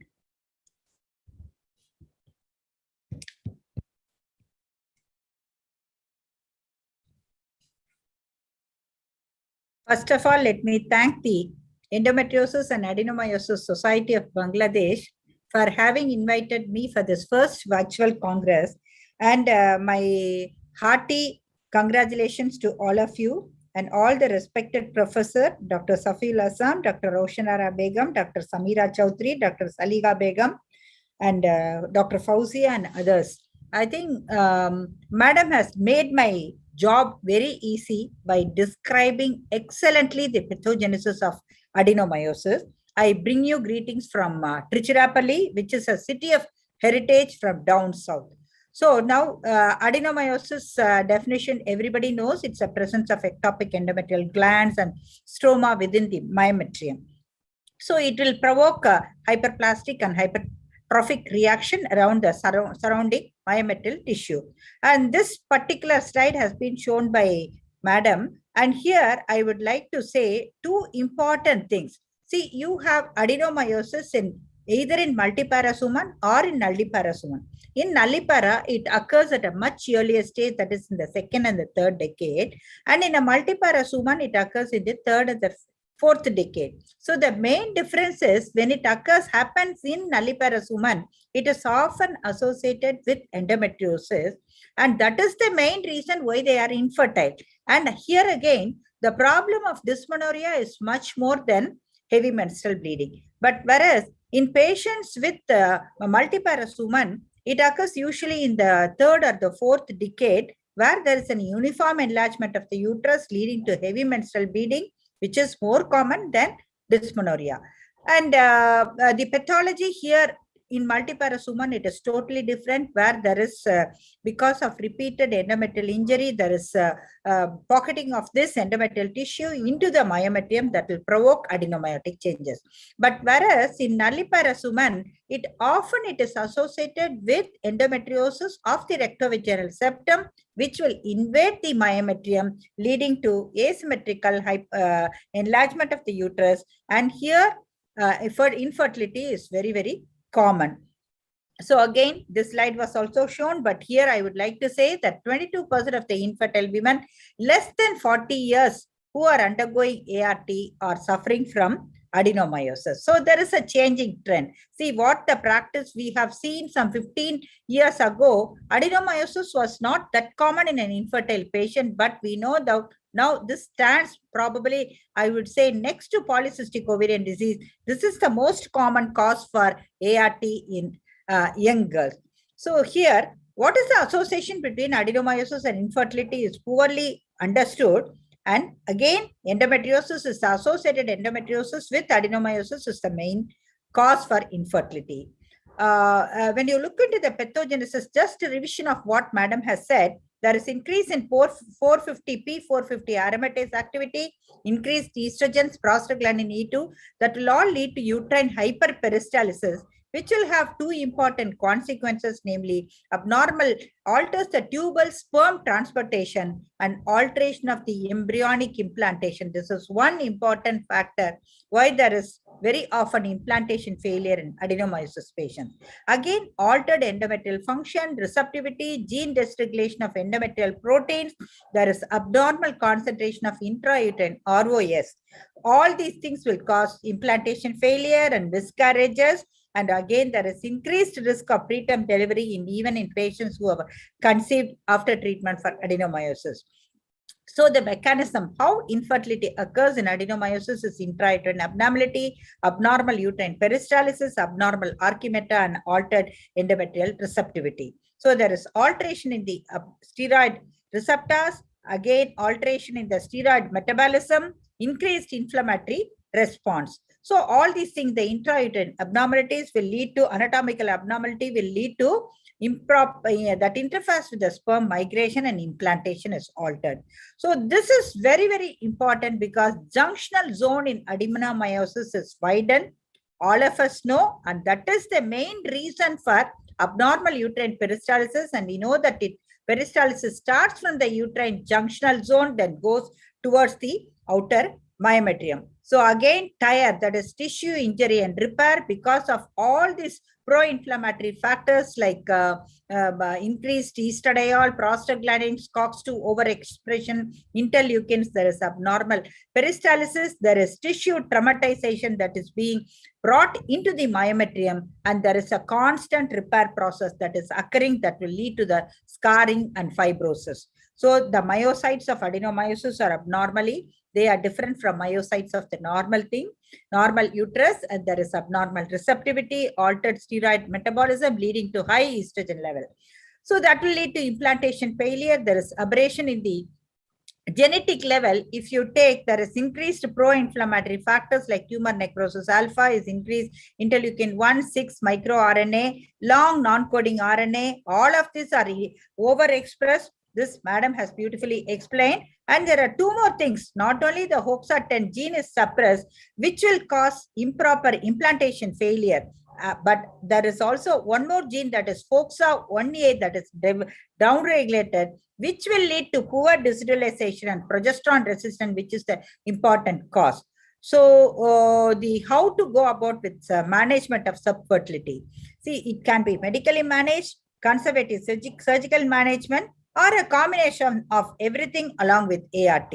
So medical management is oral contraceptive pills, danazol, GnRH analog, dynages and aromatase inhibitors, or LNG IUS, and uterine artery embolization and HIFU are partially surgical management, and then a surgical treatment which has got conservative surgical treatment. So these are all the available options. And when you consider the medical management, the three important drugs which are used are GnRH analogs, dynages, and aromatase inhibitors prior to treatment for infertility. So there is comparison of dynages with COCs in the treatment of adenomyosis. Here dynages was found to be very effective. That will reduce the uterine volume and uterine artery flow, which is the cause for, because we know that there is increased VEGF expression in adenomyosis also. Better than dynages is the GnRH analogs, which is very effective. When it is given for 3 to 6 months of long depot, when it is given, it reduces the mean uterine volume drastically, see, from 180 plus or minus 73 to 86 plus or minus 67. And if you give 3 to 6 cycles, even after post adenomyomectomy, that has improved the pregnancy rate. And a simple GnRH analog without surgical management will reduce the risk of rupture of the uterus in subsequent pregnancies. Again, it can also reduce the surgical difficulties and reduce the bleeding. So how does GnRH analog works? It alters the NK cell activity, it reduces the VEGF, it reduces the macrophage function, it normalizes, and then improves the all the immunomodulatory factors are all improved, pro-inflammatory factors are all suppressed. So a long-term GnRH, when it is given, see, ideally for ART, for this adenomyotic patient, it is always safer to give 1, 2 or 3 doses of GnRH analogs in the beginning, then go for stimulation, either a long protocol, agonist protocol, or an antagonist protocol, which are equally effective, and then freeze the embryos. Then you give 2 or 3 doses of adenomyosis, GnRH analogs, so that it can reduce the adenomyosis as well as thin down the junctional zone. And if you go for a transfer, the results are found to be very, very good. So this is what is I have mentioned. There is reduced expression of cytochrome P450, and again, GnRH analog can suppress the generation of peroxynitrate, a compound known to cause tissue injury. So the tissue injury is being reduced. So dynages, I have discussed already. It is safe. It is comparable results with that of the GnRH. It is effective, well tolerated, and painful symptoms associated with adenomyosis can be reduced by that. But whereas when you consider it, whether it can be used prior to ART cycles, it is found to be non-inferior to GnRH, and it is comparable to the long protocol of GnRH agonists in terms of pregnancy outcome in both adenomyosis and endometriosis patients. Then aromatase inhibitors are picking up in a very big way because a combination of aromatase inhibitors, letrozole 2.5 milligram per day, along with the GnRH agonist, that is goserelin, has got a drastic effect in reducing the uterine volume by more than 40 to 50%, and the combined use almost to 60% in a study by Kimura et al. After 8 weeks of treatment. So it will reduce the treatment cycle prior to FET. LNG IUS, it can relieve only the dysmenorrhea, but not of much use in ART cycles. Again, antiplatelet therapy is gaining popularity now because it can improve the tire, it can convert the, that suppresses the myometrial infiltration, reduces the myohyperplasia and hyperalgesia.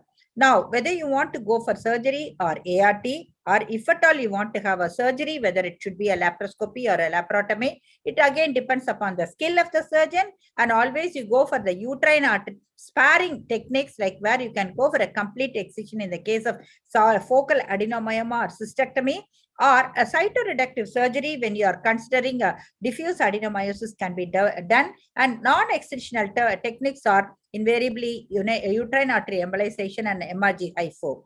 And the role of treatment of these things, uterine artery embolization or HIFO in infertile women, are not clearly understood. And uterine artery embolization, it is definitely not suitable because it can cause ovarian failure, amenorrhea, fistula formation, and there is low pregnancy rate. But whereas of late, some studies have shown that MRI-assisted HIFO has improved the fertility potential, and then it has improved the pregnancy rate also. So this was the study. The key message from Shohu et al. Has shown that high-intensity HIFO, a non-invasive technique, has been used to treat focal or diffuse adenomyosis, and it seems to be a promising treatment in adenomyosis in a woman who want to conceive. So coming to surgical management, when do you do it? When AUB not responding to medication, severe dysmenorrhea, recurrent abortion, and recurrent implantation where there is involvement of the cavity by adenomyotic lesion, we can go for a uterine sparing surgery. And nowadays, the incidence is increasing because women tend to get married late and they want to preserve the fertility. So again, laparotomy and laparoscopy depends upon the skill of the surgeon, but laparoscopy gives an feel by the fingers that is much more better than laparoscopy. Again, so the techniques, the surgical techniques for focal adenomyosis are now a classic techniques which has been described previously, and now the Osada's techniques, triflap technique, is gaining more popularity, and a lot of patients have undergone this triflap technique by Osada, where even the endometrial cavity is opened, it is root C sutured, and a bit of this myometrium is being removed. You leave only the 1 centimeter of the outer one, and it can be put into 3-flap technique, and it gives a good integrity. Then the other things are classic techniques, like where, yes, only few things. So localized excision can also be done. So when you compare the effects, so both, apart from the non-excisional techniques, the complete excision, partial excision gives a better pregnancy outcome. They should try for pregnancy after 3 to 6 months. So post-operative, this was a study by Kishi et al. Where they have shown 22% result after fertility treatment. But here again, there are cases of 2 cases of stillbirth and uterine ruptures can happen. So the IVF protocol I have already mentioned, it is an ultra-long protocol or an antagonistic protocol with the initially you pick up, freeze, then you give the long agonist, and then FET should be done. So when you are doing the transfer, see to that the junctional zone is always less than 8 millimeter, because when the junctional zone is going to be more than 12 millimeter, there is 100% implantation failure. In between, maybe you can get it, but ideal is maintain the junctional zone less than 10 millimeters. So that can give a very good clinical pregnancy rate. Whichever protocol you use, the results are going to be the same. So this is what I have mentioned. Later than 12, don't go for an FET.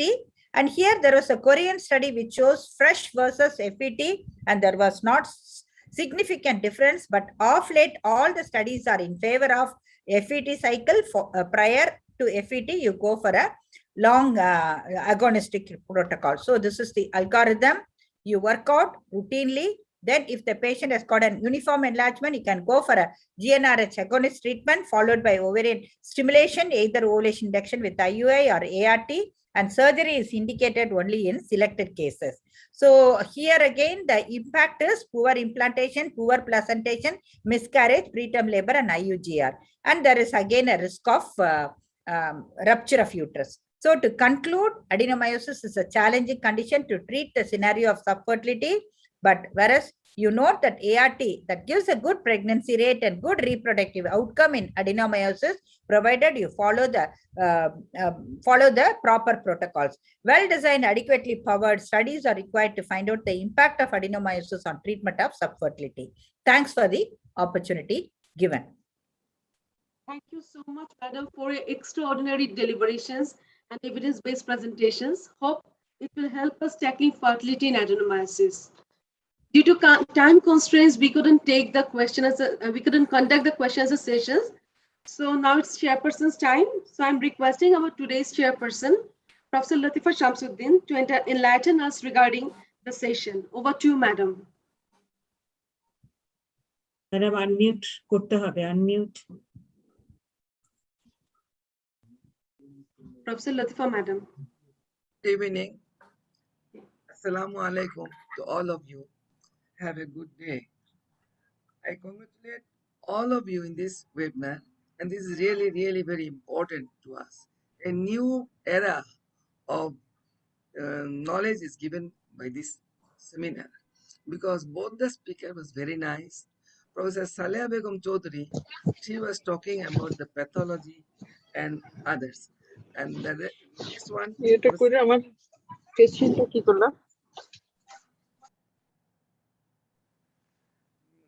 Dr. T. Ramani Devi, she was talking about the treatment and management protocol. So, fertility is going to be a day-by-day problem to us. And endometriosis and adenomyosis is brothers and sisters. They're all together. They are talking. So whenever we are talking about the endometriosis, we have to talk about the infertility. As the age of the woman is going advanced and we are taking late marriage, we are entrapped with the adenomyosis and endometriosis. So both the speaker has spoken very nicely, elaborately, and very recent development, all they have shown to us.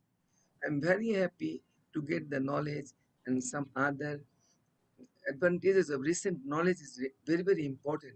And what I got in my old brain, this I'm really, really happy to get the knowledge from both the speakers. Thank you. Thank you, Latifa, Madam. Thank you, Madam, for your valuable remarks. You are always a pathfinder to us. Now I'm requesting our chairperson, Professor Brigadier General Retired Surya Rahman, Madam, to share her valuable remarks about today's presentations. Madam, please. Good evening, learning participants, and thank you, Endometriosis Adenomyosis Society of Bangladesh, for kindly inviting me to chair this session and asking for my comments. I really feel honored. You have already noted that adenomyosis is a challenging clinical condition commonly diagnosed in women of reproductive age. Scientific committee has very wisely selected the topics for this session, which has covered most important topics, aspects of this enigmatic disease. In the last decade, significant improvement has been made in understanding and managing this condition, which is being portrayed in the two presentations, which are very comprehensively presented. Adenomyosis has become a clinical entity rather than just a histological diagnosis, and it can be very well identified through non-invasive imaging techniques. Both the speakers have mentioned very clearly and very nicely. They have also shown their diagrams. An increasing amount of evidence is showing the pathogenesis mechanisms involved and the potential medical treatments. What is urgently needed now is a uniform and shared diagnostic criteria profile and reporting system in both imaging and histology in order to identify all of the clinical and imaging phenotypes of adenomyosis.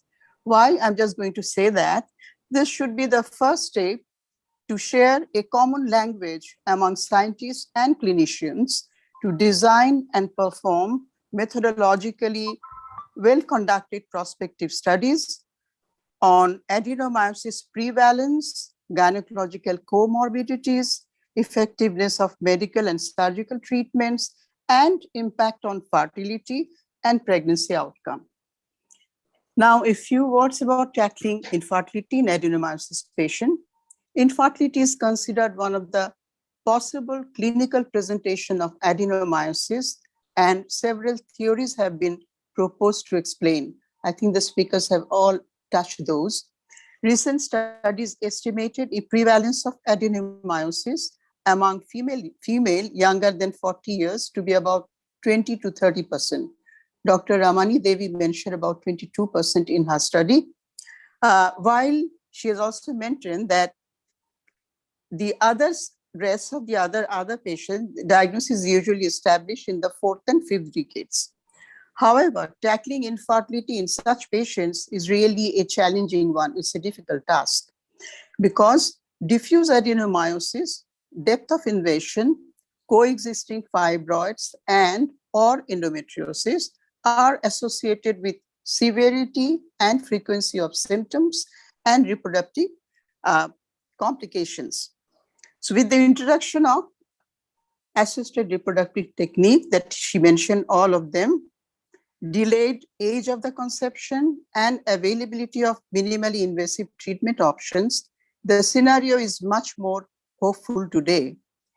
She also mentioned about pre-IVF treatment with GnRH analog downregulation. It's been mentioned to be beneficial for the pregnancy rate. Questa is a trial which went on in Netherlands. This is just to mention about it, quality of life after embolization versus hysterectomy in cases of adenomyosis.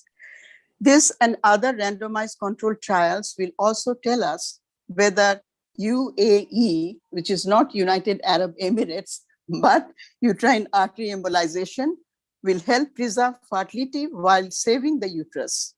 However, strict criteria for imaging, diagnosis, and classification, as I mentioned earlier, will be most important in order to design and compare homogeneous studies. Thank you, Dr. Ramani Devi, for enlightening us with your excellent, very elaborate presentation.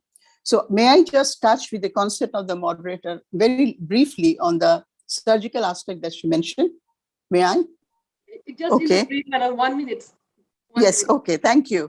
Just talking about the role of surgery, she mentioned the trend is conservative, considering the patient's age, symptoms, and fertility.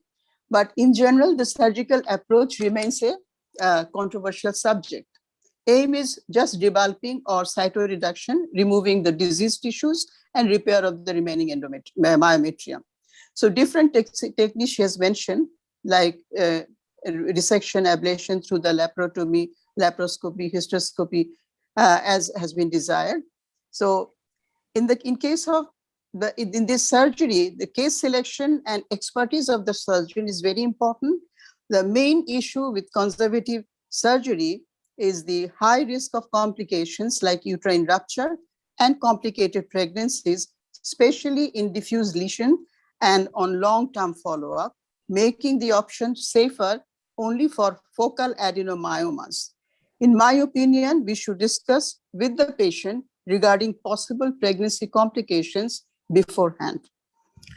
So I would just say one sentence on the uterine artery embolization, which has recently gained ground as a safe, cost-effective treatment for uterine adenomyosis with promising results. But the report regarding this UAE on fertility remains still a grim debate. It's a debate for that. Whether or not UAE can replace hysterectomy largely depends on the results of Questa trial and other trials which are going on, and the randomized trials comparing fertility outcome. So that's all I want to say. I wish to conclude by congratulating the Endometriosis and Adenomyosis Society of Bangladesh for holding this excellent conference, their first ever international one virtually, with such good participants from home and abroad, and wish them a grand success. Thank you. Thank you very much.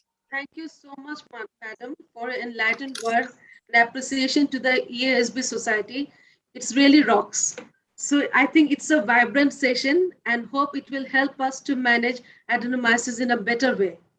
So thank you all from my side. So over to you, Dr. Humaira, for the closing remarks. Thank you. Thank you, Dr. Hamida. This is my pleasure to thank the honorable chairpersons. My thanks to the speakers for their excellent deliberation, which has enriched our knowledge enormously. Thank you, dear audience, and thank you, Nuvista Pharmaceuticals. Now over to Dr. Ruhi Zakaria to conduct the next session. Thank you, Dr. Ramani. Thank you. Bye. Bye. Thank you, Surya Madam. Thank you, ma'am. Thank you. Thank you so much.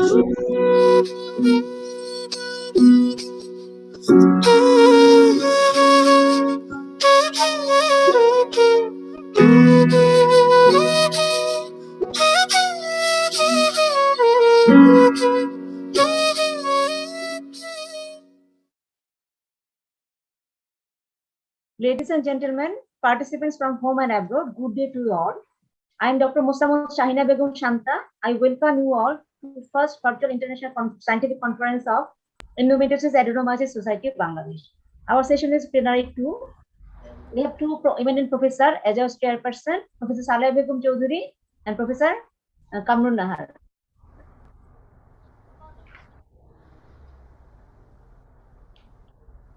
Professor Saleh Begum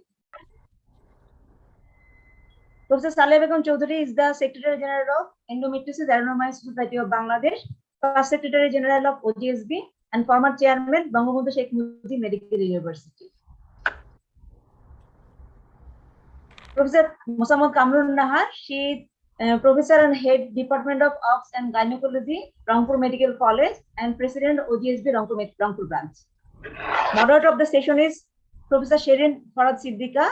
She is the Professor and Head of the Department of Obs and Gynae, Anwar Khan Modern Medical College, Organizing Secretary, Endometriosis Adenomyosis Society of Bangladesh, and Joint Secretary of OGSB. Now I welcome our moderator, Professor Sherin Farad Siddiqa, to conduct the session. Thank you. I just want to add one thing. Up to now, 954 participants logged in to see our today's scientific seminar. So thanks to all. Yes, over to Madam. Congratulations, Shabina Abbasi. Thank you very much, Dr. Shanta, for your nice introduction. And it's my privilege to moderate such important plenary session, dear audience. We have two important speakers in this session, and each and everybody will get 20 minutes time for their presentation. And I'm humbly requesting to the presenter to complete their presentation in time. We may remind you 2 minutes earlier so that you can complete it very nicely. Now, I'm very happily introduce our first speaker, Ms. Lon Hemmelsted. The speaker, she's the Chief Executive of the World Endometriosis Society since 2005. She's the publisher and the editor in charge of the endometriosis.org, Executive Director of the World Endometriosis Research Foundation, an active member of ASHRE, AAGL, and ASRM, Special Interest Group of Endometriosis. She's a faculty of 1000 for medicine and the co-founder of Endometriosis Foreningen, the Danish Endometriosis Society in 1997. She will speak on the burden of chronic pelvic pain. So please welcome Ms. Lon Hemmelsted. Thank you very much for your kind introduction. And I'm just going to share my screen.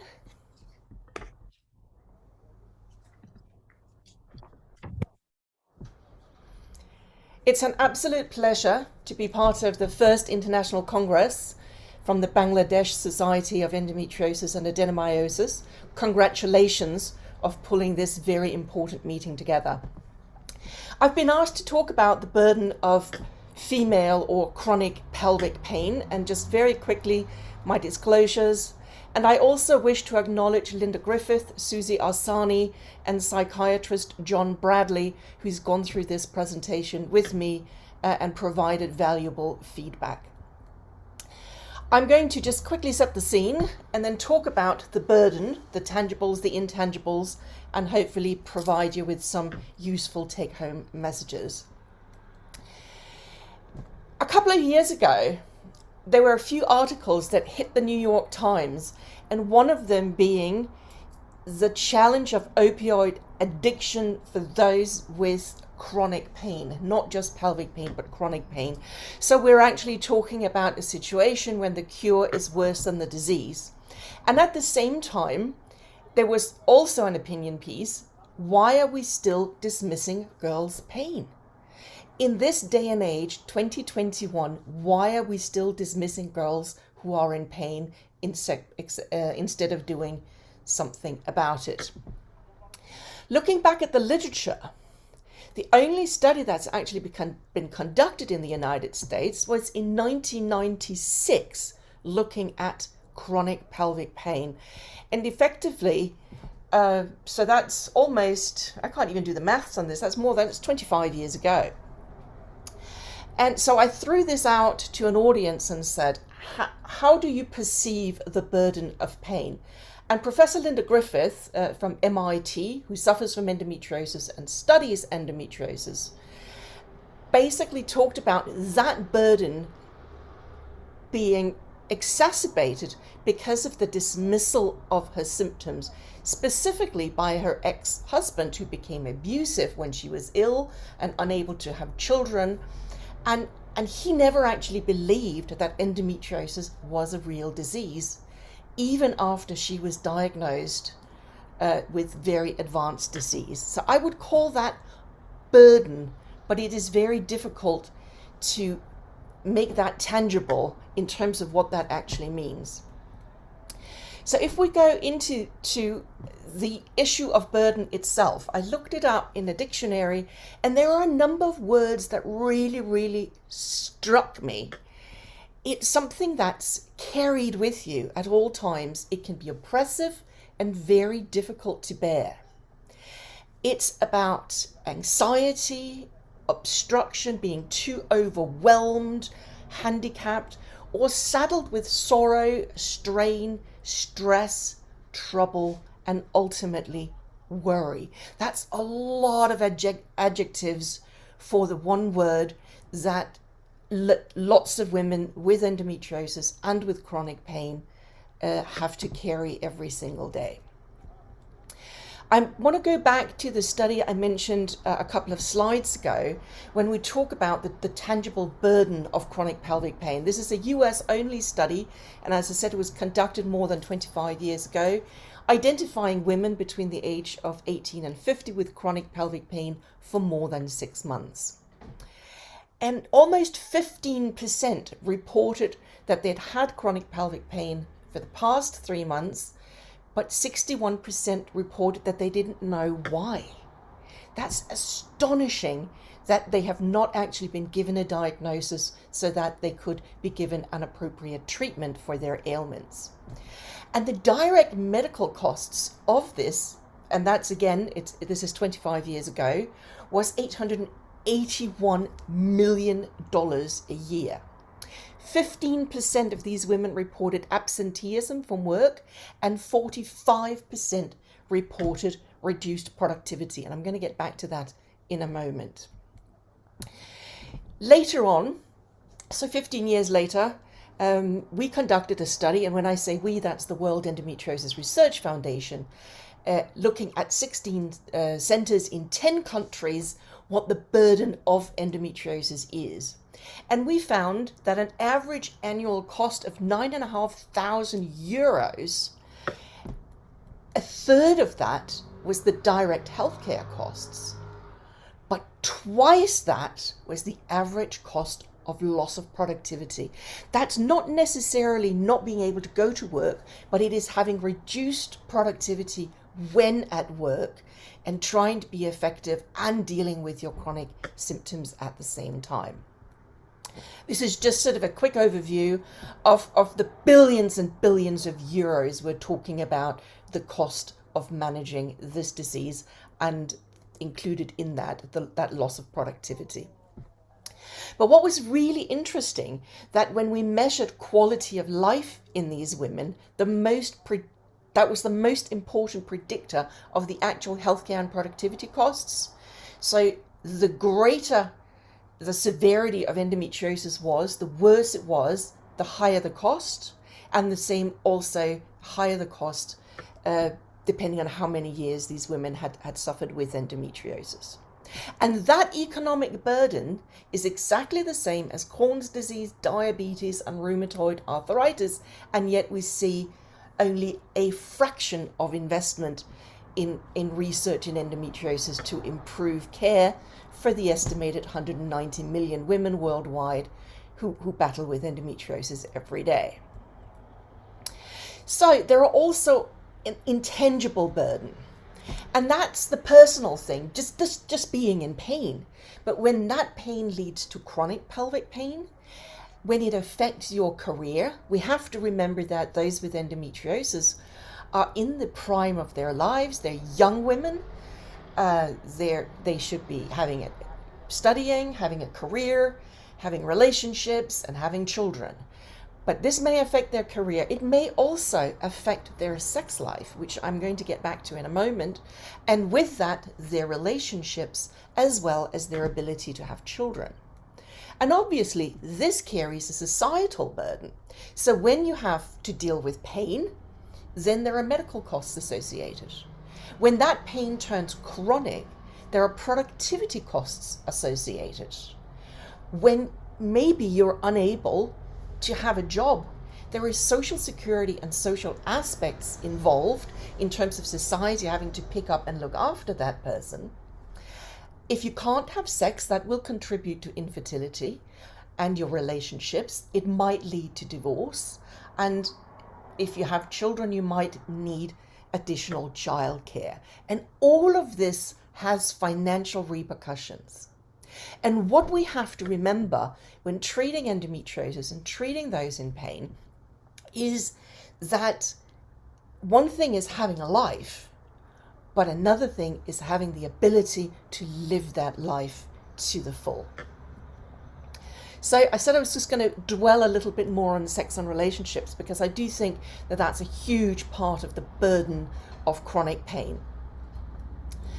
A study conducted a decade ago from 2,750 women in 8 countries showed that the biggest impact on their quality of life in the previous 12 months was that of their sexual life, as well as that of their relationship and relations with family.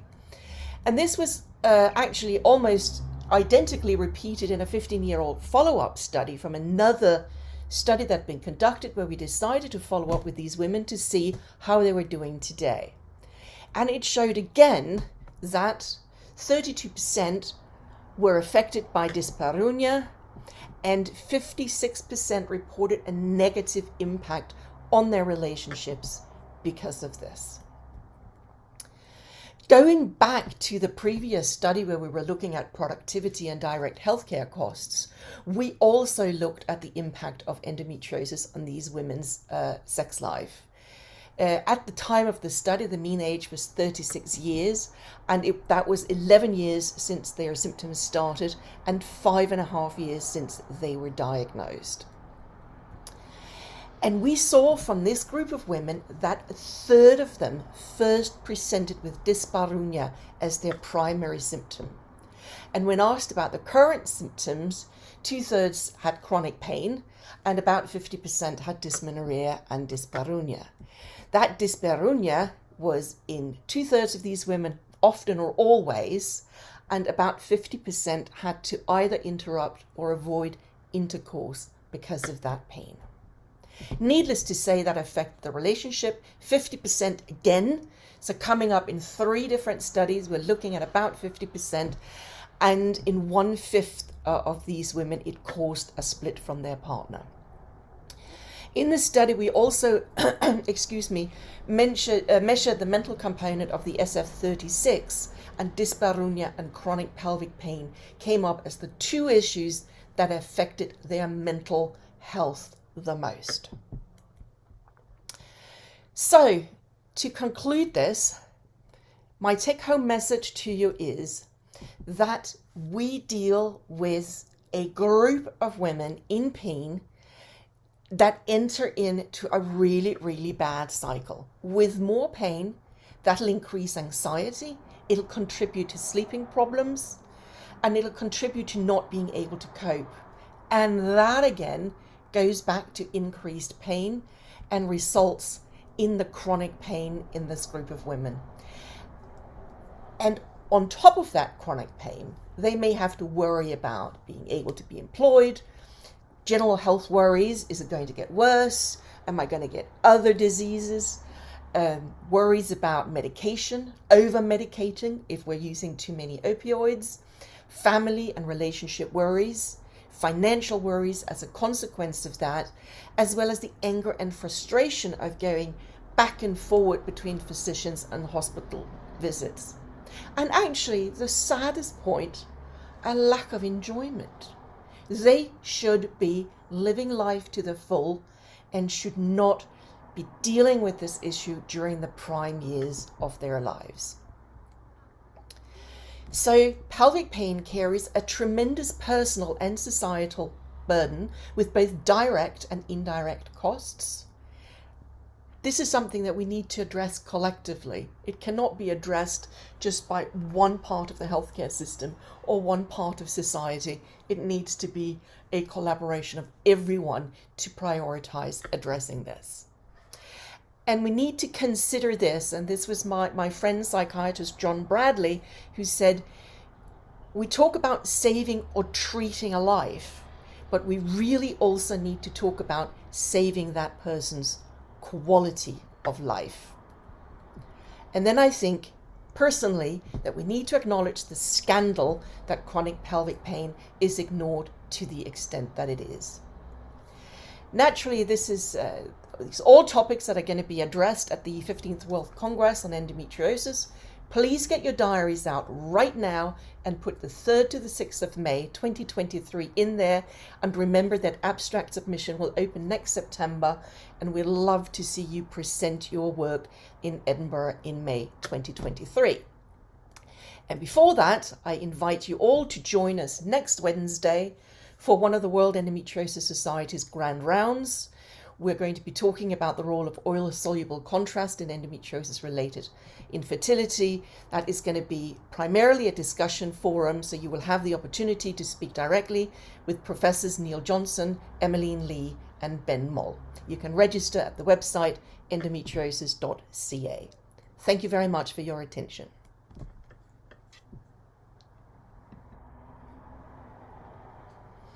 Thank you, Mr. Lund-Hamilsach, for the excellent presentation.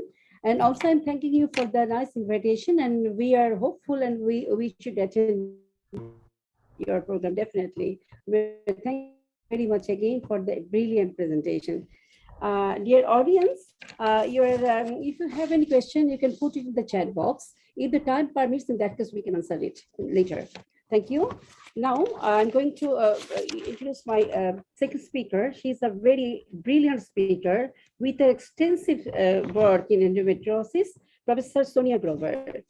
She's the Director of Department of Pediatrics and Adolescent Gynecology, Royal Children's Hospital in Melbourne, Head of Gynecology Unit, Mercy Hospital for Women, the Heidelberg, Melbourne.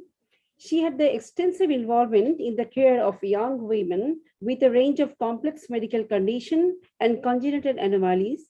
Her adult work allows her to see the women at all ages. She's involved in many research activities in the women like bleeding disorder, pelvic pain, and endometriosis.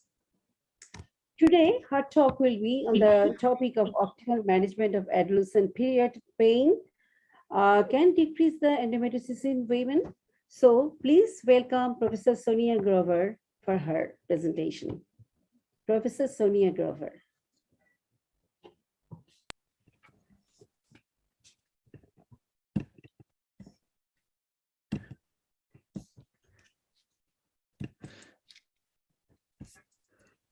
Oh, just one moment, nearly there. Showing you back to front, aren't I? So first of all, thank you very, very much for the opportunity and the honour for me to be able to speak here at your Endometriosis and Adenomyosis Society of Bangladesh. It is a true honour for me to be speaking with you this evening, and I send you my greetings from way down here, down south in Melbourne, Australia. So my topic today is, can we decrease endometriosis in adult women by optimising management of adolescent period pain?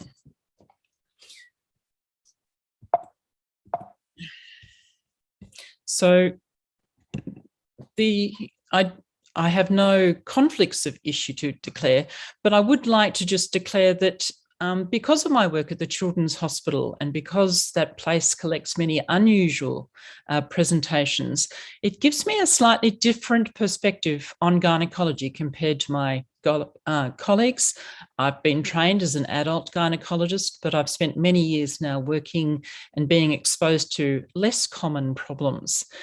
And another thing I'd have to declare as a factor that influences me is that I'm not scared to challenge what might have been standard thinking. And I'm not scared to ask questions of the things that we think we know. My other comment there about enjoying jigsaw puzzles is, yes, I do enjoy doing jigsaw puzzles, but jigsaw puzzles is also a way of thinking about some of the challenges that we have to face when we're trying to solve medical problems, and putting pieces together of knowledge can be a very helpful way of thinking about a problem. So I'm going to bring to you today the perspectives from adolescent gynecology, and to let you in on some of the things that I've learned by having worked at the Children's Hospital. And so there are lessons from having cared for women with congenital anomalies, caring for women with bleeding disorders, evidence from some long-term outcome studies that we've done at the Children's Hospital, and then thinking about adenomyosis, both in some adult research I've done, but then applying that back to what I now see in terms of adenomyosis in adolescents, and just touch on some of the challenges that we all have to face working and trying to move forwards. So first of all, it's quite clear that if you're born with no uterus, you've got ovaries, you've got hormones that are functioning, I have never yet seen endometriosis. Now, there are one or two reports in the literature, so there's a case of ovarian endometriosis, but in fact, when you read the histology of that report, it's not convincing that it's an endometrioma. And there was a case out of the States where a young girl had no uterus, no endometrial tissue at all. And she had this laparoscopy because of pain, and there was a spot seen, but it wasn't biopsied. And you and I know that we need to biopsy small red lesions if we're going to call them, and be absolutely confident that it's endometriosis. On the other hand, you can have variations of no uterus or rudimentary uteruses where there is some endometrium present. And the moment you have endometrial tissue present, even in a small rudimentary uterus, you have the chance of endometriosis being found. When we think about cervical obstructive anomalies, and there are an extraordinary range, this is only a small selection of the variations of the anatomy that can occur with cervical obstructive anomalies, you will see endometriosis. There is no alternate escape route for the horn or the entire uterus that is obstructed, and all blood goes internally, generating endometriosis. A series of pictures here of somebody with a transverse vaginal septum. So the bulge we have here is a distended upper vagina, but you can see as well as I can see that we've got endometriosis here on the wall. We've got endometriosis extending further up the wall and onto the bladder surface. If we look on the other side, we can see on the pelvic wall above the appendix, we've got endometriosis present. And up on the diaphragm, we've got endometriosis present, proven by biopsy. So where you've got obstructive anomalies, you have endometriosis, and you can certainly see many reports in the literature of stage 2 and 3 endometriosis in young women, in teenagers with obstructive anomalies. You can also see the reports of spontaneous resolution of endometriosis following correction of the obstruction. And that doesn't mean having excised every spot of endometriosis or excising all the endometriomas, but they spontaneously resolve. The series of pictures that I've shown you of the obstructed transverse septum, those pictures were taken by a colleague of mine from Queensland, and that young girl was suppressed for probably 10 to 12 months before she came down to Melbourne for us to fix her transverse septum. And during that time of complete suppression with the oral contraceptive pill, it meant that when we laparoscoped her, there was no endometriosis present. So putting the pieces of jigsaw puzzle together there, you can see that no uterus, no bleeding, no endometriosis, and retrograde bleeding and obstructive anomalies results in endometriosis. There is also work in adult women and from animal studies saying the more contractile that uterus is, the more likely it is to make endometriosis. And we also know that women who have heavier bleeding and more retrograde bleeding are going to have more endometriosis, which has also been demonstrated in baboons. Now, because I work with adolescents, I also get to see bleeding disorders, and it's not something we think about as much in the context of adult gynecology. But we know that amongst teenagers, that 10% at least will have a mild bleeding disorder. Now, because of my interest in bleeding disorders arising out of working with adolescents, I took that information and I took it to adult land, where I also work. And we've uncovered there that likewise, when you actually start hunting in adult women, it's well reported, not just from Melbourne, but elsewhere around the world, that there is a 10% rate of bleeding disorders in women with heavy periods. And more, what hasn't been repeated elsewhere, but what we did was in women with histologically proven endometriosis, the number was greater than 10% have mild bleeding disorders. So again, the more you bleed, the more likely you are to make endometriosis. Now, the one trick or trap in amongst that is that if you've got fantastic closed cervix, then there may not be as much visible bleeding externally, vaginally, as is going internally. So we do have to remember the plumbing system of the uterus with 3 holes, and if those holes come in different sizes and therefore influence how much blood goes which direction. So from an adolescent gynae perspective, we can see how important that if we can suppress the retrograde bleeding and suppress the back bleeding we were seeing with obstructive anomalies, that endometriosis will resolve on its own. And I think that's worth just then taking a step sideways and saying, well, we're now wondering about some new paradigms of thinking about endometriosis and wondering about neonatal uterine bleeding. The reality is that that occurs in probably at least 50% of girls.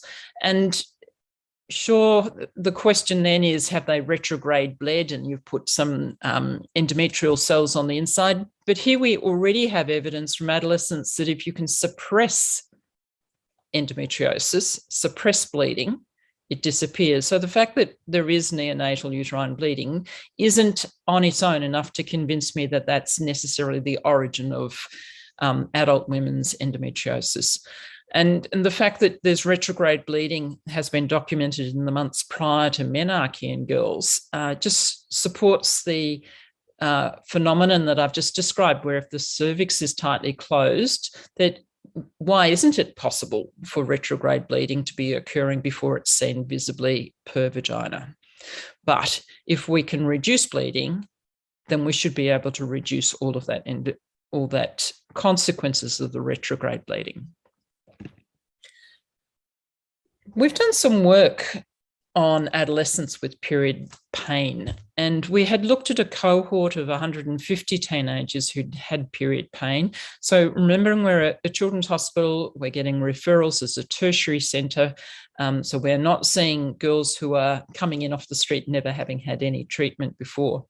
So what we found is that we actually achieved control of symptoms in over 90% of the adolescents we were seeing with period pain. And so this is significant period pain. It's not mild period pain. And we had succeeded in controlling symptoms of pelvic pain, period pain, with the use of non-steroidals, tranexamic acid, the oral contraceptive pill, which in many cases, more than 50% was actually continuous oral contraceptive pill. But we were also using the Marinas, we were using Provera and Depo-Provera. We were doing whatever we needed to do to control symptoms. Now, of our 150 girls, we had actually laparoscoped only 12 of them.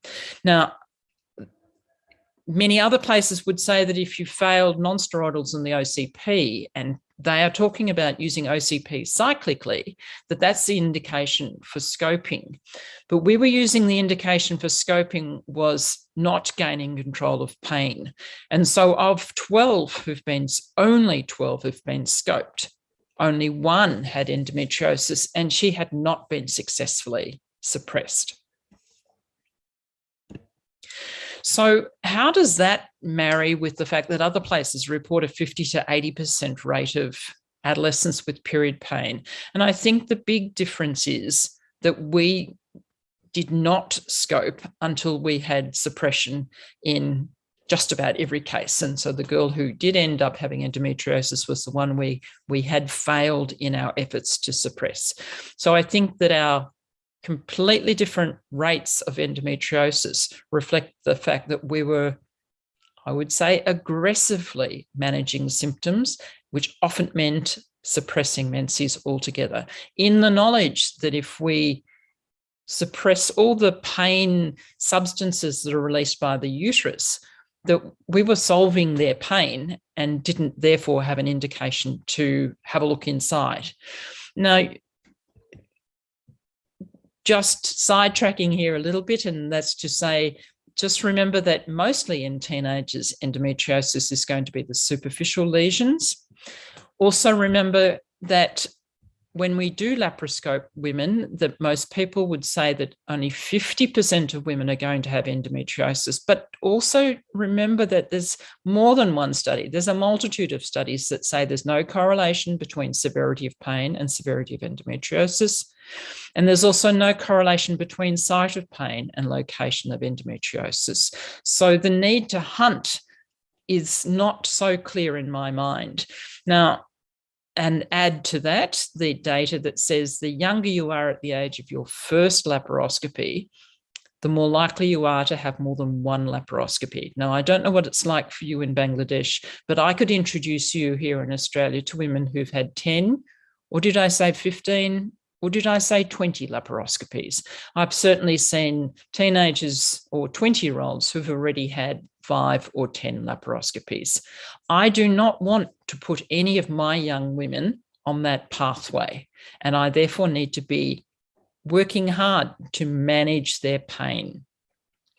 Remember also that if we are laparoscoping, that many women are going to return with their pain within 18 months if all you are doing is laparoscoping and excising superficial lesions. Now, you want to know what happened to my teenagers, 150 of them who had period pain, who I was so very conservative for. Conservative in terms of scoping, but not conservative in terms of managing their pain. I was very aggressive in managing their pain, not with codeine-based opioids, but with using a multitude of other approaches.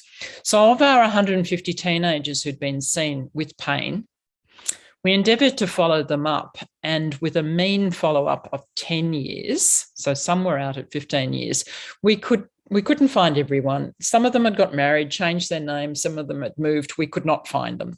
But we did manage to locate half of the women, And of those half, we had a 95% participation rate. Now, that is a pretty good participation rate, if I may say so, for an average of a 10-year follow-up.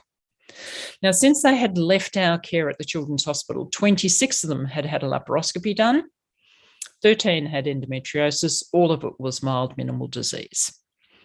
27% of them had a pregnancy, and 4 of those had been that had adulthood laparoscopies and had endometriosis found. The pregnancy rate was as good, if not better than the state figures. Now, before we had these results through, I had said, if there's a whole lot of severe endometriosis or moderate endometriosis, maybe we have to change our practice and laparoscope more often. And the answer is we did not find, in a group of women who've had pain for 10, 15 years, we did not find moderate or severe endometriosis. Now, we could ask the question, why didn't we? And I think the answer may lie in the fact that we aggressively reduced how heavily people bled. Let me change the topic to adenomyosis. And I'm just going to start. I don't need to tell you a lot about adenomyosis. You know that the data about potential risk factors is very mixed. You know that the symptoms are also very mixed in the various reports, and that most of the studies have been retrospective. So we did a study in adult land here in Melbourne, and we looked at 90 consecutive women who were about to undergo hysterectomies and asked them a whole range of questions, looking for whether there were any risk factors or predictive symptoms. And we also had pathologists who did a very standardized approach to slicing and examining the uterus. 45% of them had some degree of adenomyosis. And what was the best predictor? Way, way, way above everything else was tubal ligation. And the longer you'd had your tubes tied, the more likely you were to have adenomyosis. I have a very simple brain. You've got 3 outlets from your uterus. You close 2 of them. Where does a good squeezy uterus going to send blood? And I'm going to say it's going to send it into the myometrium. The other thing that was interesting was that the women with adenomyosis were more likely to have had dysmenorrhea for longer lengths of time, but that also included having had dysmenorrhea since they were teenagers. So they had really good squeezy uteruses. We know that there are differences in how well the uterus can squeeze. So this is a cohort who had great muscle squeezing. Maybe they were squeezing endometrial cells laterally. Adenomyosis is reported in adolescence. We've certainly been increasingly diagnosing that, sometimes with a good ultrasound and sometimes with MRIs where we've had suspicion but been unable to confirm it on an ultrasound. But the interesting and important thing to note here is that we have been able to monitor the same young women either with ultrasounds or with MRIs, and see with the use of continuous OCP or the Mirena or GnRH agonists, we have been able to watch the uterus shrink, the Venetian blind patterning disappear. We've had pregnancies following resolution in one of the young women who I have followed for 12, 15 years.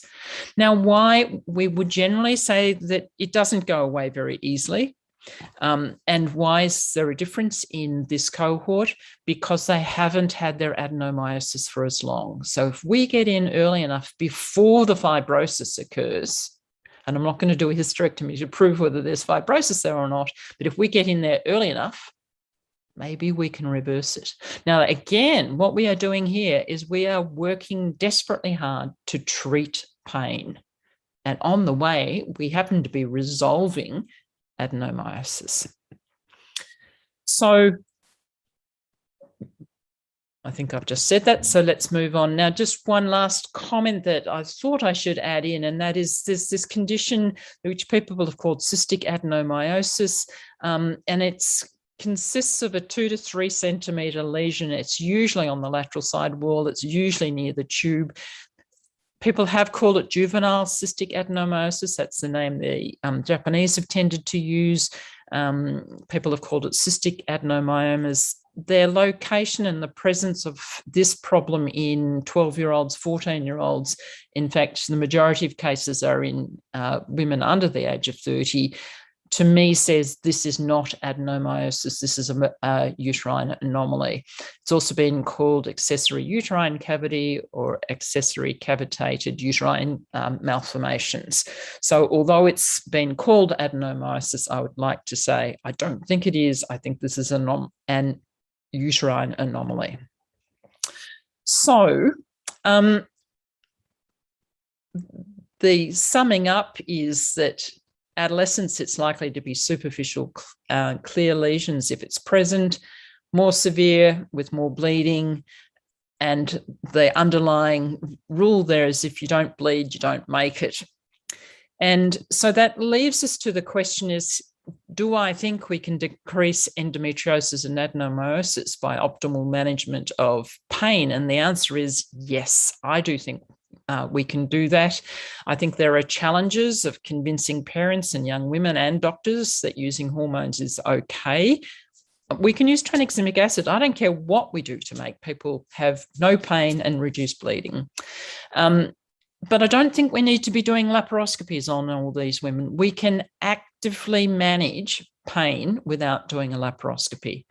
Now, I am just launching into a major study, a longitudinal study on period and endometriosis, period, pelvic and period pain, long step here in Australia, where we will be endeavouring to explore all of these issues over a 5-year timeline to see if we can confirm the findings we've had already out of the Children's Hospital. I'm going to leave it there. Thank you very, very much for listening to me. It's been a pleasure for me to be given the opportunity to speak to you. Thank you. Thank you very much for the excellent presentation, Professor Sonia Glover. I'm really highly appreciable, and especially I'm taking one quotation from your presentation. No reports of biopsy report endometrium endometriosis in women born without uterus. That means whenever the patient is not having uterus, it cannot be possible that he's having the endometriosis. Excellent. So thank you very much, madam. So this is the time for the question and answer session, but due to the time constraint, we cannot allow more questions. I'm asking only one question to each presenter, and I'm requesting the presenter to answer it very shortly. Firstly, I'm asking the question to the first presenter, Ms. Lon Haviljan. From your presentation, I found one interesting thing that you said that from your one of the study shows the current symptoms: chronic pain 60%, dysmenorrhea 57%, and dyspareunia 47%, and the very notorious thing that I have seen, the affected relationships for 60%. 50% so far, I believe. So my question is to you. This is from the 60 referral centers from 10 countries. Is this sort of a scenario is the same in the same country, or what is the difference you have seen? I can only speak to the research done in the countries where we've carried out these studies. However, it was incredibly consistent, and I would wager that if we did these studies in other countries and other regions of the world, we would probably get exactly the same results, because this is what we see anecdotally, but nonetheless on social media and with support organizations, we are actually hearing the same thing from these women, regardless of where in the world they live. And in certain areas, it is more challenging than in others in terms of ability to speak up about relationship issues and the challenges with having a sexual life if you are in pain. Thank you very much. It's really challenging for the women. Definitely, it's the same as the whole of the world. Thank you very much. And my next question to Professor Sonia Glover. Madam, you have mentioned the management of the adolescent endometriosis, and sometimes we see that deep infiltrated endometriosis is present in the adolescent girl. In that case, how can be the pain management without doing the laparoscopy? I think, we know from old literature that we can shrink endometriomas with suppression. So I think the target in the first place is, can we reduce, because just excising, for so many young women, just excising does not solve all pain. And so putting strategies in place to address as much pain as possible and reserving your laparoscopy for when you really need to do it, but not doing it just because of pain. If you don't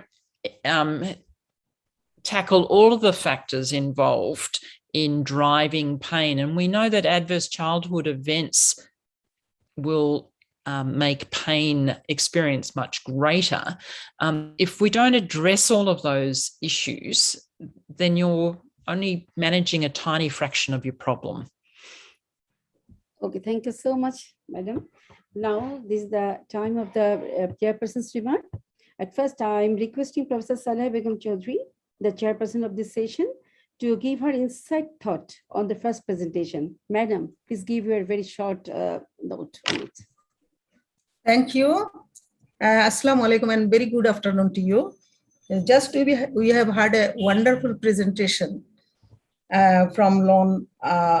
First speaker, we have had two presentations, the excellent presentation, and our first speaker is Lon Home Resource, on burden of chronic pelvic pain, a deep health problem worldwide, and that is challenges physician to treat, as etiology is still not clear, and response is not always very satisfactory or successful.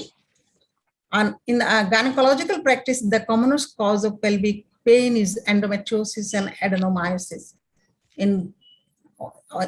Also not clear, cause is not clear. There are lots of theory and lots of treatment option, but even after having surgical treatment, we may not always cure the disease, as well as in case of endometriosis and adenomyosis, who do not wish to future pregnancy, and also where medical treatment fail, we can go for hysterectomy, the standard treatment in adenomyosis. Though in 100% cases, we cannot bring relief of pain. And the pain actually, those who suffering, who wish to pregnancy and who do not wish to sacrifice their uterus, it is a big problem because it has a big impact on health as well as well-being, and also education, academic lives, jobs, activities, finance, everything. So in that case, even counseling is the big issue and important, which is very crucial. And though medical treatment has some role, but not always helpful. And in many cases, unnecessary laparoscopy, even hysterectomy is sometimes have to be done. So, however, this is as it is always also associated with also complication. So, in that case, the multidisciplinary approach is ideal. So, we have to address this problem from different corner of medicine, medical science. This is one, and in fact, in who wish to pregnancy and suffering from adenomyosis, in that case, there is an option for in vitro fertilization and exit treatment after having down regulation, and also in case of endometriosis, who wish to pregnancy, there is also a scope for uterus sparing surgeries, that is myoendometrial resection, and also there is a partial excision treatment option of partial excision and also complete excision. But important point is reconstruction of uterus. As though, and there is also reported, and there is evidence, some studies, there is a successful pregnancy also in a patient with having complete excision of adenomyosis. So This is painful, but still there is a hope to treat the disease and to have pregnancy, and also to boost up mental well-being. Thank you. Thank you, madam. Now I'm requesting Professor Muhammad Kamrun Nahar to give her valuable opinion regarding the second presentation. Professor Kamrun Nahar, please. Thank you. Thank you, the society, to give me the honor to chair this session. From the presentation of the second speaker, the adolescent endometriosis. Today, we have learned about first regarding the adolescent and different kinds of endometriosis at the different age.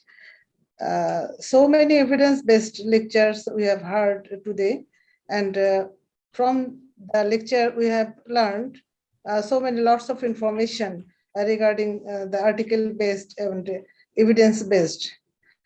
And though the disease is very much frustrating, as you know from the today's different speakers, from the neonatal life to the perimenopausal age, even after menopause, the disease have vast impact over the quality of life.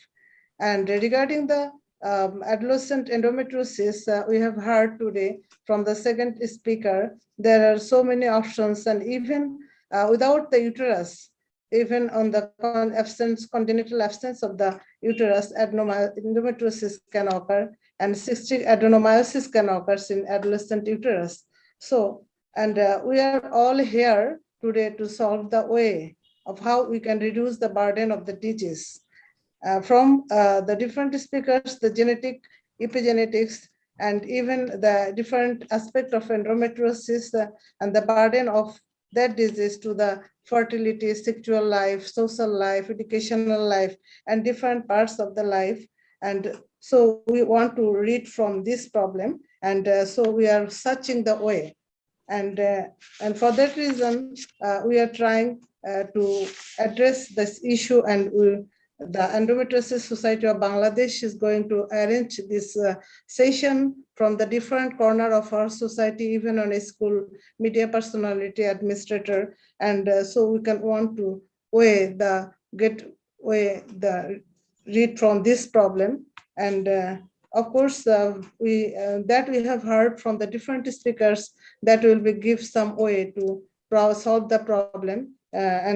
So it is my belief that with the Obstetrics Society and Endometriosis Society, we have done lots of works, and we have succeeded that. And I am very hopeful this society will fulfill the burden of the disease and will reduce more than this what we can want to from our physician society. Thank you. Thanks a lot. Thank you, madam, for your nice remark. And now this is the end of the session. Thank you, everybody, for your kind presence. Now over to the moderator.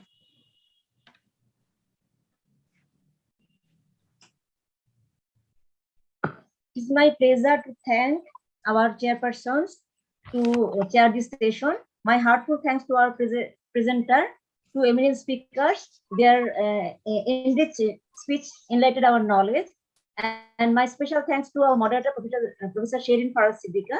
Now the next session is plenary session 3. I am requesting Lieutenant Colonel Dr. Shakila Khanam to conduct the session. Thanks to all. Thank you, Dr. Shahina. Thank you very much. Dear participants from all over the world, good day to you all. I welcome you all to the plenary session 3 of the first virtual International Scientific Conference of Endometriosis and Adenomyosis Society of Bangladesh. I'm Dr. Tansim Sabina Chaudhry, Associate Professor, Bardem General Hospital and Ibrahim Medical College, will be the moderator of this session. Now, in this session, we are very much honored to have with us two very eminent personalities as the chairperson of this session. First of all, I would like to welcome Professor Laila Arzuman Banu, President PCOB, past President OGSB, Secretary General Gynecological Endoscopy Society of Bangladesh, and Secretary General of FAPS. Madam, you would be we are kindly welcoming you to be the chairperson of this session. Our second Our second chairperson for this session is Dr. Archana Verma. She is the Vice President Foxy 21, Founder President of West UP ISO per Chapter and Advisor UPCOG, Organizing Chairperson UPCOG 2020. I welcome Dr. Verma as well. Welcome, Madam. Now, we have in this session two very eminent speakers. These speakers will have 20 minutes for their presentation. The speakers are requested to complete the presentation in time. And regarding this very important presentation, if there's any question, everybody is allowed to send questions in the chat box, which will be discussed at the end of the session. So first of all, it's my great pleasure to introduce the first speaker of this session. The first speaker of this session is Professor Azki Fazlagas. He is the Director of Center for Women's Health, a very distinguished professor from the Michigan State University. He is the co-director of the Reproductive and Developmental Sciences Program. I would like to request now Professor Fazlagas to start his presentation. The topic on which he's going to talk is endometriotic lesion development, insights from in vivo and in vitro models. Over to you, sir. Sir, you have to unmute. Sir, you have to unmute yourself. Yeah. I seem to have lost my presentation. Give me 1 minute. Let me reload it again. Okay.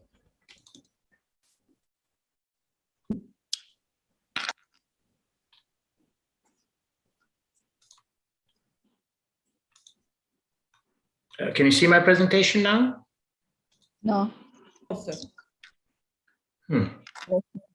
I used it and it worked. Hello.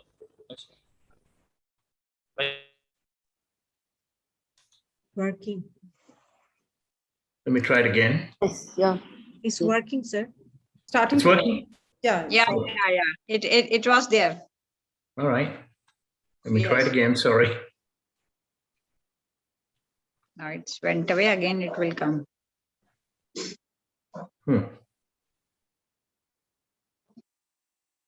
There we go. Just give me a minute. Sorry.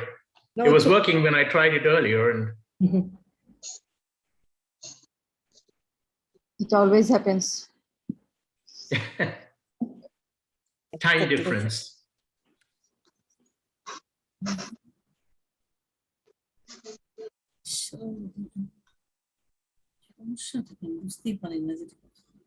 It's loading. Okay, can you see it now? Yeah, it's now still. Oh. Yes, we can see. Can you see it? Yes, sir. Okay, great. Thank you. All right. I apologize for that slight delay. So thank you again for this wonderful invitation to speak from across the world. Wish we could be there in person. I think we've sort of got used to this interesting difference in our lives. So what I'd like to do today is to basically speak with you in the limited amount of time. Oops. Why am I losing my presentation here? In the limited amount of time, just give you a little bit of insight of the models that we've used over the years to try to understand this disease. So I don't think I have to tell this audience anything about the overall problems we have with endometriosis. I think you've heard some very eminent speakers who have discussed this with you. But despite all of our intense research as well as our clinical work that we've done, for over 100 years, this has still remained an enigma. We still don't really know the cause of this disease. Diagnosis continues to be difficult, and treatment is only suppressive and not curable. So we do have some real major issues with this disease. And all of us obviously are very interested in making sure that the women that suffer from this disease can really get some relief. So there's really a real need to study some of the basic etiology associated with this disease, both in terms of early lesion development and as well as how this disease impacts fertility. So over the years, I'm a basic scientist. my lab has really been interested in using animal models to try to study this disease. Ideally, obviously, we would like to use human clinical samples because that's really going to get us to address the issues we have on hand. But the big problem we still have is that when we see these patients 7 to 10 years after they've had the disease, it's been a long time. So we don't really know what the origins of this disease are. We don't know what the mechanisms are associated with the spontaneous development of this disease. And we want to make sure that we help these patients. So we can't really do a lot of clinical studies with appropriate controls because these women do need some help and relief from their pain or infertility.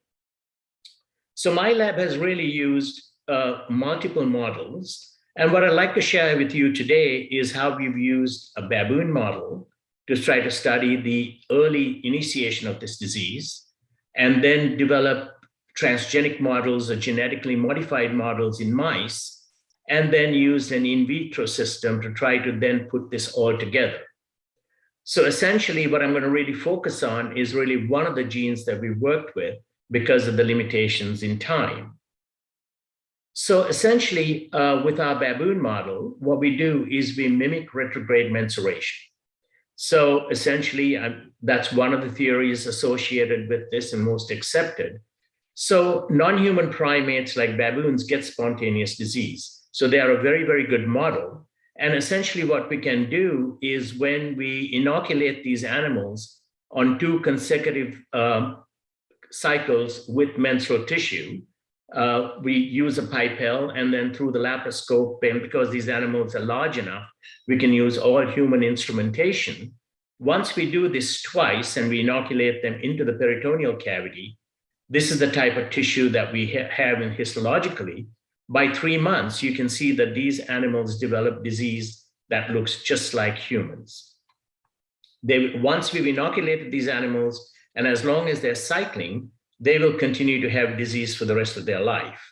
And essentially, because we know the time we initiated the disease, we can follow these animals for whatever length of time we want to try to see what happens early and late during disease progression, and try to correlate that with what's happening in women.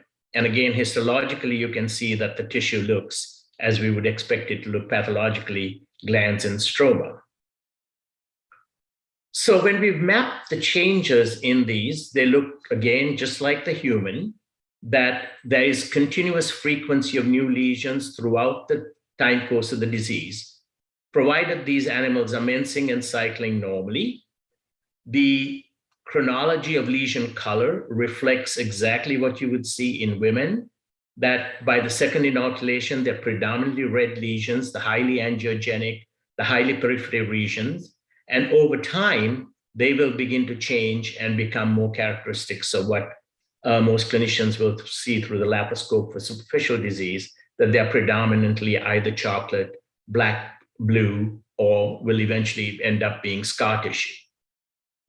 And since it's the same animal that we can progressively look, we've been able to show that there are new lesions that occur at each time point we do the laparoscopy, but there are no significantly new lesions. They just come in, go out, get replaced. So there's an additional development of these lesions, but they don't really increase in number based on our model, but they keep persisting until the time course of our disease. So using this model, we've really tried to answer several different questions. One, what happens with the eutopic endometrium that I'm not going to get into today, but more talk about what might be happening with the ectopic lesions. So normal early lesion development requires cell proliferation, epithelial to mesenchymal transition, and obviously, most importantly, angiogenesis to allow for this tissue to survive. And so our question really was, what could be a gene that might be involved in contributing to each of these different processes? And the one gene that my lab has really focused on for many years is Notch1. It's a highly conserved gene. It's from Drosophila on to mammals. It was first identified way back in the early 1900s in Drosophila.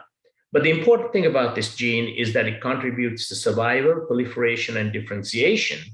And it also has an effect on these parameters that we think are involved in early lesion development.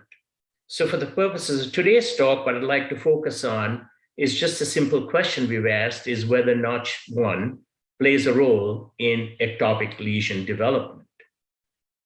So to answer this question, when we go back to our baboon model and look to see notch, there are 4 notch receptors that are found in all mammalian systems. And what we find is that when we compare eutopic, matched eutopic and ectopic, so that's another advantage we have with our model, we can look both in the eutopic tissue and the ectopic tissue. And what we find is that compared to the animals with disease, the eutopic endometrium has very limited expression of Notch1. But if you look at the matched ectopic tissues, you find that the glandular epithelial cells within these lesions have very significant staining for Notch1. I'm not going to get into what happens with the controls because that's a whole different story with desteralization and infertility. But suffice to say that these epithelial cells express Notch1. And if you then look in terms of the correlation of one of the inflammatory cytokines that are involved in endometriosis development, we see a very significant correlation between Notch1 and IL-6. So essentially, there seems to be a correlation between a gene that contributes to early lesion development along with an increase in inflammatory cytokine that's been associated with endometriosis. So obviously, here's a model system that we can follow, but how do we then show genetically what happens and whether Notch really plays a role?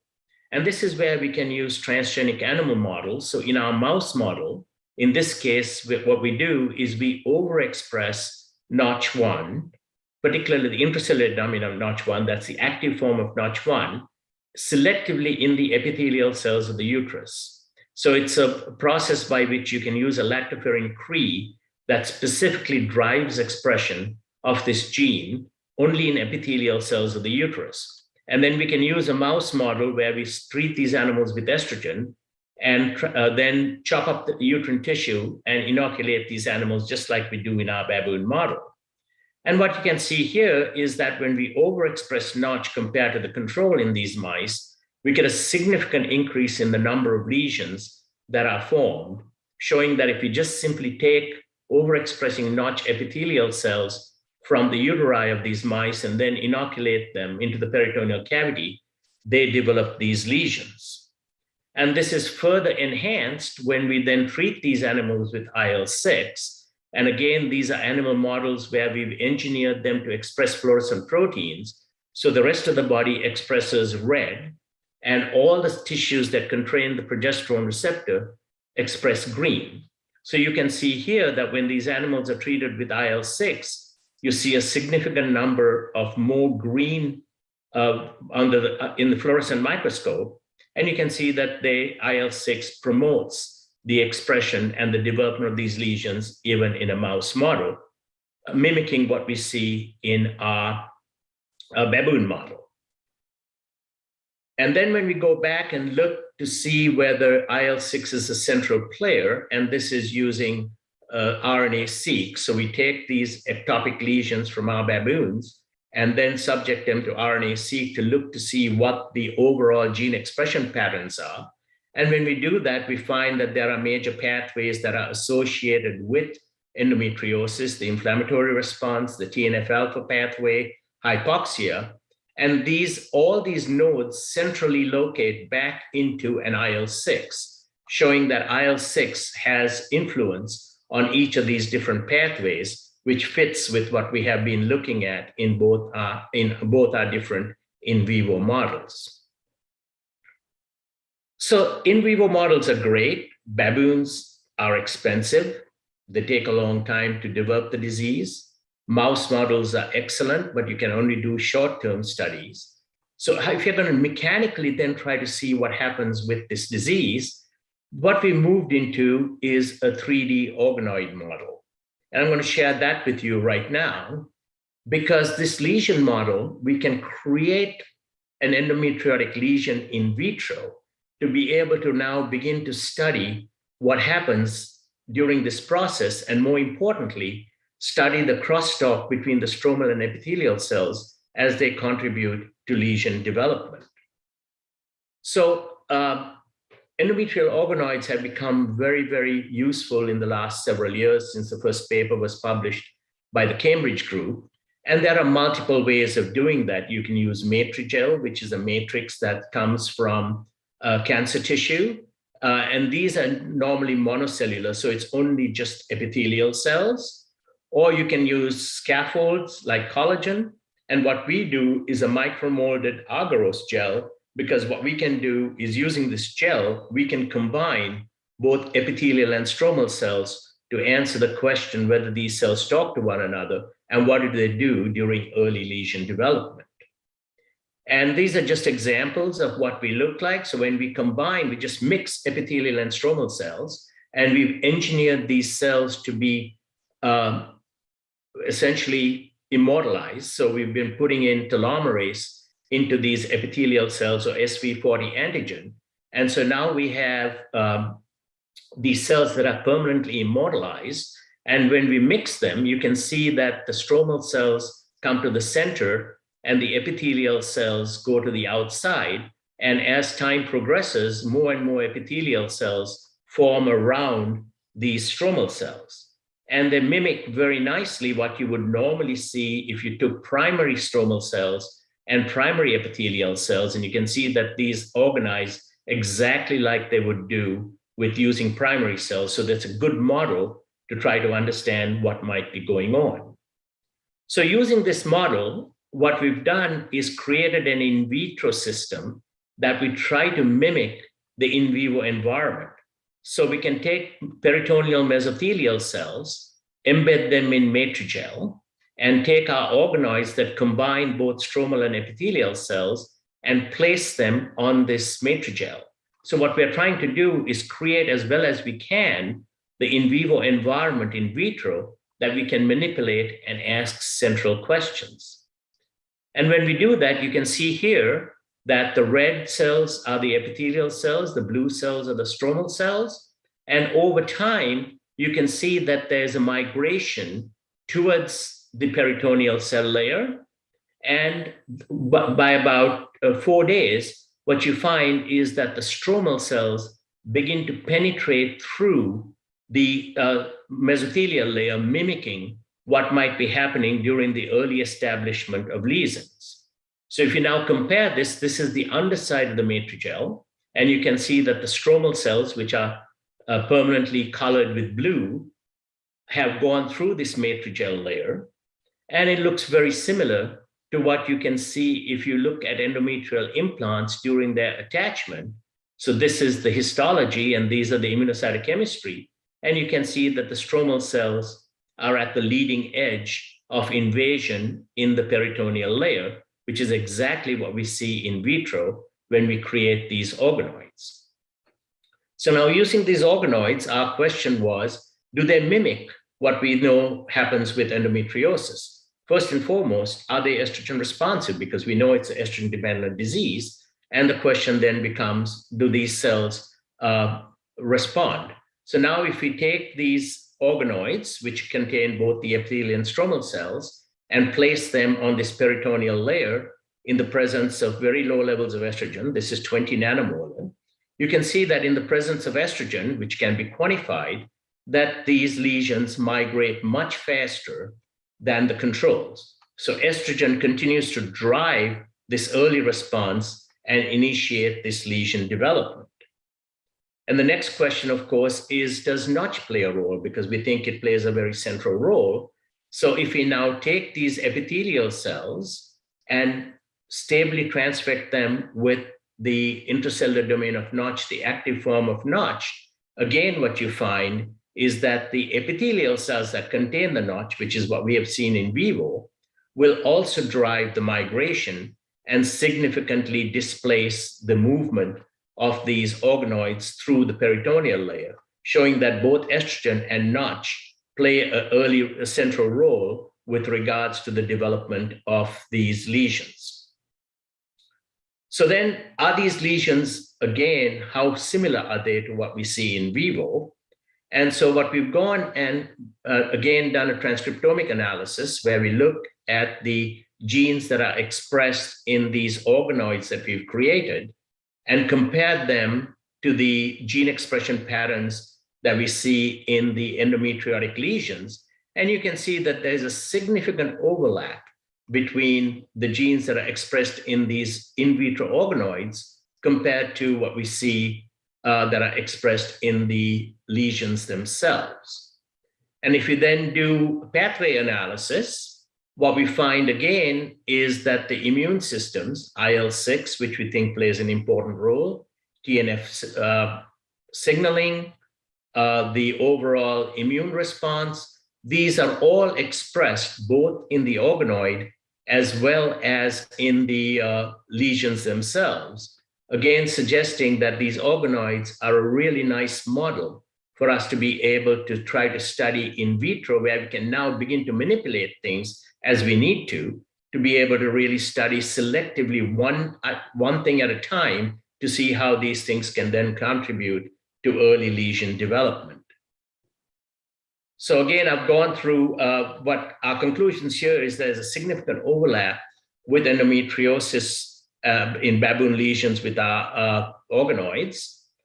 But the important thing is that these organoids do not have the immune-related genes because they're not a complex like you would normally see with the lesions.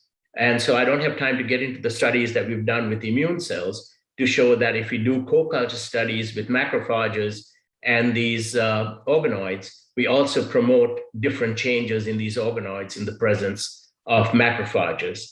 And the inflammatory gene sets are also equally expressed in both the organoids as well as in the baboon tissue. So overall, I've gone through a large amount of data that we've been because of the limited time. But just to summarize, essentially what we've been able to show is that our baboon model mimics retrograde menstruation. And it is a really powerful model for us to study early lesion development, since we know exactly when the disease was initiated because we create the disease. We can alter cell-specific gene expression in our mouse models, and this gives us an opportunity to selectively study their roles, and by either deleting or overexpressing these genes selectively in either stromal cells or epithelial cells, or combination of both, to be able to study the pathophysiology of endometriosis.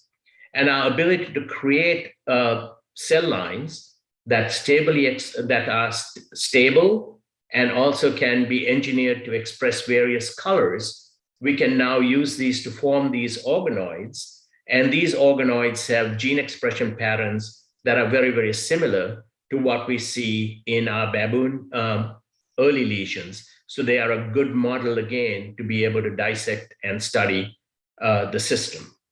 So hopefully I've given you a little glimpse of what we do and how we use different models in vivo and in vitro to be able to study this enigmatic disease.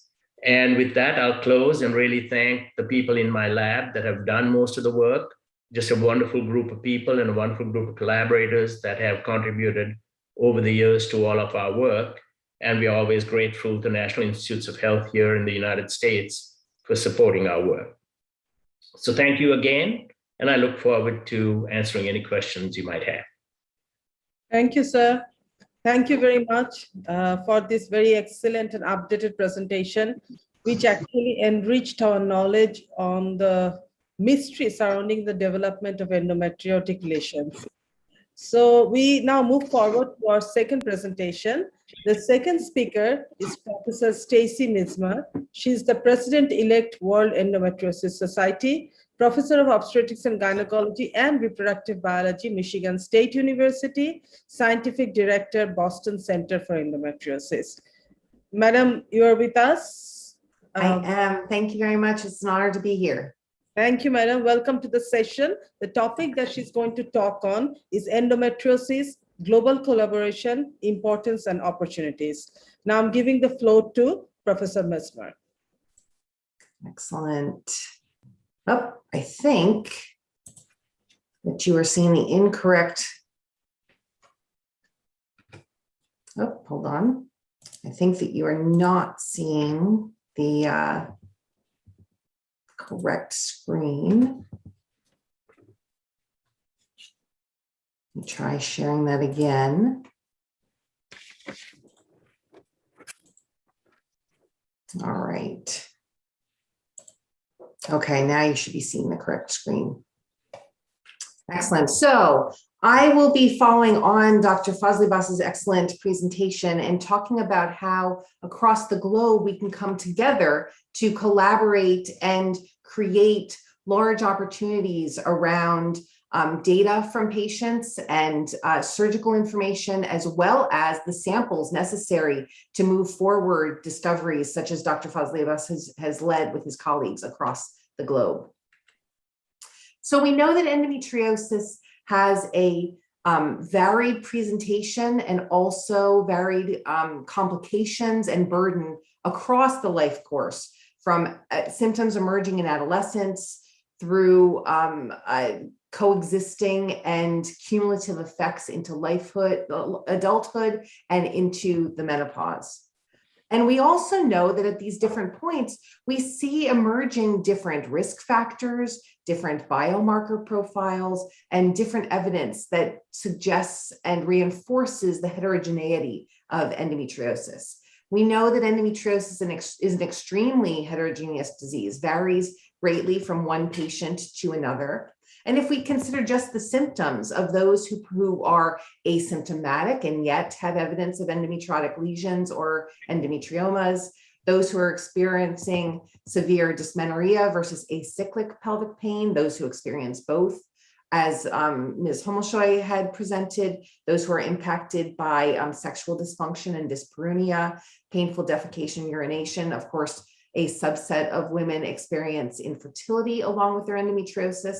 And there are other sensory and some amplification and fatigue related, which varies. There's also the varied presentation, of which you are all very aware. And we really don't understand what underlies and drives these differences. And as of now, we still primarily are treating this clinically as one disease. And so a very important issue for endometriosis discovery is that it may seem that endometriosis is in fact very difficult because of these differences. However, these differences can also be our greatest strengths.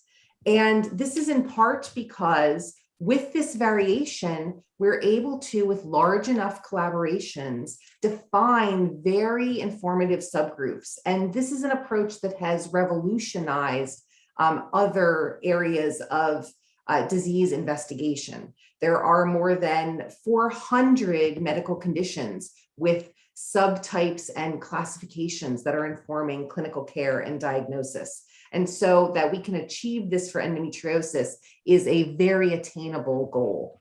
I'll use the example of breast cancer. We know that there are very informative, important subtypes of breast cancer. We're now 20 years from the discovery of triple negative breast cancer. And we know that the subtypes of breast cancer have very different actions in terms of the aggression of the disease, the age at onset on average, the types of treatments that are successful. We also know that across these subtypes, there is variation also in the prevalence. So the most prevalence being ER positive, PR positive breast cancer, with triple negative being the least common. It has emerged that this is very important to understand that when we treat all subtypes as one, before we understood differences in subtypes of breast cancer, we primarily were seeing the associations, the risk factors, the pathology specific to ER positive breast cancer, which is the most prevalent. We know now that when we look even just at the estrogen receptor status of breast cancer, that we see differences. So for example, there are opposite patterns of the relationship between obesity and risk for breast cancer, with obesity after menopause being associated with ER positive, but before menopause being associated with ER negative. We also see that parity has a completely opposite association with ER positive versus ER negative disease.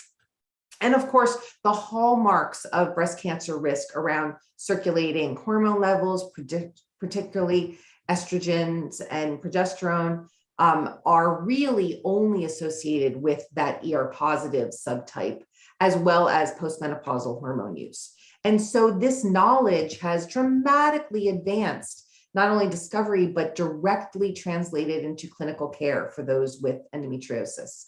We know for those with breast cancer. And we expect that for those with endometriosis, that we will also be able to achieve this important discovery across the life course and experience of those with endometriosis. Now, to know that, we want to know the surgical and imaging phenotype details, as also our previous speakers have presented, that there are important potential differences for those who are currently experiencing adolescent endometriosis during their adolescence versus during their adulthood. We also want to know their menstrual and reproductive histories and pain histories. But to fully flesh out the etiology, potential diagnostics, and treatments for endometriosis, we really want a whole array of exposure and risk factor data, as well as measurements in ectopic lesions, eutopic endometrium, blood, saliva, urine, a whole range of potential for biomarkers and points of discovery. To do that, those aren't all available simply in biorepositories at hospitals or within medical records. And so we established WRF-EFFECT, the World Endometriosis Research Foundation Endometriosis Phenome and Biobanking Harmonization Project.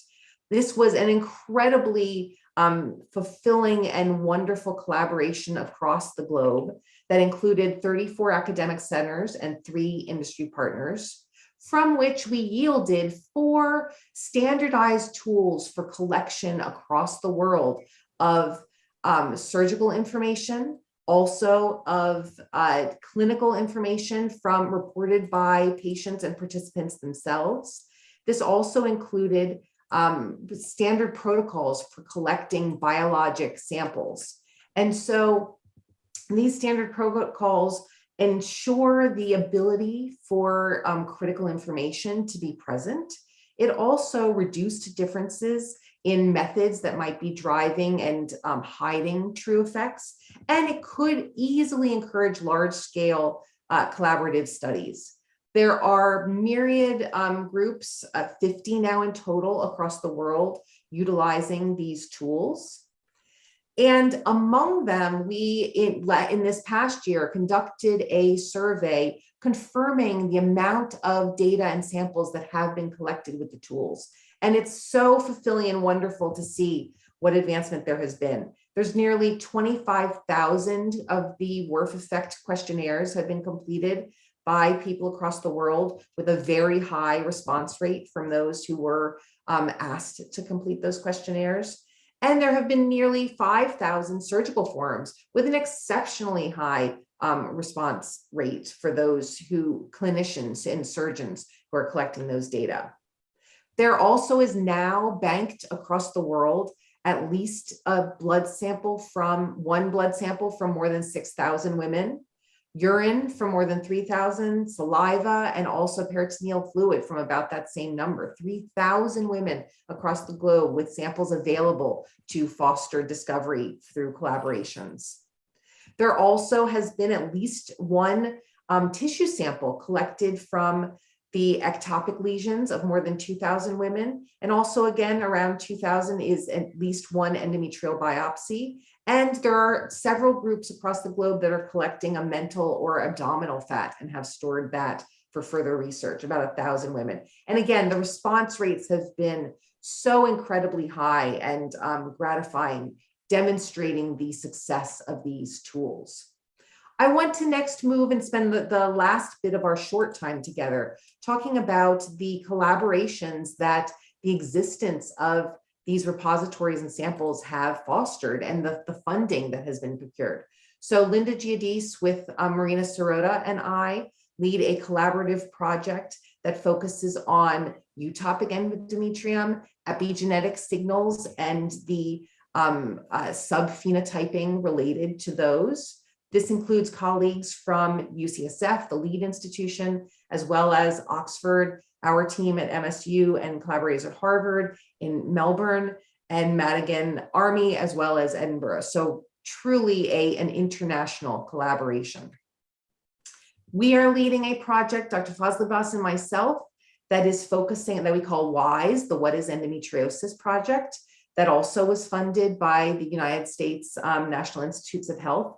This is a collaboration with University of Oxford and Harvard University with MSU, and it is focusing on the somatic mutations, transcriptome of the ectopic lesions, as well as plasma-based markers of inflammation and hormonal milieu, and then these very rich surgical and clinical phenotyping to attempt to find patterns that can define informative subgroups for endometriosis. Katie Vincent of Oxford is leading the IMI Pain Care Project, which focuses on discovery, again, with 14 countries across Europe and the US. Katie is leading the TRIP subset, which is the translational research in pelvic pain. This project includes assessing of pain-relevant symptoms, particularly around functional pain, biomarkers specific of pain, and analgesic response, and is a cross-translation between preclinical and clinical models. There's also the EndoSearch project from EndoDiag, which is a European-based corporation. It has over 1,000 participants who are contributed from many centers across the globe. Excuse me. These include Europe, France, and a small contribution from Northern Africa. They are collecting, again, using these effect-specific protocols, biologic samples, and clinical and surgical data. Then they also have follow-up at 1 and 2 years to try to improve diagnostics and outcomes predictions for endometriosis. Idelise Flores is leading a really inspiring project across Iberoamerica that includes countries in Central and South America. They have done great work in translating the tools into Spanish and are really the first that is giving voice and attention to participants in Hispanic and Latinx regions with endometriosis who have not been well represented previously, and a specific focus on symptom presentation, variation, severity, and impacts on quality of life. Rahul Gajbeh is leading a very impressive initiative using these tools called the Endometriosis Clinical and Genetic Research in India project.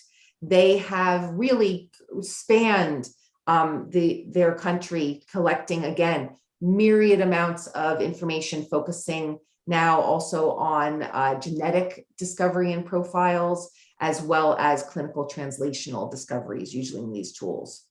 Nilüfer Ramioglu is leading an initiative in Cyprus called Cohere that is collecting, again, using these tools, a wealth of information. It is the first that these data on a large scale will be collected and analyzed in the Eastern Mediterranean region. She also is focusing on whole genome analyses and has whole genome genotyping for more than 1,000 women who are participating.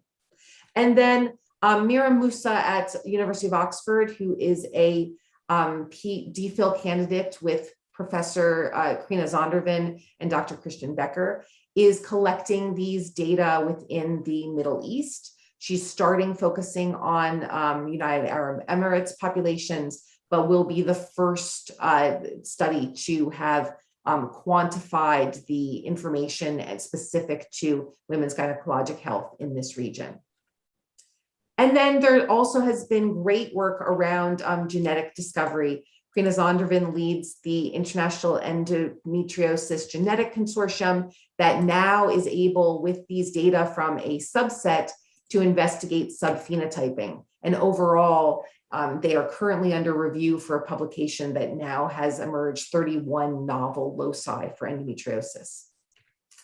newly launched just this year, led by Mette Nygaard and Dorte Ritter, is the female study that is going to bring synergy between the Worth Effect tools collected information, but bring machine learning and artificial intelligence to, again, focusing on personalized predictive modeling. And we are sure that there will be exceptional discoveries coming from this team in the near future. Now, all collaborations don't have to use the Worth Effect tools, of course. There was a very landmark study by Professor Sopron that brought together a collection of data in France, China, and Russia from multiple sites. And their focus was similar to what we're trying to promote with Worth Effect, is looking at similarities and differences in patient presentations and treatment response in these regions. And they have had their publications in the last few years coming from those data. And then finally, I want to highlight Martin Gota has led the Momendo project, which was a 4-year collaboration that had a primarily bench and animal model focus. It included collaborations from Europe as well as South America. And very excitingly, they are next leading a new study that is launching to follow Momendo called Trendo, the Translational Research in Endometriosis. Dr. Gota is again the lead, and this has expanded the countries that are contributing to that work. And so the important message is there is great optimism and opportunity for discovery for girls and women with endometriosis, and that these large, completely harmonized, collaborative initiatives are going to give us the sample size and the rigor that's available, that's maximizing the ability for valid and field-altering study.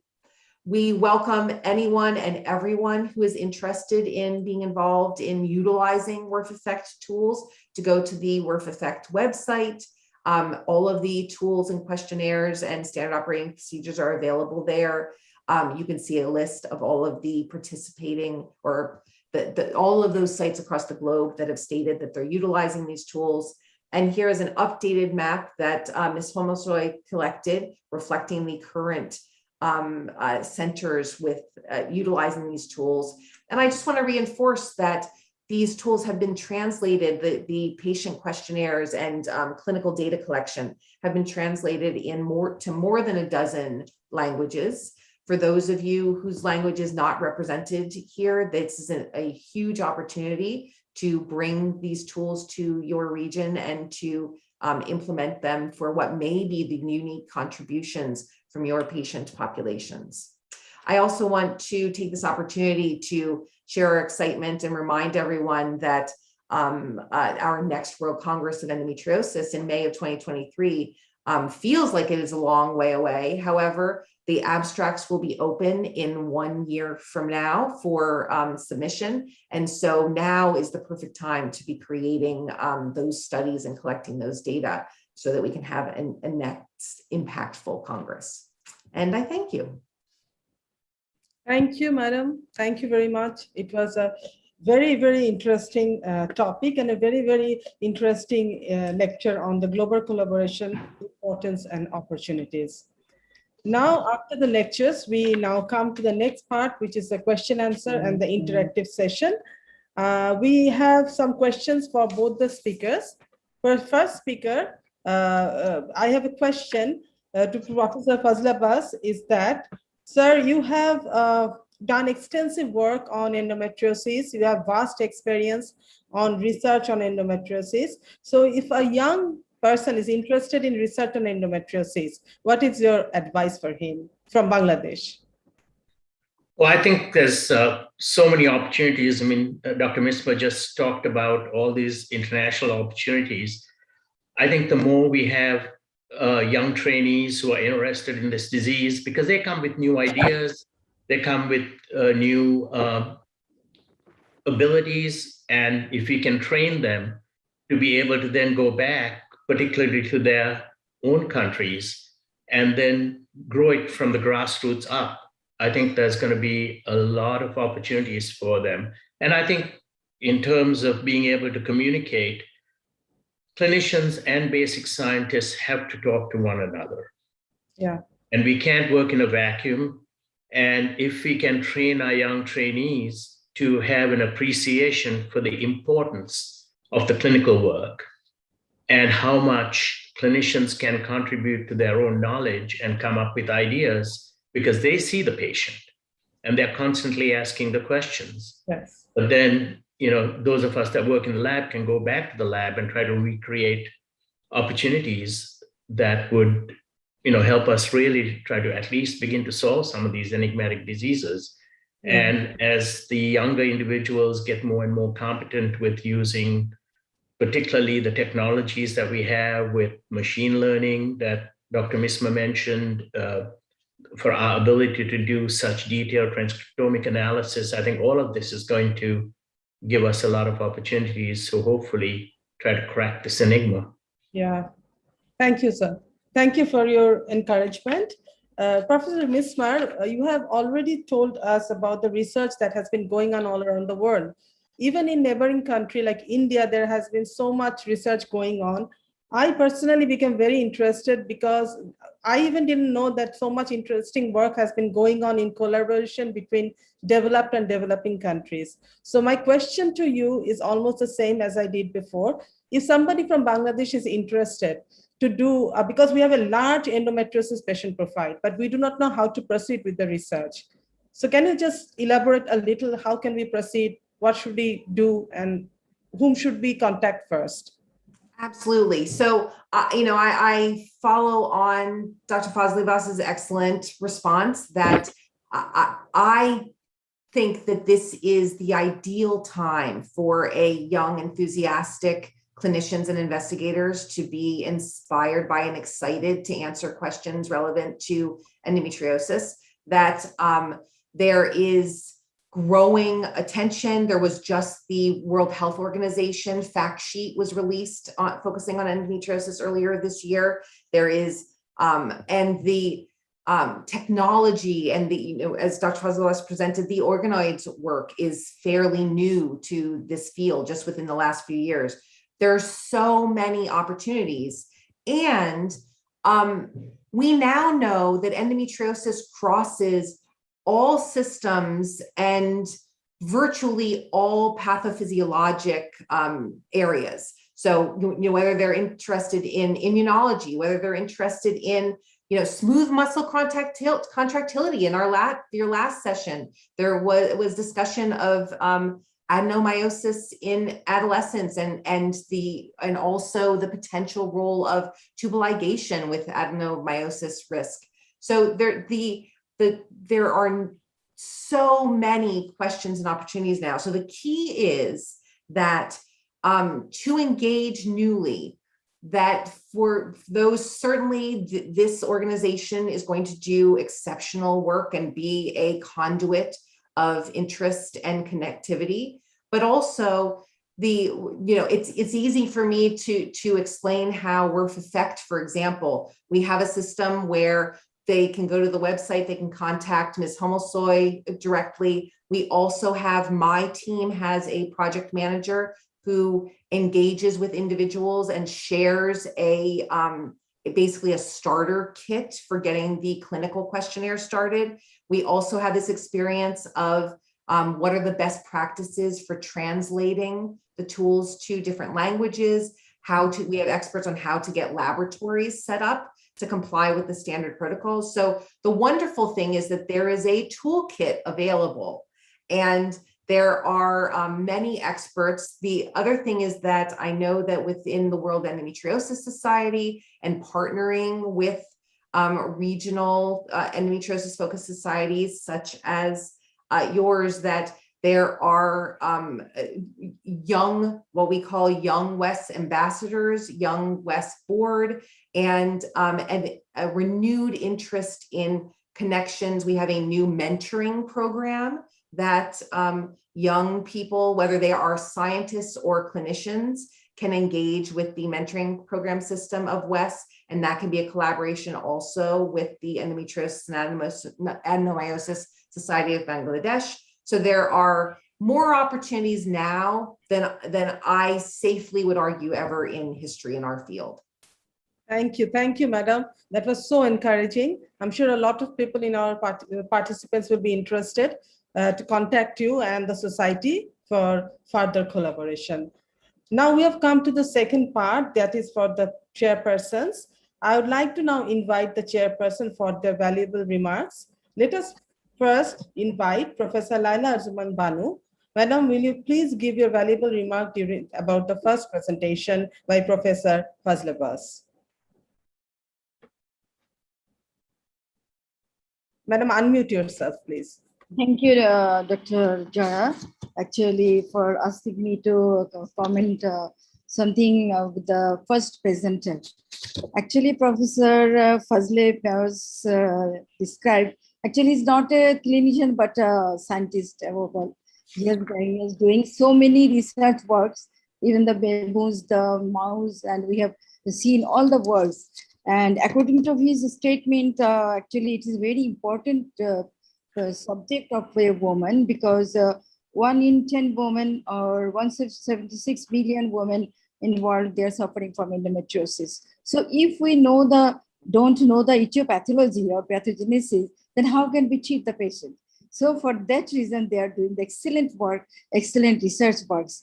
And but the tragic thing is that when we diagnose the endometriosis, already 7 to 10 years has passed and the disease is already progressed. So the early diagnosis, early knowledge, it is better if we know the etiology. So we know that the basic signs of the endometriosis development includes endometriosis invasion in the peritoneum and their proliferation and differentiation into endometrial lesions. And women with endometriosis are known to have increased macrophage activity, decreased cellular immunity, and reduced natural killer cell counts. So I think I must hats off to Professor Fazle Abbas for his excellent work, and especially the research work. And I have I fully agree with our moderator, Dr. Joya, that there must be some research facilities in our country. And I think after these two presentations, they will find some way to have some research on endometriosis, because still it is the exact cause or etiology is not known. So whoever is doing that research, and if he succeeds, then he or she can earn the Nobel Prize even also. So thank you very much. Thank you for coming to our program and for having this a wonderful, excellent lecture. Thank you, Professor Fazle Abbas. Thank you, madam. Thank you very much. Now I go to Dr. Archana Verma. Madam, will you say something about the second presentation by Professor Miswar? Thank you and very good evening. Today in India, we are celebrating Dashera, and that is a very, very vibrant and positive festival where the main significance is a winning of goodness over the bad. So I really like my interaction with such a brilliant and distinguished speakers. Really, if I wouldn't have been invited, I would have missed what a great work people are doing in this world to combat that. Because we clinicians generally, we just do awareness, counseling, and the management, and we are more so interested into the surgical skills generally, and it is the people who are working in the labs and doing researches that is beyond imagination, I think. And so I'm thankful to this great endometriosis adenomyosis society of the Bangladesh. It's my proud privilege to be here.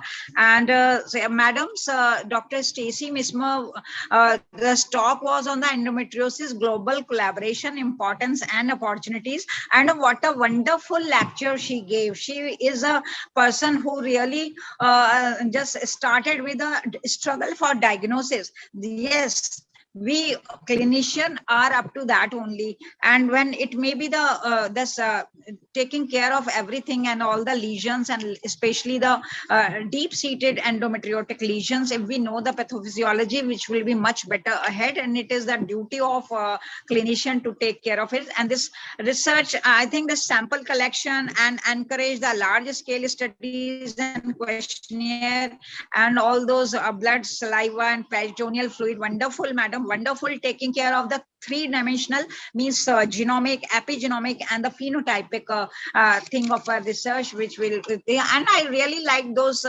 female studies and feeling studies, that momento and trendo, really wonderful, madam. Hats off to you. It's really amazing. I think it is beyond me to understand all this thing, but I can see that wonderful research work. So thank you very much, Sharmin, for inviting me. I don't think I have to add anything. It's already a presentation. Thank you.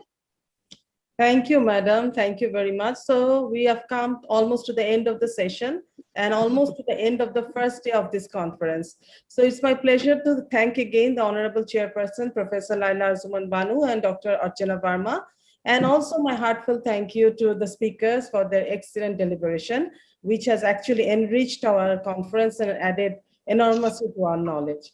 So this is unfortunately the last part of our session. So tomorrow I welcome you everybody for the second day of the conference. So now I end this session. Thank you everybody and good night. Thank you. Thank you.